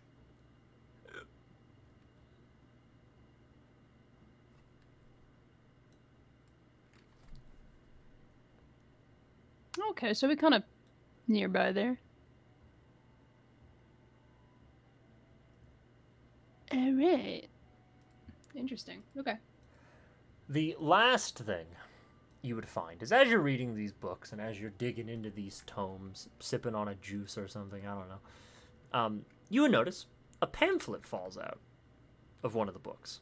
Like a news pamphlet. And it's from Caravan. Does Henry care about the news? I think if it fell out of the book, he would read it. Sure. It was probably used as a bookmark by Bimbody at one point. And Henry does the crossword puzzle every morning. Yeah. You would see the pamphlet is from Caerleon and it details some news. It's from about like 2-3 months ago. And it details the arrest of a woman known as Asana the Collector Kurtia.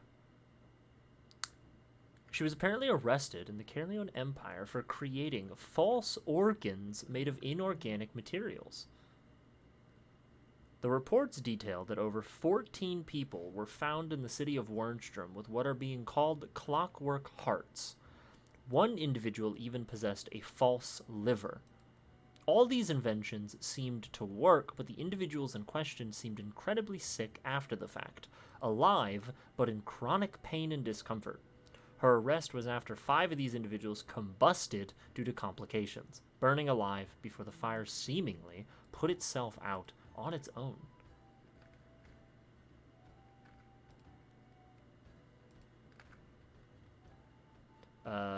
Further reports would go that Asana Kurtia was believed to have been a doctor in her community, and she apparently did a lot of her work for very, very cheap, if not free of charge. She apparently has not served, this is not her first jail sentence, but it is very much her biggest. She's going to jail for pretty much ever. but she has been in prison, in and out of prisons for apparently many years for lots of things, including but not limited to theft, assault, drunken disorderly, harassing police, arson is on there. A lot of stuff. The Caerleon News paints her in a pretty fucked up light. She seemed to have been a bit of a rowdy character.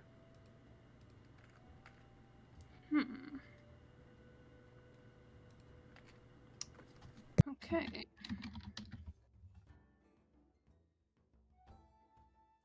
All right.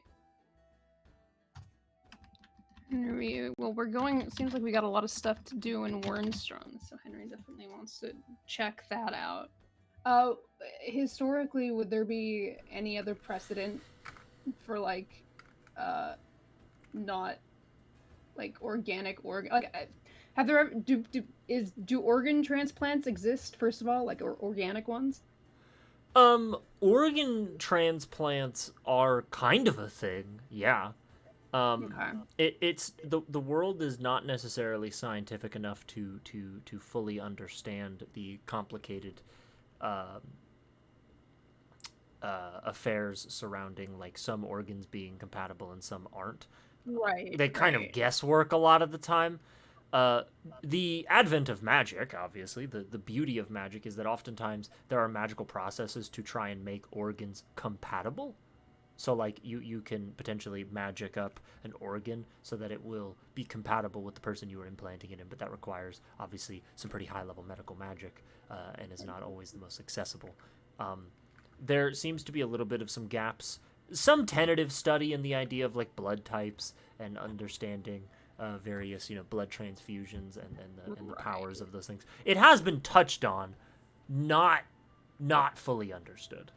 Right. Okay. So it's just kind of starting out, basically. You get the sense, and you start picking up on this, especially given what your book is about. A lot of medical knowledge gets kind of swept under the rug because magic exists. We don't really need to know how blood types work because we can just magically ritual cast, change the blood type of the magic. But you start to practically think about it, and it's that's cool and all, but what happens if a motherfucker doesn't have magic? And what happens if I'm out of spell slots? Then what? Yeah. You would even also start to pick up the idea of a lot of these books and a lot of these tomes are being written by academics, and you're starting to get the idea magic is probably limited to academic individuals. You get the sense that people who are not academically inclined don't have magic. And you'd get the idea, especially the healing magics. It seems like even though organizations like the Archaeolotus exist, they don't exactly focus on the healing magics of the world. Alchemy seems to be very influential in the healing arts of the world and cleric stuff, but by and large, doesn't really seem like the academic world is the most virtuous inherently when it comes to medical knowledge. You looking at figures like Alexander Tabbyfoot, who, while he seemed to have made an incredible revelation, seemed in it for money. Right. Also, academics tend to be pretty protective of their research. Yeah, especially in this world. Yeah, they're protective of what they are and their identity and things of that nature. So you just start getting ideas that it seems like easy to use medical knowledge. It kind of, I guess, it just doubles down on your beliefs of why has nobody figured this out yet? Yeah, so something needs to be done. Yeah, that's pretty much all you find. All right. With that in mind, I guess. Yeah, no, I guess that just kind of reaffirms. He's like, yeah, wow, someone should do something about this. Kind of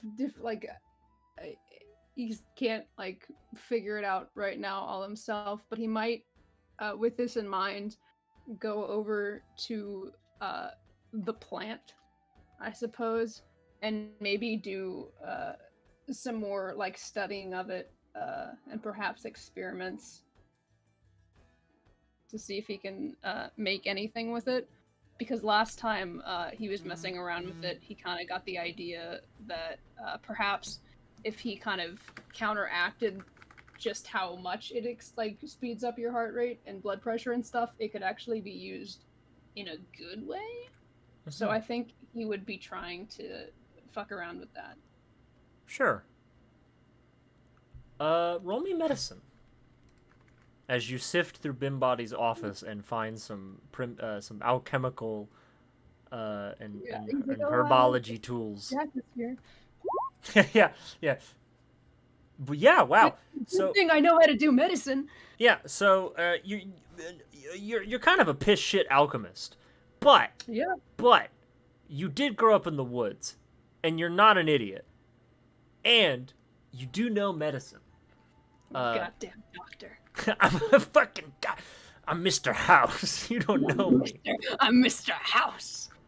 But you do spend quite a few hours, a little bit of trial and error, trying to distill the mutated Alzorum, and mostly just isolate some of its properties and try to figure out some stuff. You're able to distinctly identify this is a stimulant, but it could be used as a stimulant. The major problem with it, obviously, is just it speeds up your heart rate so fast, and it just makes your heart burst out of your fucking chest. It's not good. So basically, you would have to make it so that it just slows that process down a little bit, but still keeps the blood pumping exceptionally fast. This would probably require some sort of balancing ingredient, like a sort of base of some kind. And you kind of do, I don't know, do you have any, like, plants on you? Got any, like, ingredients? Man, not in my, like, actual inventory. I don't think I have. I mean, I have a healer's kit. I have that. I have proficiency with an herbalism kit. I don't know if I would have that. That would help with your understanding. And you rolled 22 on medicine. I will say, you don't exactly have a ton of it, but you could probably go buy...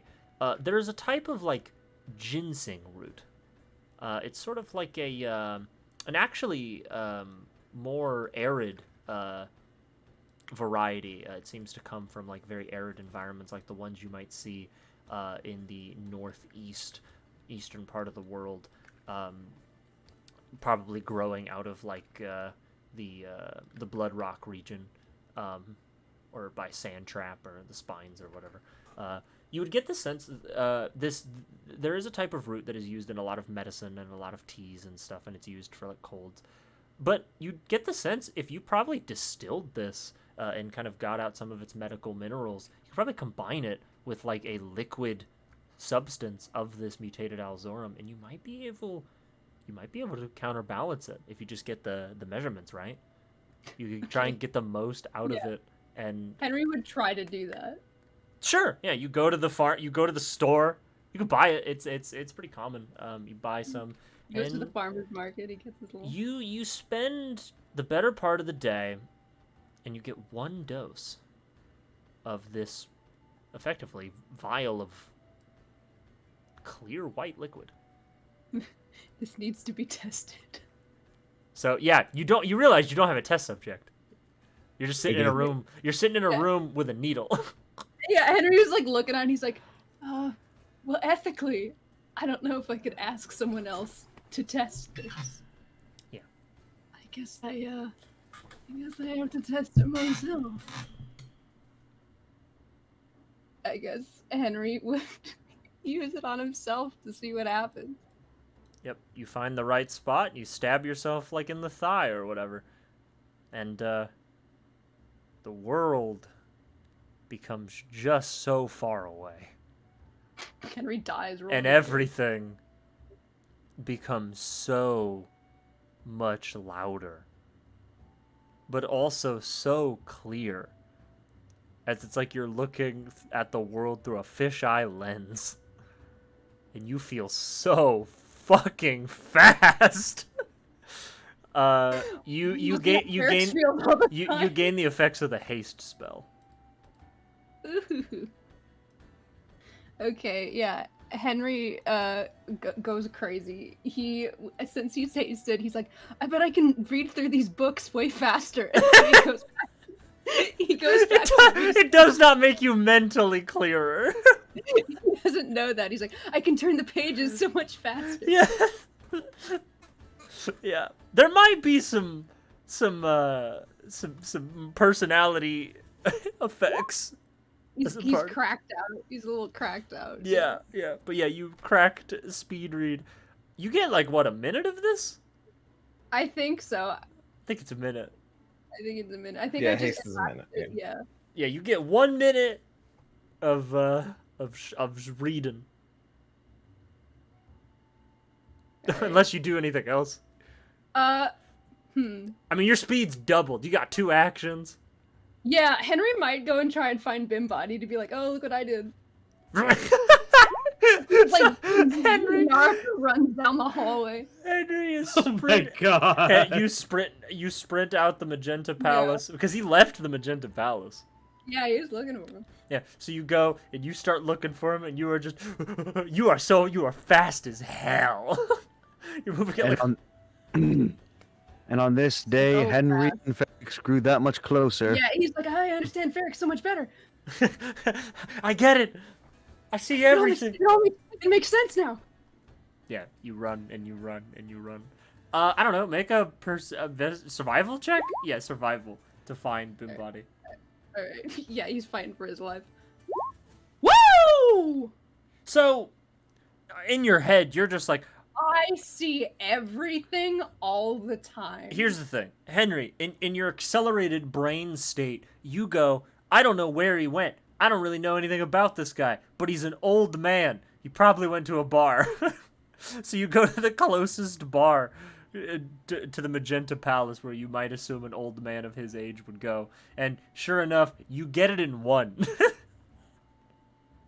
Henry just like kicks open the door. Yeah, and you see the crowd, a bunch of people do turn and look at Henry, and you also see Bimbody, who is drinking from a mug of like beer, and he looks at you and he's like, Henry? Yeah, Henry like zooms up to him. And did you have a breakthrough? Sort of. So I was messing around with the plant and I found something really interesting. If you mix it with a bit of ginseng, it actually gives you the haze spell. Your eyes are like saucers. It must be a side effect. They're like full. Well, they're usually like tea plates, but now they're like full trays. Yeah. So wait, hold on. I'm. You're too fast for me. So wait, you injected the mutated Alzorum into yourself? It's okay. I mixed it with ginseng. It's fine. I neutralized it. With ginseng? Fine. Yeah. You put that in your tea. You cleanse your palate with that. Green tea is medicinal. You can put a lot of stuff in tea. What? What kind of idiot boy just sticks mutant? That could have killed you. You might die. I'm not gonna die. I've never felt better. No, that's what most people say before they die. Well, I couldn't ask someone else to test it out for me. That wouldn't be ethical. That wouldn't be ethical for me as a doctor, so I had to test it out on myself, and it works just fine. It is low-key impressive how fast you're talking right now. I'm not gonna lie. Plenty of practice with Courtney. So, Fair. Okay. All right. It Can probably starts to wear off now Yeah. because it's probably a minute. Oh yeah. All right, Henry. Just well, okay. All right. Are you all right? Your legs are shaking. Think like Henry's eyes when like it wears off. His eyes like immediately like shrink back to normal. Stay with me, boy. Oh God, it's wearing down. He's gonna flatline. I need a doctor. I am a doctor. A man it's with a fine. medical degree. Well, in spirit, I'm fine now. I'm very tired, but I'm fine. Are you sure? Oh, you gain 1 point of exhaustion. Yeah. Wow. Henry like sits down on like a stool. Wait, am I allowed in here? Whatever. What's the legal drinking age? Oh, it's fine. I don't know. I don't think this world cares that much. Oh, okay, cool. I think there's more important things to worry about, like you just injected yourself with poison. But Foolish even boy. poison in small amounts and with mixed with the certain things can work. I'm fine. It's cool, right? Ah, he drinks a little bit. Would you I like would- something to drink? Calm your nerves. No. You're sweating. I don't want to hiccup. Get ice water, please. Oh yeah, that water. They serve other things. Oh, I don't know. Oh, you poor boy. It's fine. I'm just a So little tired. he slides you the glass of ice water. So Henry, like, you know that like video of that guy's like, I'm making piss, and he like immediately swallows it all in one gulp. That's what Henry does. It just one gulps the entire glass. Ew. He looks at you. So you got given a day off. Did you read through the books I gave you? I did. They were very interesting. Thank you for getting them for me. Yeah, you're quite welcome. So let me get this straight. I gave you a day off. You read through all of the books you requested. Then you decided to tinker around and try and find an alternative use for this mutated plant. And you found, what, pure adrenaline? Sort of like a synthetic adrenaline. He puts his hand. He reaches up because you're taller than him because he's a gnome. He puts his hand on your shoulder and is like, "Boy, I say this in a nice way. You're a bit crazy." Well, I mean, I don't see why that's crazy. I mean, it's like can be used. This could be used in like a medical setting. That's not the idea is fair enough. It's immediately injecting it in yourself because you thought it was a. I wanted to see if I got the measurements right, and ethically, And if you didn't, you'd have died. I have less restoration. It would have been fine. No, I say this not to scold you. I was pretty sure that I got the measurements right. Confidence is gonna get you killed. Well done. Yeah, I'm sorry I didn't find anything else, but that's cool, right? I mean, are you kidding? That's a very big breakthrough. What do you think this could be used for, if you had to guess? What do you think the uses for this could be? Well, it speeds up your blood and it raises your blood pressure. So, I mean, it can be used for people that need to raise their blood pressure, people that have like hypertension and stuff. Or I can see this being used, I guess, in a fight maybe, but in a more medical sense. I mean, if somebody's heart was slowing, maybe. You can use this to bring them back, buy them an extra minute or so. Could get. I assume it also speeds up your metabolism, so, I mean, maybe for weaker poisons. Interesting. You see, he sits back and he drinks, and he seems to be thinking rather long.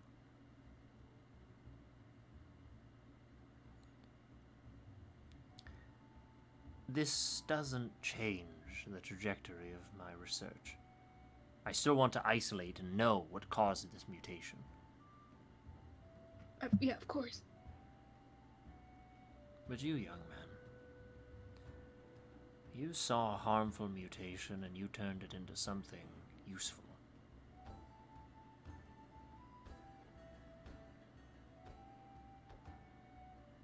What do you plan to do with it? I don't really know. I guess, pass the recipe on to anyone that might want it. Of course.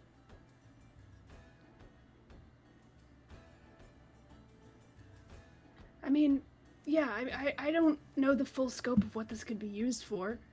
I guess time will tell. And I'm sure others who are more specialized than I am can build upon it. Maybe combine it with something else and get a completely different effect. Plant the seed and watch it to grow. And I mean, this does kind of open doors because it does show that the plant can be used for more than just, killing people. So who knows what else it could be used for. He finishes his drink after a few minutes.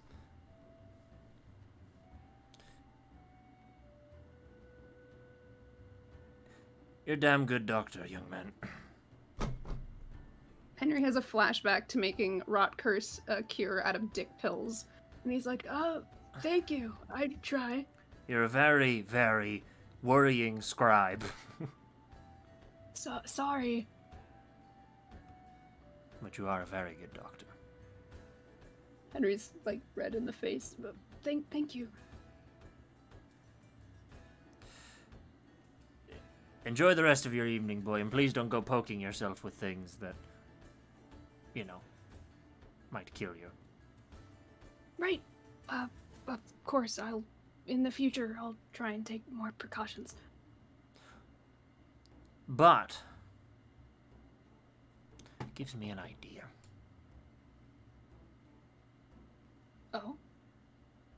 Making something new out of nothing.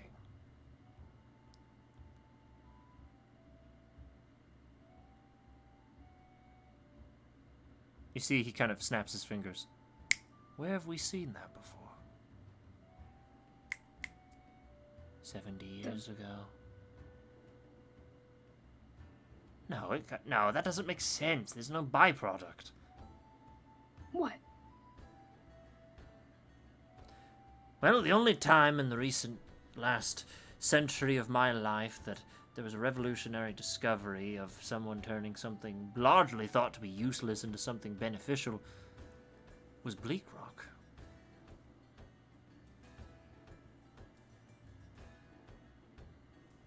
But modern sciences dictate that Bleak Rock has no side effects. It simply burns into nothingness.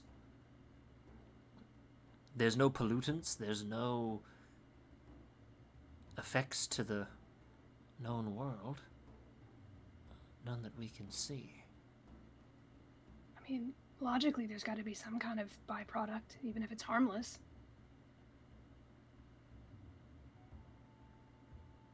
Even if it's What do you think that has harmless. What do you think that has to do with the plant?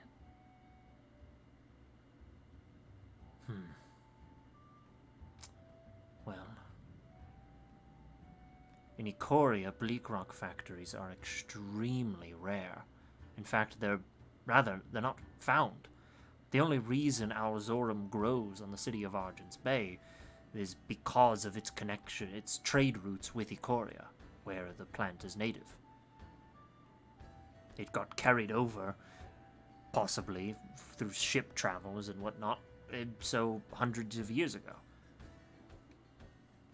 But city of Argents Bay, they burn Bleak Rock on every damn corner. So you think that the byproduct of burning Bleak Rock has something to do with the mutation of the Elzora? Maybe. Well, But that doesn't that's make... something that we could test. I mean, that's something that we could test. But where would it go? The Alzorum comes from the soil. And they burn the Bleak Rock, and to my knowledge it goes up into the air. Rain. Rain.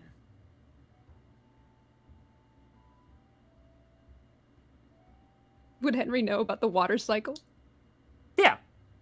Okay. People, I'm pretty sure people knew about the water cycle for a long time. Yeah. That's a very... Yeah, okay.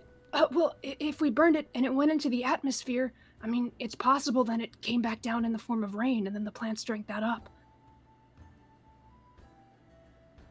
That would mean the soil is contaminated.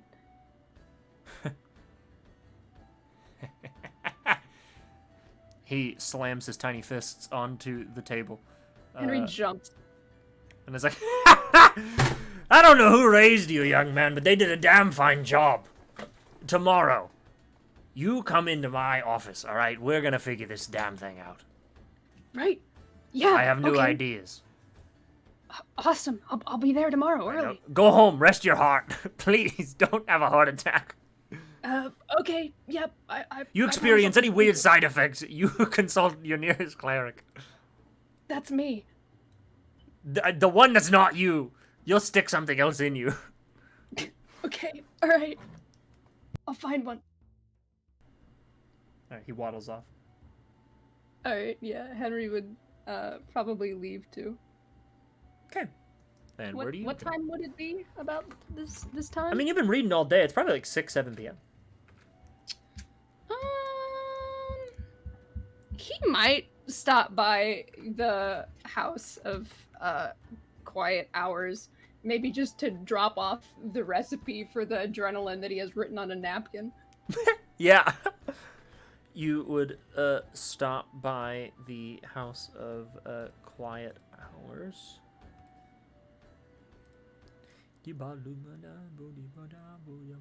This like disheveled boy runs in and he like hands you like this weird recipe written on the back of a receipt, and he's like, this shit is popping. Don't just trust me. Sure, this music. So you enter the House of Quiet Hours. And you, as you kind of enter, a little bit exhilarated, a lot a bit tired. Henry's hair is all like windswept and like fucked up from running You notice, so fast. as you kind of enter, the House of Quiet Hours seems to be in full swing. Associates and people are moving, all kinds of manner of patients. Quite a few, actually, a little bit more than average. And you would kind of walk in. One of the associates would be like, "Oh, Henry, what do you need? Sorry, things are just a little busy right now." That's why I'm here. Oh, okay, great. What do you mean to go get Mistress La Rosa? You could just point me in her direction. She's upstairs at the moment, I think. And you would hear clamoring down the stairs. You would eventually see Vivian, her hair kind of tied into a ponytail right now. She seems to be in full garb, and you notice she's got gloves on and a little bit of blood. And she's like, "Henry, Yeah, you're here. Upstairs, please. Yeah. Can I ask for your help?" of course. Yeah. I Okay. would start running upstairs. So he came in. He's suffered a really bad cut of some kind, and Right, okay. something's wrong. And I haven't seen like anything what? like this. Wrong like how? Okay, well, I think there's a couple things happening. She opens a door. You see two associates who are. This music, kid, is not appropriate. Yeah, you need to put on something a little bit more intense. This music is not appropriate. He's dying. Happy fairy time! This man's Hey, dying! Henry's music is so upbeat and so happy. Sure. City of It Intrigue. was an early part of this conversation I zoned out of, and I hear the happy music, and I come back and I'm like, okay, it's a good moment. Okay, didn't miss anything bad. Okay. No. No. So We're in the shit. she enters. You see there are two like associates who are trying to calm a man he has a wide smile. He's like an elven gentleman, dark raven black hair that's completely disheveled and fucked up. He has many cuts and wounds across his face. And you notice some things are scattered across the floor. You see there's like bits of like stripped off armor that they've taken off of him to try and like perform to operate on him. You see some bits of like his torn clothes. But one thing that does catch you is you see there's a mask, like a like now shattered like alabaster mask on the ground. And the gentleman himself is kind of his eyes are like incredibly red, like completely bloodshot. But you see in his like pupils, not his pupils, his irises. You see there's like almost like a black, inky mass moving in his eyes. Almost like moving back and forth in the colors of his eyes. Is it like moving like a parasite, or would that be like the veins in his It's moving more like a magical visual entity. You actually recognize what this is a sign of. You've seen it before at your monastery. It is a sign of devil root overdose. Devil root is a drug. It's used as a drug because it's from the Nine Hells, and it is a type of root that obviously, when you chew on it, it like causes like pain numbing. It does all kinds of shit, from like temperature regulation to it numbs pain. It helps with like sleep. It also caused mild hallucinogenic properties. It was favored by soldiers during the War of Blood and Gold for its pain numbing properties. and it seems to have now hit many markets as like a drug of choice for just people with bad habits, because it helps deal with either chronic pain and or if you're in a lot of fights, kind of helps not feel it. And you would notice an overdose, devil root. You can tell someone is on it by their eyes because their eyes get very red, and if they start to overdose, you notice it's almost like the iris, the black part of their eye, almost begins to like break, and it almost begins to like spread and move all throughout the eye. That is going on, which is a lot to take in because it's like, oh, this is bad because it's not it. Shit. Yeah, but you also notice he has a huge gash that he doesn't even seem to be feeling across his abdomen. And from the gash, you see his veins have become like like they're bright red underneath his skin, and they almost seem to like pump as blood is just like spilling out of his body. It's like a fountain. It is an unnatural amount of blood. He wasn't hit in an artery either. It's almost like the blood is forcing itself out. Like a hose. It's upsetting. All right, his blood pressure is pretty high then. Okay. Yeah. And she's like, we think he was in some kind of fight. I recognize the overdose symptoms, but the wound is new.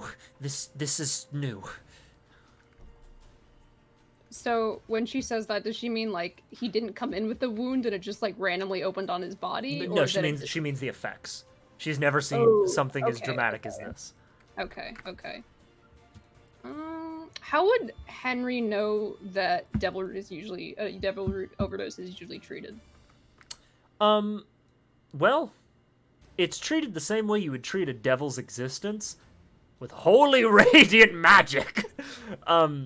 Devil root, being a byproduct of the Nine Hells, is extremely susceptible to divine magic.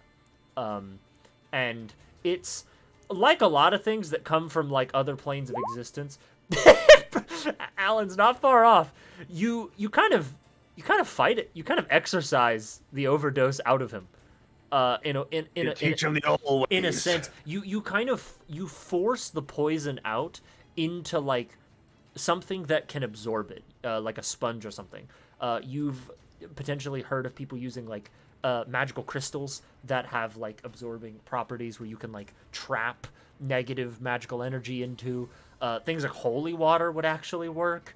If you had some sort of a magic vessel or container that could store the negative innate devilish magics of the Nine Hells that are now causing this man's brain to implode. I have a prayer book. Would that work? You could finagle it to work. It might destroy the book. Yeah, it's fine. But yeah, you kind of you could treat it.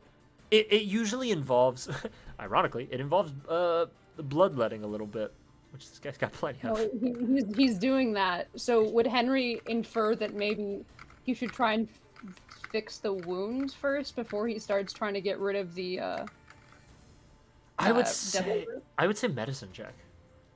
Okay. Where's my fucking medicine? Good.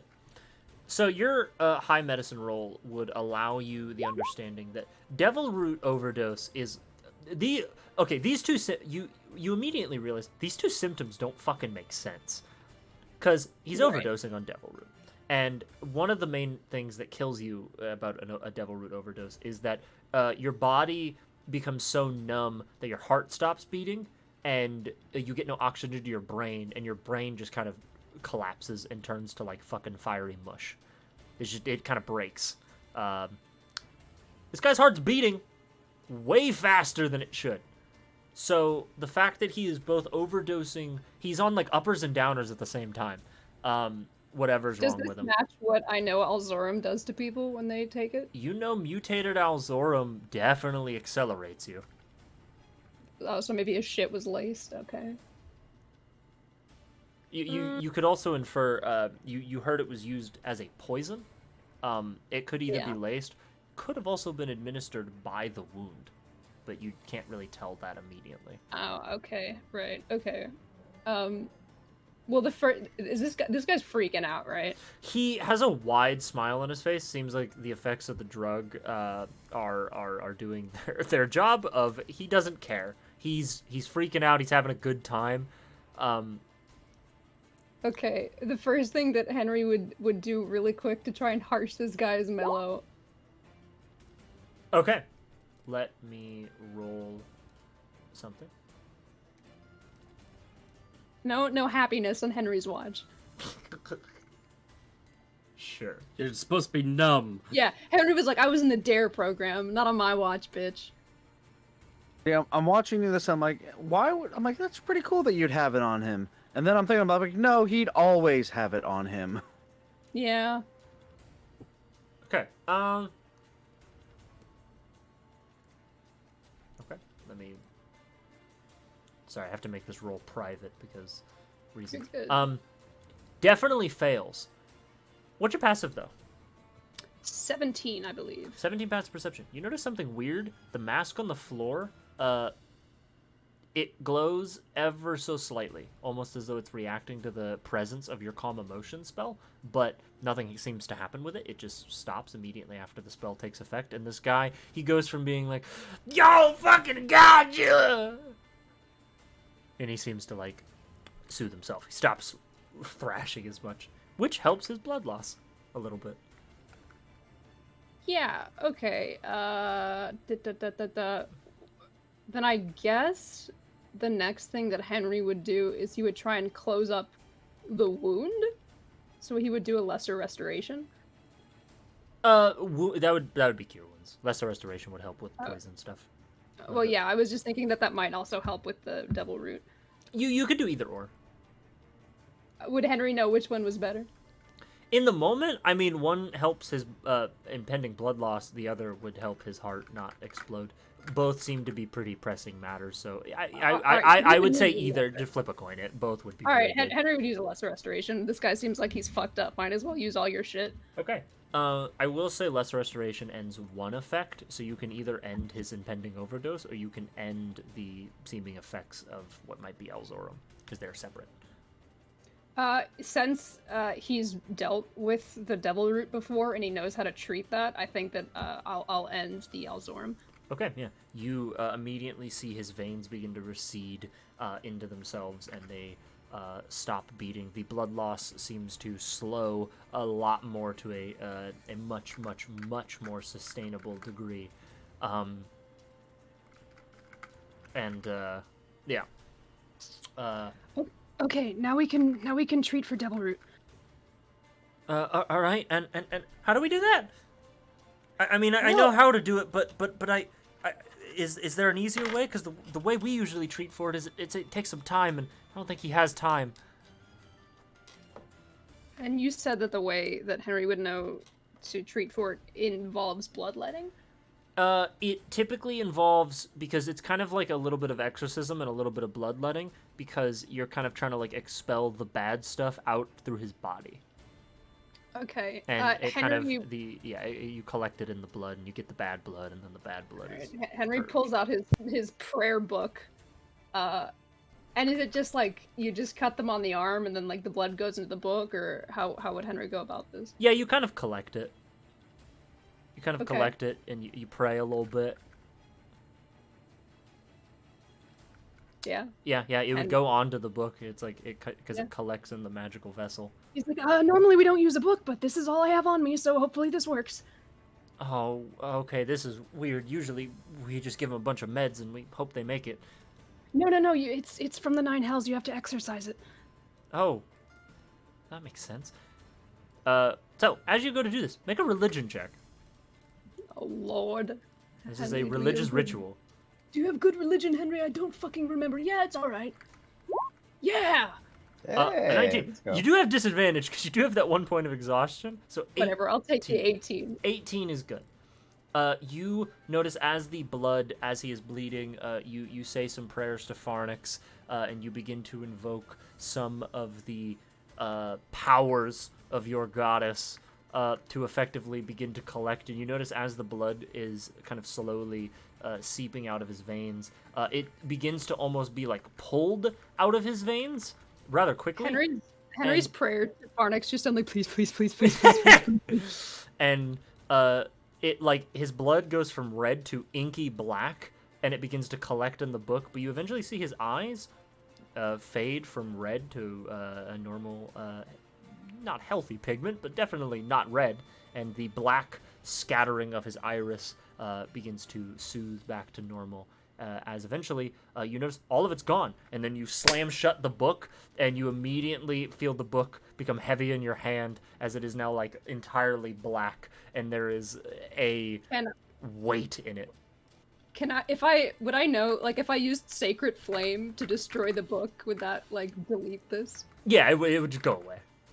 Alright, yeah, Henry then just, like, uses Sacred Flame and burns the book into ash. Yeah, it goes up in holy moonlight. It's gone. Alright, and the guy looks fine now? I mean, he is bleeding. He's got wounds, but other than that, that's treatable. Like easily enough. Yeah, Henry's like sweating a little bit, and he's got a point of exhaustion, but he just kind of walks up to the guy and uses first level cure wounds.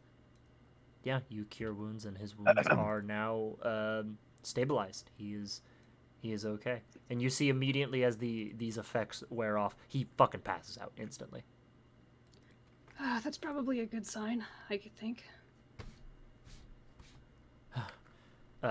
You see Vivian kind of takes a step back. The associates, she orders them to kind of attend to him a little bit more, and she goes, "I'm thank you." Do you have anyone else that's this critical, or? I'm sorry, when I came here, it wasn't. But you caught me a little off guard. But I'm so sorry. I here. No. It's fine. It's fine. I came here to help. I really appreciate it. I was really caught off guard. No, we have some others. She kind of thinks for a moment. Seems like there was a fight nearby. Right.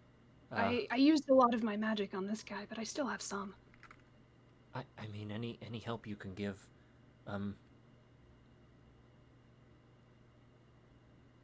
we would really appreciate it. It's been a busy night. Of course, I can tell. Henry just looks like exhausted, and he's like sweaty, and he's like, I'll go to the rounds really quick, but actually, I came here to give you something. And he like fishes around in his pocket, and he like pulls out like this napkin with like writing in it, and the ink is like a little bit smudged, but it's still like legible. And he like gives it to her, and he's like, you said that the effects of the bleeding, you didn't know what that was. I think I do. Yeah? There's a plant. Are you familiar with the plant Alzorum? I don't think so. Well, it's a plant that grows around here. But it's mutated sort of in the last 50 years, and people have been using it as sort of a poison. It speeds up your blood. Yeah, he's like, speeds up your blood pressure, and your heart basically explodes because it beats too fast and you die. That is in line with some things we've seen. Right. And do you remember last time I had to leave early because I said I had a prior engagement? Yeah. Right, so I've been helping a guy named Professor Bimbody. He's been doing research into this plant, and I've been helping him do the research. And today, I figured out a way to sort of neutralize the more dangerous parts of this plant. And you turned it into an adrenaline shot? Yeah. Is that what that says? Adrenaline? Adrenaline, yeah. Sorry, it's smudged. Oh, sorry, I'm sort of sweaty. No, it's fine, it's understandable. She'll pocket it. That's... Wait. So this is the recipe of how to do it. Yeah. So I mean, I don't know. I mean, I just tried it for the first time today, and I don't know the full extent for that it could possibly be used. But I mean, if you ever had a reason to speed up someone's heart, maybe if they were their heart was slowing down, or their blood wasn't flowing, if it was too thick or something. Or I also think that maybe for lesser poisons or something, if you speed up, this might also speed up the metabolism, and it might help with stuff like that. Thank you. This is a lot. You're doing. It shouldn't be hard to make. You're doing a lot. Yeah, I've been running around a lot today.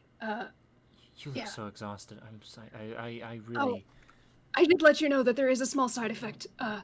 After this wears off, it lasts about a minute, but you do get pretty tired afterwards. She kind of looks at you. Is that why you're so tired? Yeah, I made it today, and I needed to make sure that it worked, so I gave it to myself, Right. and I felt really good and fast for like a minute, and then I Oh, for a feel really minute? tired. Yeah, now I feel real tired. Yeah, drugs do that. Yeah. But other than that, I don't think there's any side effects. Here, I think, if you want to help, you can. But if you want to leave, I can walk you out. It's. No, I'm here. I mean, it's fine. Again, I used a lot of my magic on this guy, so I can just use the last of my magic to help you, and then Okay. yeah, I might head home afterwards. Yeah, of course. Here, I'll help. I have some magic. I've been kind of sitting No, on don't. today. Don't. Save it for everyone else. It's fine. I mean, a little bit tired. I've been tired before. I'll live. All right. But yeah, you can help out. Yeah. You definitely get the idea that there was a bit of a conflict. Can Henry do a little bit of like try and find out like if any of the patients are coherent? Could Henry try and like figure out what the fuck happened? Like, oh, sure, there's a lot of you guys in here today. Weird. Sure. You enter a room with a you see there's one gentleman who's kind of like blonde hair. He seems like he's a tiefling gentleman, kind of blonde hair, almost like pinkish colored skin. And he's just sort of sitting. He seems like he sustained quite a few crossbow bolt injuries from what's probably like a short range hand crossbow. And you're kind of patching him up with whatever healing spells you have. He's in a pretty bad spot. You'd get the sense from this individual. He very much is not willing to talk. Very, very cagey.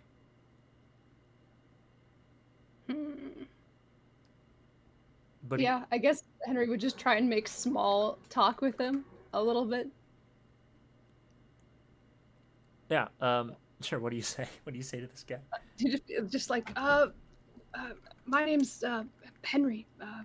What should I call you? Are you new around here? Yeah, I'm just sort of volunteering and helping out. I'm not from the city. I'm just kind of passing through. Yeah. You should do yourself a favor, kid. Get away from this place. The city or the House of Quiet Hours? Yeah, both if you really can, but the House of Quiet Hours is a good start. Why? This place seems great. I mean, it helps people for free. Yeah, it does. Little Miss Vivian, she has a very good thing going. But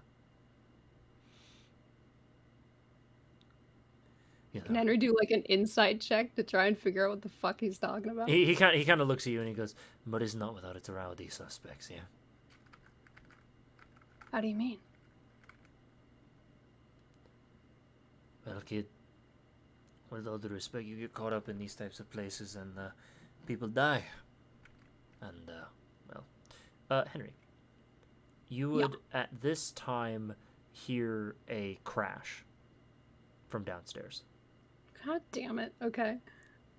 Like that. He kind of leans back. Henry kind of shoots him like one last look and maybe like run to see what happened downstairs. You go downstairs. You see two men.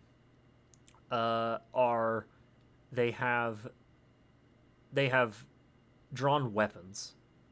One of them has a knife, and another has a. It looks like he ripped one of the legs off of his bed. He's like a huge orc man. And they're all injured. These two guys are very fucked up. Very, very injured. And you see Vivian is sort of like trying to calm them down, and there is a a dwarven man. He sort of has like a mohawk. It doesn't strike you as a gang member. Kind of just seems like a guy, like almost like a merchant. But he also looks really fucked up. Like he's definitely been in like a lethal encounter. And you see the smaller of the men who has like a knife is like, Mistress La Rosa, get out of the way. You can't be serious. And Vivian's like, it's the middle of the night. Things are escalating. Just one person. Put it aside for at least a couple hours until we can get him on his feet and send him home. Please. And you see the orc man's like, can't do that, Miss La Rosa. He's gonna die. At this point, Henry would also try and slide between them. Who the fuck are you? This like huge orc man who's like as big, if not bigger than Brody, just looks down at you because he's like a full-blooded orc. Yeah, I know. Henry's sweating a little bit. He's like, my name's Henry, and I'm volunteering here tonight. Fuck it, La Rosa. And Vivian kind of looks a little worried, and she's like, I don't care about your gang feuds. And you see the smaller of the gentlemen is like, well, you fucking should. Odell funds this place. His feud's your feud. And she kind of looks, and she looks a little ashamed when they say that. Henry kind of like catches her eye for a minute, but then he'll turn back to the orc guy and be like, well, I'm not from the city, and I don't technically work here, so none of it is my feud. And to be honest with you, this isn't the place to fight. So you can either relax, or I can make you. Henry sweats a little bit. You see these two men, they kind of look to each other, and they're like, the orc's like, fucking excuse me? I'm a healer, but I'm not an idiot. And I'm not gonna let you hurt the other patients. Because I work here, they're under my care. For any kind of harm. You don't know half the fucking words you're saying. And you're already wrong about one thing, little boy. You are a fucking idiot. If you think you're gonna step to us on our turf, and you hear a voice that kind of cuts the tension ever so slightly. You hear the voice, enough. There's too much racket and there are children sleeping upstairs. And you see that one gentleman you met the other day. The gentleman by the name of Mr. Androv. And immediately, the orc and the dagger-wielding gentleman immediately, like, tense and drop guard.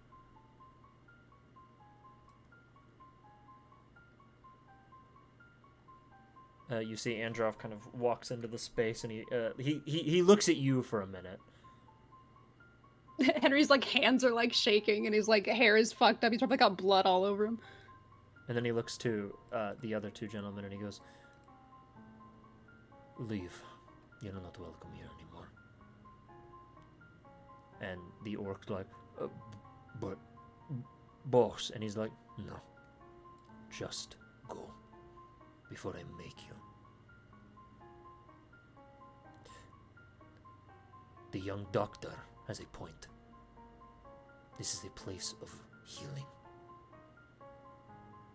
It does not get its name as a suggestion.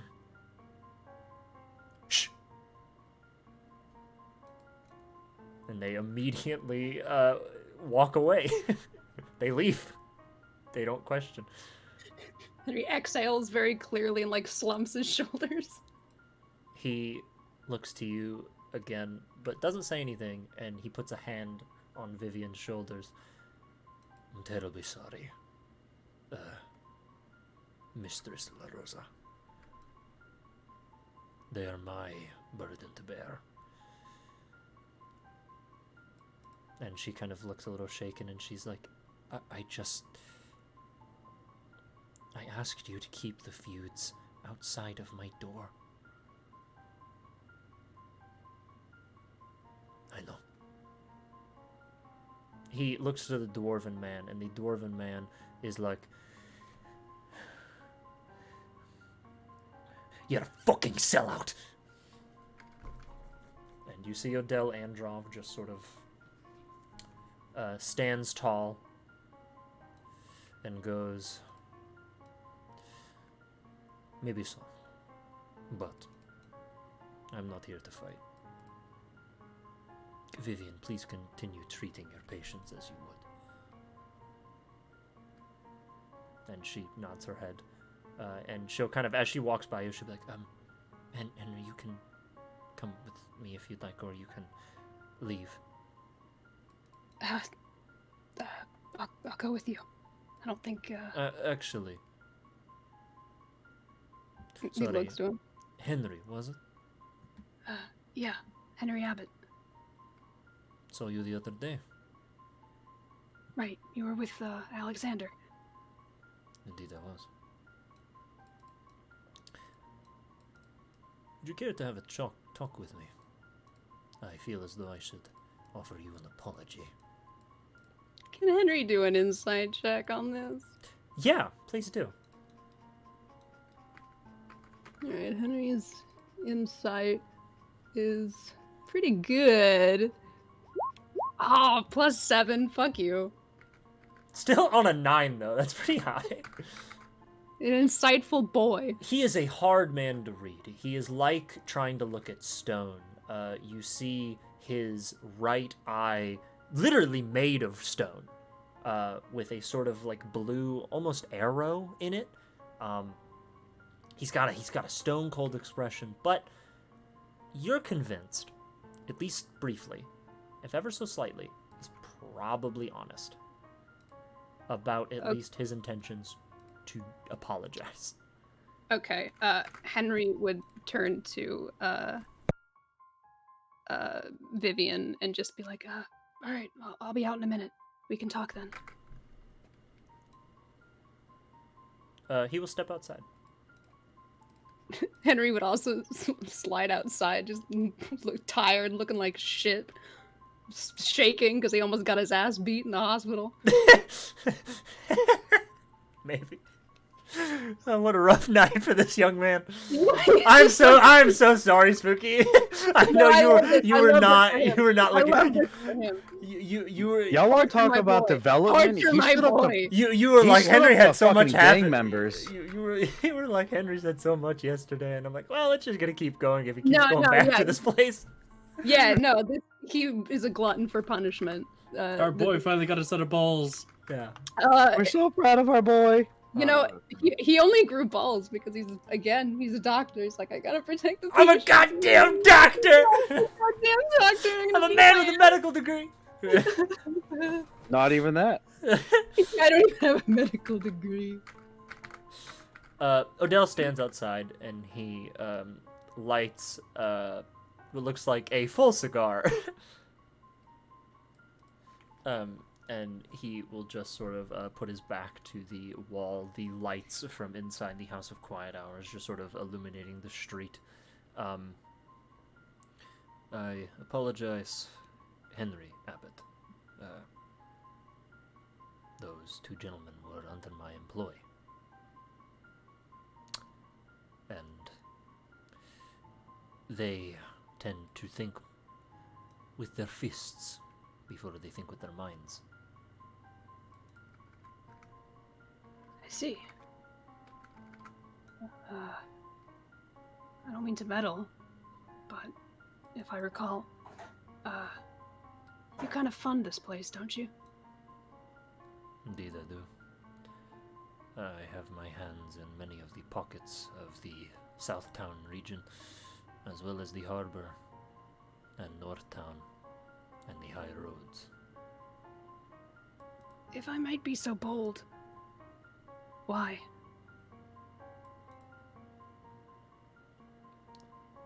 means to an end, young man. I seek to see this world better. To leave behind more.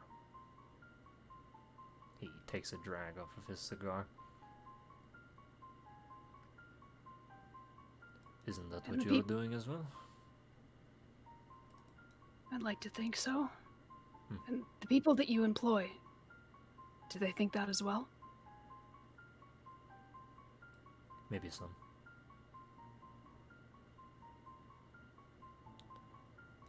Not all. But rose bushes need trimmed every so often. I try to keep things tidy.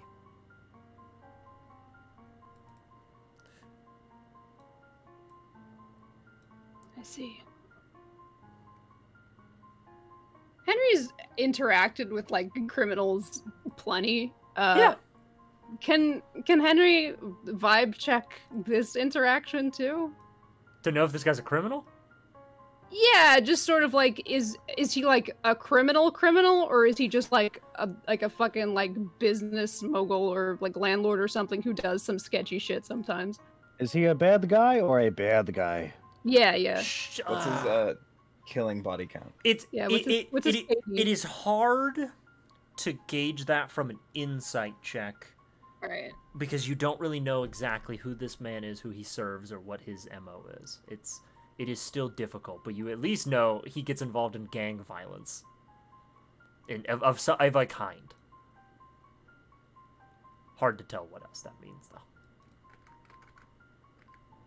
And, your funding of this place. What do you gain from that? You said that you want to see the world, bettered.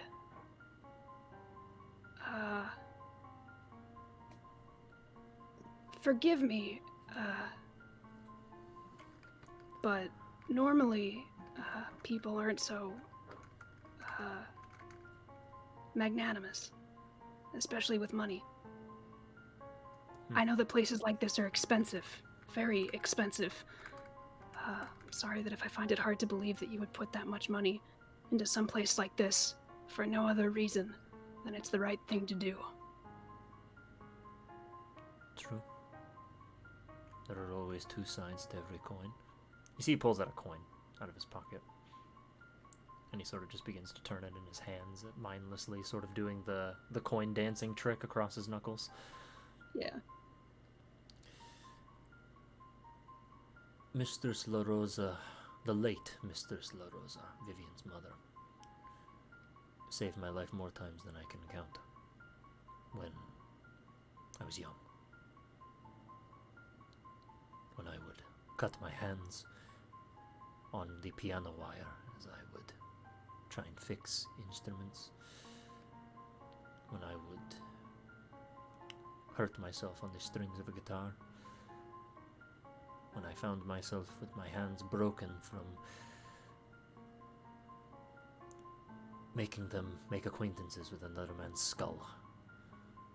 Or when I found myself with a ballista bolt through my abdomen. She saved me many times. And when she died, before she died, I always made sure to take care of my doctors.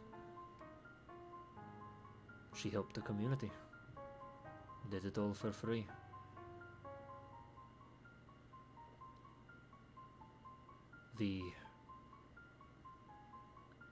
She appreciated my kindness. And when I came to the position of power that I now wield, she continued that. Even for those that were not me. For my hirelings.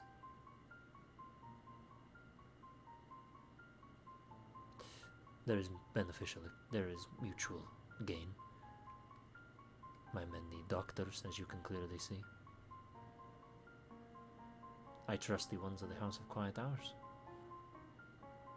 And You are right. I don't do it just for the goodwill of doing it. I also do it because, well, every now and again we sometimes help people not for the sake of helping them, but for selfish ego boasting. No. Let me ask you something else. If you hadn't been here, and I had to, Defend yourself? I guess, well, is it really defending if you sort of instigate in a way? But yes, if I'd had to fight that man, would you have blamed me?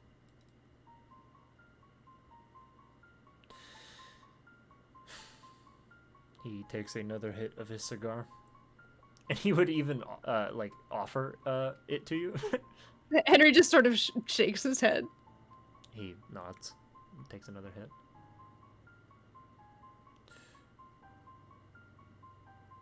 I believe that beef, when it occurs, needs to be buried.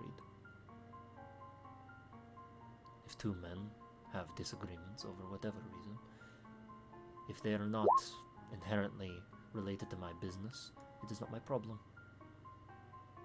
Therefore, I think, if it does not involve me, I say let them deal with it however they deem fit.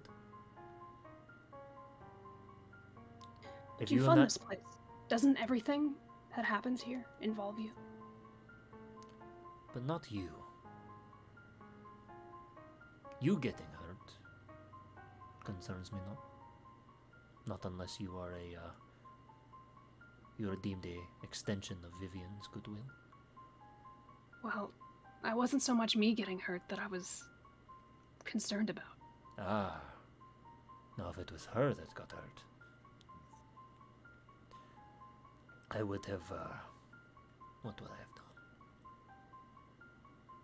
I probably would have hung them from the top of the lighthouse.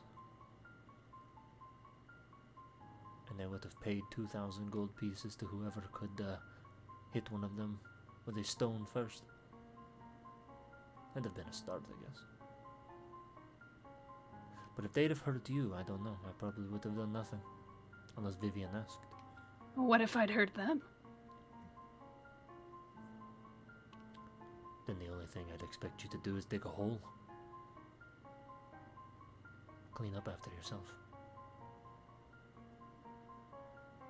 Henry just sort of nods.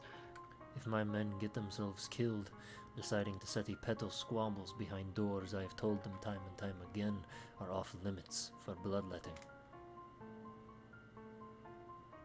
That is their price to pay. Not mine.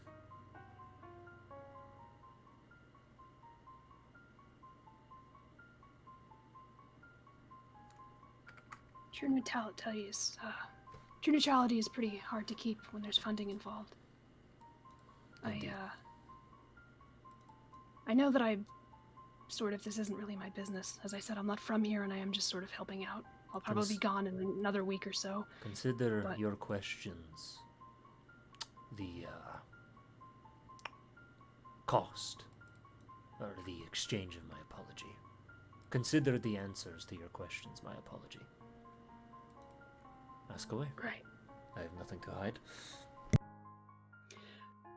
Henry just kind of eyes him for a little bit and he's like, well, I'll be honest. I've worked with enough people to know when asking questions isn't particularly wise. Mm-hmm. Sometimes the less you know, the better. Right.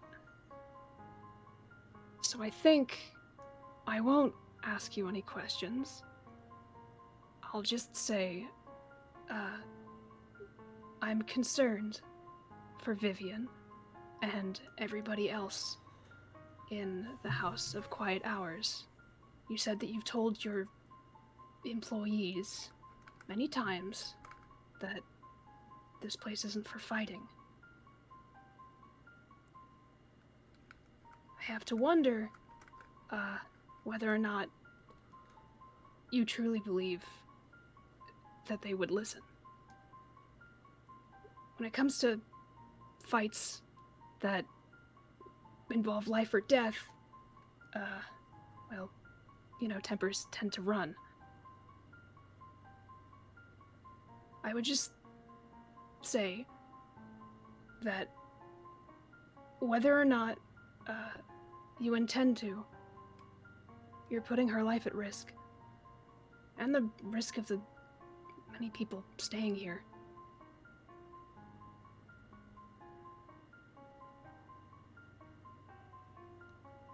He eventually finishes his cigar. And he will toss it out and stomp it out. Wise beyond your years, young man.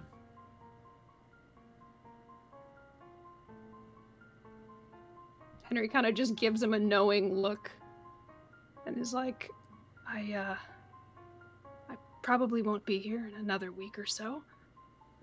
And I know that you're not always here. Just, consider what she has to deal with alone. None of the other people that volunteer her, and no offense to them, because, I mean, it's a noble cause, but none of them know how to do anything. She's pretty much running this whole place by herself. And just knowing that she has to deal with conflicts of this nature, it's adding stress to someone who really doesn't need it. I'm not in any position to, scold you or warn you. Just bringing it up.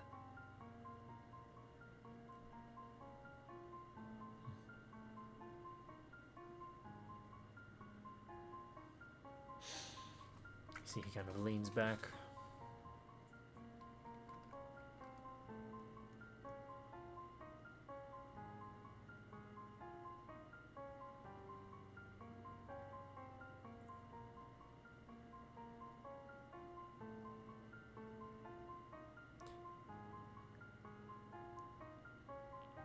Your words do not find the void. I know the other side, the cost of many of my men, but I'm all too aware. But I said it when we first met, when we first started talking. It means to an end.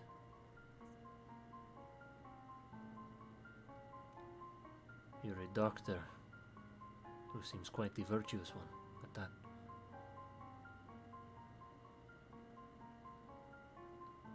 You have your fight in your own way. But your way involves not hurting people. Not inherently, anyway.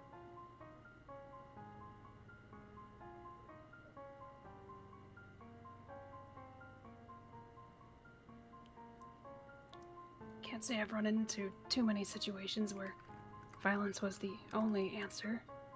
Although that does sound a bit hypocritical, considering I was about to fight your associate.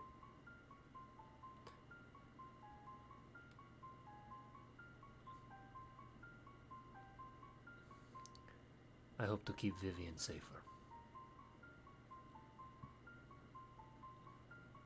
She is too good to lose. But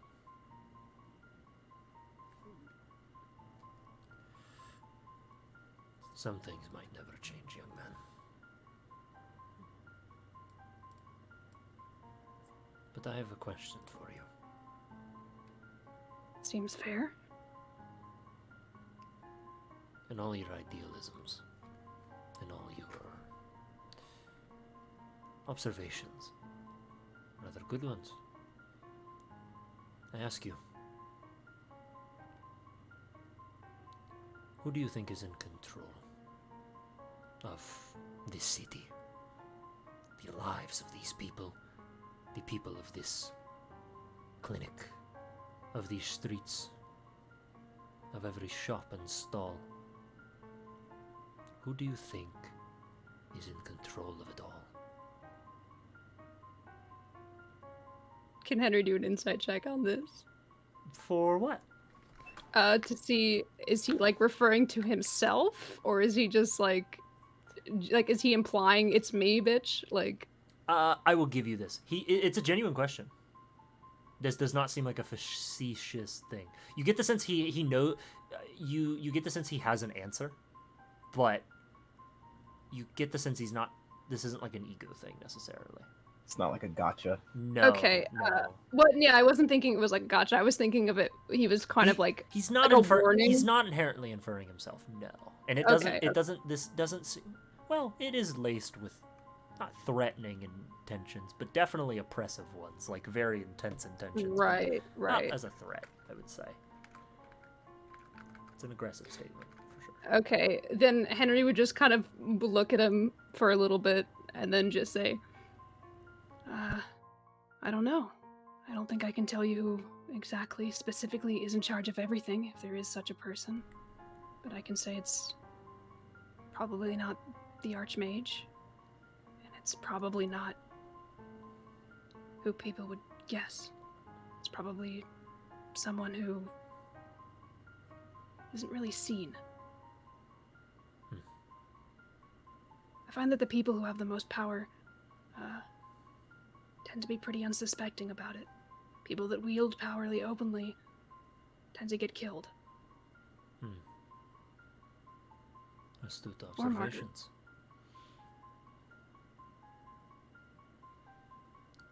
The man who wields the most power in the city of Argents Bay is indeed the man with the deepest coin purse, but also the man who cares not what others think of him.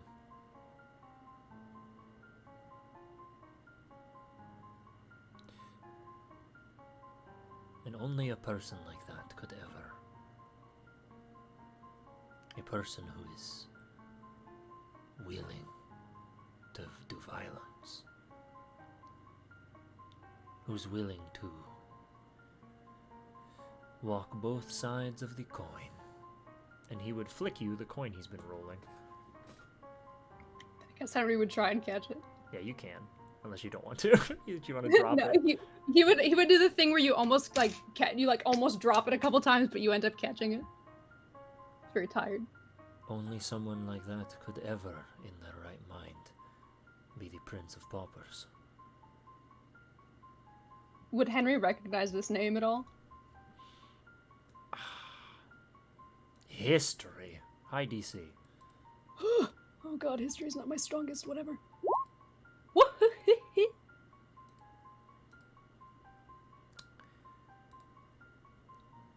Oh, I have a disadvantage, don't I? Okay, damn it. Yeah, unfortunately. R.I.P., okay. 12?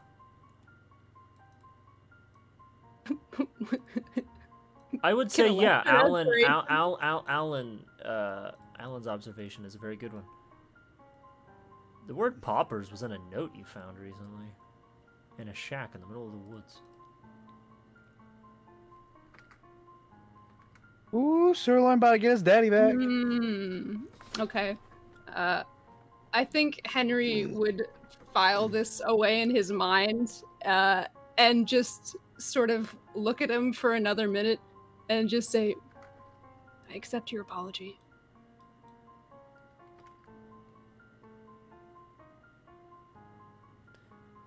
And I thank you for accepting.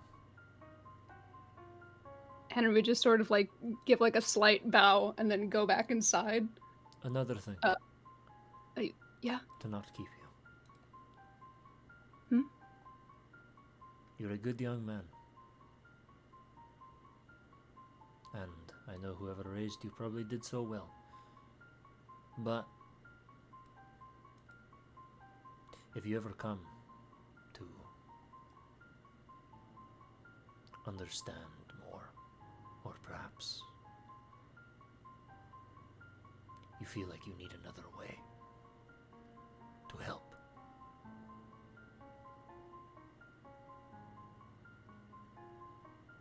that gold coin there.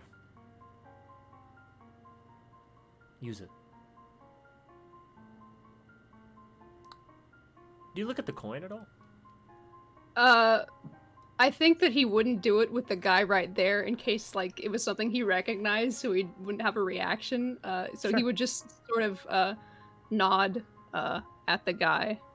Absolutely. I'll keep that in Outgoing? mind.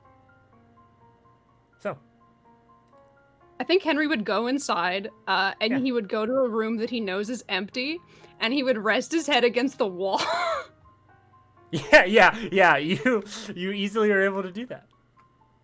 And after like stopping a panic attack that was impending, because he was totally shitting himself that entire interaction, he would inspect the coin. The coin, on one side, has the symbol of a crown, and on the other, a dagger and a mask. And the mask seems to be a featureless, plain, unassuming alabaster mask. The same one that the guy that was on the floor upstairs. The same one that was on the floor upstairs, and the same one you found in the lockbox at the cabin in the woods where you found sirloin. Alright, Henry just puts it in his, like, one of his pouches or something, and he just, like, aggressively rubs his face, and goes back outside to help, Vivian. Yeah. Vivian seems very upset, but she kind of seems to try and help herself by working, and she's like, "Hi, Are you okay? yeah, she's a little puffy-eyed. I'm fine. Does that happen often? No. No. Not often. I put the other man upstairs. I don't know what that was about. No one messes with them. Not to this degree. Henry kind of squints at her, and he's just like, When you say them, Oh, Mr. Androv's people. right? They're feared. I'm so sorry. I really should have been more clear. I just... No, you don't need to. You don't need to apologize to me. I'm just a stranger helping out. You don't owe me anything. No, I, but... it's not that simple. I'm sorry. I'm not... You don't need to apologize or say anything. I just wanted to check and make sure that you were okay. I hope that I didn't overstep too much getting in between you guys. I just didn't want you to get hurt. No, that was... I might not look like it. I might not look like it, especially now. he's like, I'm a you tough look boy. like I'm a shit. tough boy. He's just like, I can defend myself when I need to. Pretty good, I'd like to think. I guess you are too. I guess you are a little too muscular to just be a regular cleric. She pokes you in the arm. Henry is completely red in the face. He's like,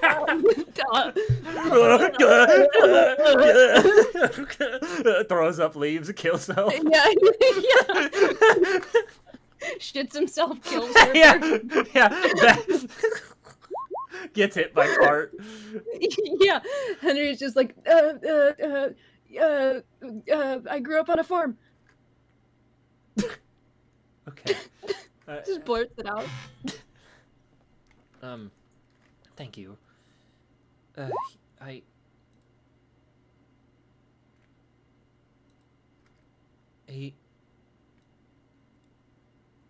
I know it doesn't seem like it, but he is a nice guy. Kind of. I mean, not really, but nice enough. People are complicated. Yeah, that's for sure. At my monastery, I'm not saying that this is an exact comparison, but just sort of as a mention, my monastery pretty regularly treated people that were engaged in unsavory activities. Criminals. Right. I yeah. mean, we don't have to dance around it, right? Well, okay, all right, yeah. So criminals, and not just like small-time guys either.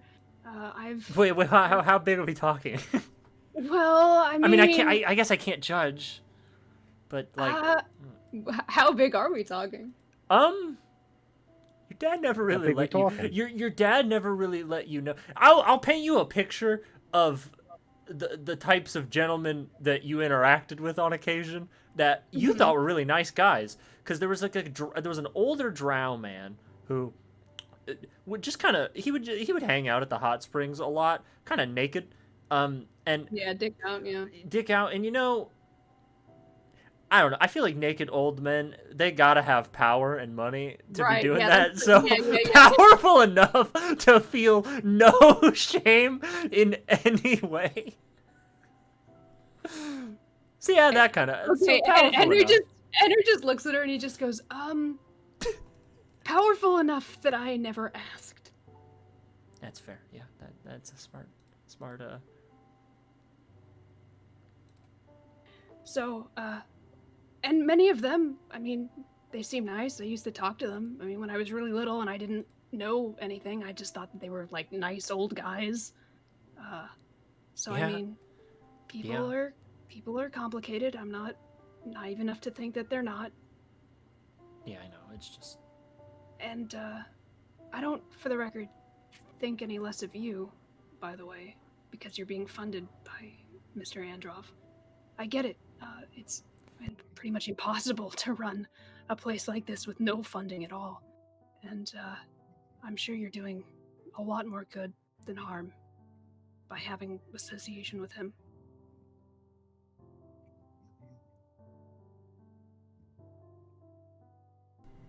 Yeah, thanks. She immediately looks away from you. I'm sorry. Did I say something? I'm sorry. No. I just meant that like I respect what you're doing a lot. This is so much stress. I can't imagine doing it by myself. Okay, I'm sorry. I'm sorry. You gotta be quiet. Henry like covers his mouth with his hand. Okay. Thank you. And I can go. You don't have. I mean, you don't have to. I don't know. Yeah, you should go, actually. Okay, well, yeah. But not in a mean way. No, I know that there are patients, right, okay, and Henry just sort of, like, tries to leave, but the door is closed, and he, like, smacks his forehead into the door, because he didn't open it, and then he just, like, rubs his forehead, and he just, like, opens the door and leaves really quickly, and, like, closes the door behind him. Yeah, you do. And you are able to walk off in the middle of the night. Having rubbing his forehead covered in blood, having had one of the most eventful like hours and a half of maybe his whole life. Yeah. At least his adult life. I think Henry's brain isn't working right now. He's just like thinking about going home and laying face down in the bed. Mommy, Daddy, I'm done. Yeah. I don't want to be adult I'm done. anymore. I don't like adventure. Yeah, he's just like, this shit. This is exactly what I was talking about. This is exactly what I was afraid of. I'm fucking goddamn mob boss giving me fucking coins. Almost got beat up by a fucking orc and gave myself drugs today. I made drugs on my own and used it. I made crack. I tried crack. I made crack. Tried crack. And I got really fixed really quick. And I like. I don't know if I should. Yeah. Now I'm exhausted and fucking dude over there. I work a dead end job. Yeah. As much money as me. Fucking Ferrex is making as much money as me. Shoes. Yeah. Ferrex like this is Ferrex's like first job ever, and he immediately goes out and kills it. Fucking stupid, and I don't apply to it. And to top it all off, I had a demon talk to me at the tree. Yeah, I had a nightmare last night. There was a demon, and it was telling me that I was a bastard and gonna like evil or something. Now this girl doesn't like me because I wouldn't shut up. Yeah, and then Vivian, I made her cry because I'm an idiot and I said something. And yeah, Henry just like goes home.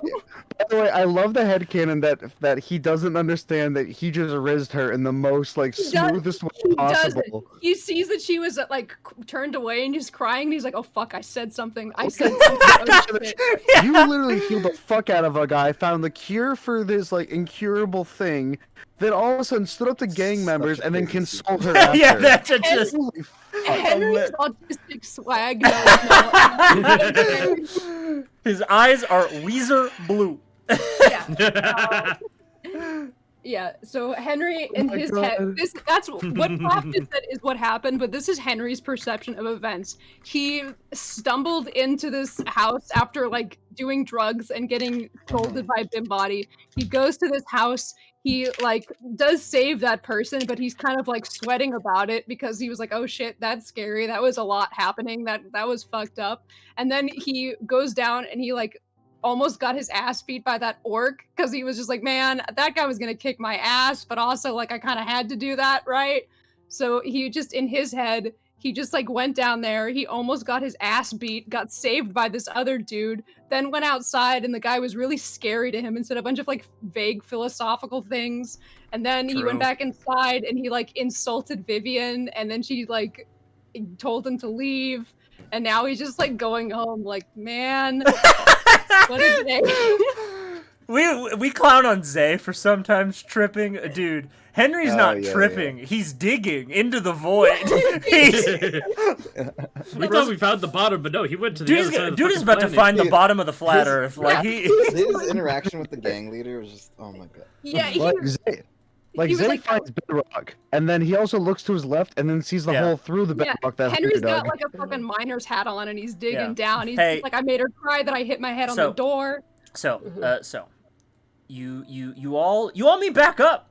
It is late in the evening, but you all meet back up. Yeah, you meet up pretty late actually. It's like 10, 11 at night. You guys all. Henry looks like shit. His hair is fucked. He's got circles under his eyes. He's sweaty. There's blood all over him. He's a little shaky still.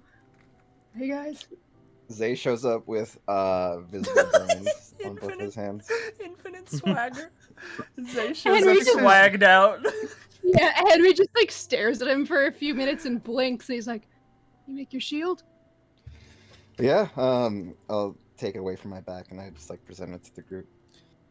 You know, it burned, both mentally and physically. But you know, I got it. I fucking got it. Looks cool.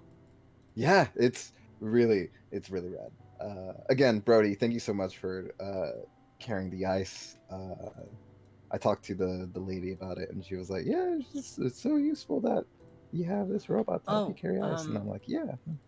This is actually a piece of information I omitted from her dialogue with you. She would have said if Brody wants it back, he can have it. She would have allowed him to keep it. I mean, it's rightfully your guys's. She just needed the device for the forging purposes. So if he does want to keep it for any reason, he could donate it to her if he was feeling charitable, but he could also just keep it. He would donate it, but he would collect these leftover chunks, because he might be able to do something with it. Yeah, you can have some chunks of chunks of never melting ice. All right. Cool. Yeah, awesome. But yeah, I would present that information to Brody. He could do whatever. Yeah. Yeah, you all see Henry look like shit. Ferrix. You got 5 gold. And Sirloin's happy. Sirloin's probably in with the dog, a bunch of shoes over his shoulder, a fucking bag of coins clinking in his pocket. Sirloin might be the happiest he's been since you guys got him. He had a good day. So you guys see Ferrix walking up with like a bag with like a couple of tools sticking out of it, kind of slung across his shoulder. He's got this big dog bed slung, like holding onto. Sirloin's kind of in like a little pep in his step, and he's talking to Sirloin like, "Hey, but like, dude, you had so much fun. You made so many friends. They're so happy to see you. Like, I thanks for coming along. You really helped." And they're having this pleasant conversation. He walks up and he sees one guy that looks like he's been crying, and Brody's just like organizing his things, which is normal. But he's like, "The fuck happened to you guys today?" Oh, Brody is not happy. He is very stiff and looking everywhere. Yeah, Brody. I love glancing describing around. Brody with adjectives that describe him normally. like he's cold and expressionless. He's Bro, stoic. your steel is He's extra stiff. hard. What's Yeah, going he's on? hard. What the fuck happened to you guys today? Am I the only one that had a good fucking day? I think Depends so. on it. Well, hang on. How about this? I'll get Conrad. I'll help him make. I'll have him help me make dinner, or rather, I help him. And Jesus Christ, you guys look rough. Are you guys okay? I don't think I really want dinner tonight. I think I might just go to bed. Oh, I can eat. Okay, okay? That makes sense. Henry, I'm bringing you a snack. Fuck off. You Alright, require sustenance for healthy metabolism. I think Yeah. that my metabolism has had more than enough excitement for today. How about this? A drink. Yeah. Yeah, make him like a tea or something. I feel like he could. Yeah, I'm gonna get. You know what? Come on, Sirloin. Come on. By the way, Sirloin had a fantastic fucking day today too. Oh yeah, good boy. Henry tries to pet Sirloin. Animal handling. Go I ahead, should make be his day good at worse. this is the same thing as Courtney, where I should be good, but I was like, shit. Oh, Oh really? Hey. Sirloin looks suspicious, but notices. Henry's too tired to notice. He just like kind of ambles up and like pats him on the head. Notices Ferrex- the Ferrex just kind of leans. Ferrex, Oh. you are able to read Sirloin's emotions better in this moment. He seems like suspicious, weirdly, but then he eases, and he lets Henry pet him, and he doesn't seem to dislike it. He kind of whispers to Sirloin, "Thank you, bud. I think he needs that today." Sirloin will do that thing dogs do, where if Henry is sitting, he will like crawl over, pulling himself forward, and will put his head on your lap. Henry like is fighting back tears, and just like petting Sirloin like, and staring off into space. He needed that so much. Yeah, he's like fighting this like visible like tears in his eyes, and he's just like staring off. Yeah, he's just like Trying to hold back the ugly cry. Yeah, he's like, good boy, Sirloin. Ferrex, do you go and sorry, you're gonna go find Conrad? Yeah, he's gonna take a treat out and a couple of treats out and leave him with Henry and kind of give him the hint of like, give these to him. It'll make you like help out a bit. And he'll go set up and he'll start making dinner. And while dinner's cooking, he brings out drinks for everyone. Okay. He's just kind of helping just as a run. question, Kind of. do you go get Conrad? Yeah, I try to find him. Okay. He is actually kind of difficult to find tonight. He's kind of looking through the house, house cart. He's not on your house cart. Keep in mind, he is outside the city, right outside the walls, in a town called Flack. Right. Yeah. I'm But sorry. you would quickly make the run. It's not hard for you. You'd find Dario, who is currently with Vanessica, and they're trying to put the wheels back on the cart. And Dario's like, shit, we gotta get the wheels back on before Conrad gets back. He'll be really mad at me again. Oh, hey, Ferrex, what's up? You want help? I think we got it. What do you need? Conrad, everybody's kind of had a rough day, and I needed his help to make dinner. Oh yeah, he's I got the gist of it, but I want to make sure it's good for him. he's in the town. I think he's in town. I think he's by the harbor, maybe. Is he always out this late? I usually never. Is he usually out like this when we're in the city? Are you kidding me? He travels only at night, and he has for 40+ years. Yeah, he's usually up late. That's fair. No, That's I fair. got you. No, but for real, I don't know. He's just out and about. He's got some business or something in the city. I don't know. You're sure you? Before I run off and go, hey, look, you're sure you're okay? Yeah, I'm fine. Me and Vanessica can put a wheel on a cart. You see the wheel he was supposed to put on the cart immediately falls, and Vanessica's like, "Good fucking Dario! Dario!" Let me ask again. Vanessica, would you like some help? No, I got it. He just insists on helping. He's a wizard, and he doesn't really know how wood works. And he's like, "It's fucking wood! It's wood! I don't need a..." Alright, Ferrex, I'm fine. Alright. You know what, Vanessa? There'll be a drink waiting for you back home. Thank you very much. And he just goes off to try to find Conrad. You would look around for quite a while along the harbor at night, trying to get Conrad. Your friends have had a rough day. You're gonna try and ease them up. And you eventually find Conrad. You find him, and you find him in a weird spot. Cause he's just kind of sitting, like on the edge of like a pier, just looking out at the water. Kind of crouch down and kind of knock on the dock to try to give him some heads up. I heard you coming from a mile away. You're fast, not quiet. Fair. What's up? You good, man? I'm great. All right, you seem a bit somber. Is it the wistfully gazing over the ocean that gives it away? It's the fact that I had to come find you. I mean, usually I can track you down pretty well, but I don't know, just something feels different. Yeah. It's I like this city.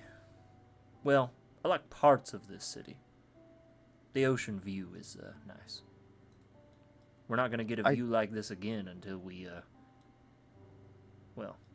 until we get to Outlook. If we even stop at Outlook. I fucking hope so. I actually like the ocean. Like, don't get me wrong, I know I like to swim, but fuck, this is nice. It is.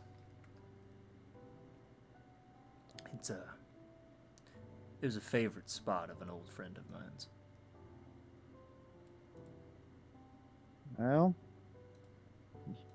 kind of walks up and kind of gets near, like kind of don't want to intrude on his space, kind of like nearby enough, hands in his pockets, just. Well, something on your mind you wanna air out? Not really. One thing you'll learn about me, Ferrix, is that I'm not like you and your dysfunctional little group of friends. You say that like you didn't hire us. I didn't hire you to do shit. You came a-trotting along next to me. Correction, you let us stay with you. I know, I got a tendency to pick up strays. Kind of gives him a punch in the shoulder. Is that a shifter joke? Fucking with you. I'm kidding.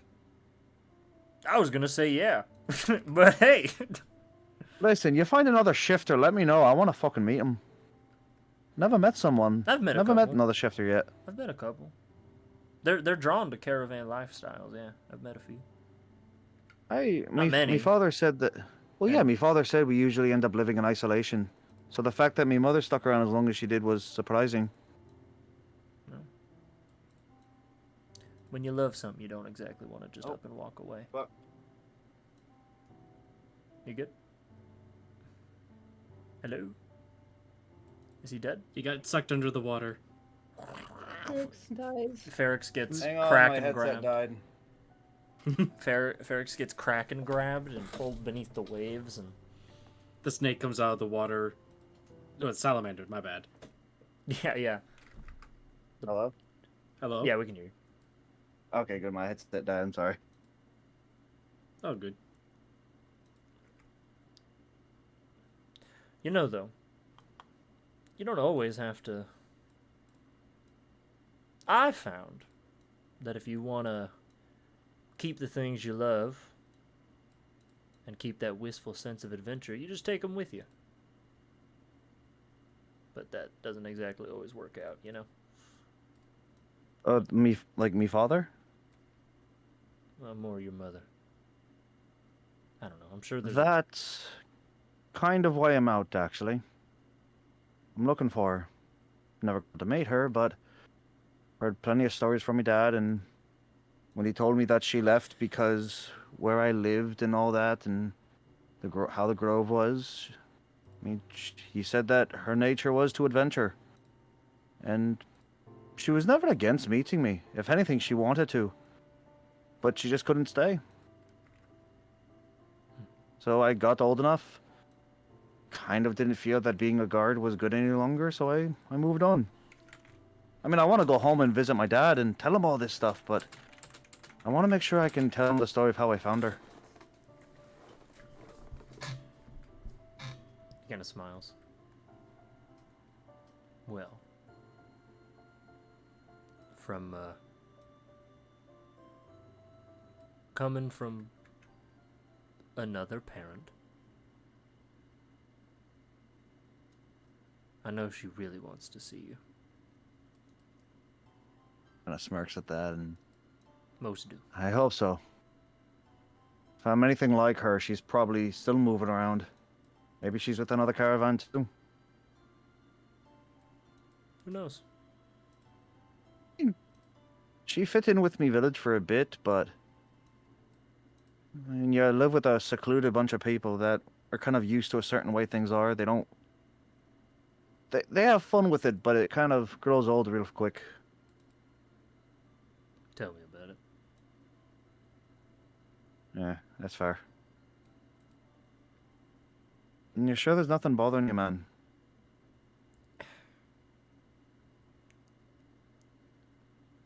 It's not. Like I said, I don't have any more issues to unpack. A lot of my problems are either settled, paid, or buried. I'm just coasting. I'm not out here to be sad either. I'm just remembering. This coastal view is a favorite spot of my my previous wife's. Well, she's got a good eye for spots. Yeah, she Place sure. is beautiful. Yeah, she sure did. Well, if I'm intruding on any thoughts or memories, just let me know. I'll fuck off. Nah, you already interrupted it all anyway. What'd you need me for? He gets up. He smiles at you. What'd you need? Not so much what I need, but looks like the rest of the group had a pretty rough day. And I was gonna start making food, but when I say rough day, I mean everyone had a rough you need day. the old Conrad cooking special. I get it.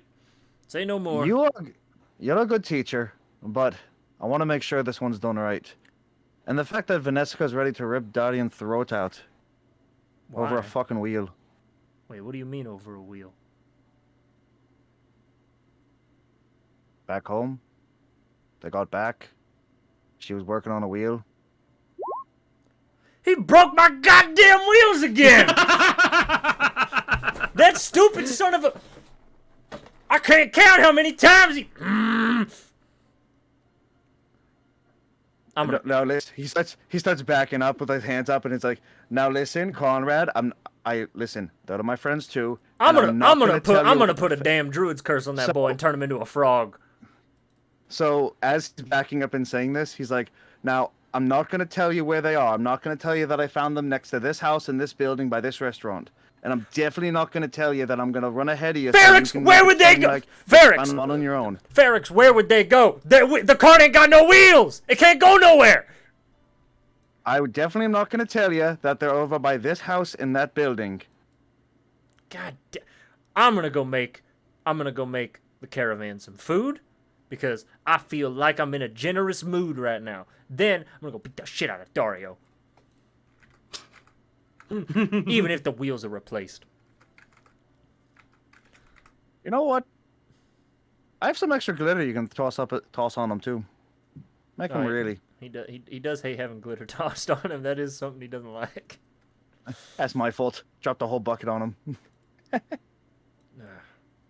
Let's go back. God, all right. Piece of shit. Taking my wheels. Ferrex, like, he's gonna go with them, but the whole time he's just cracking up. Yeah.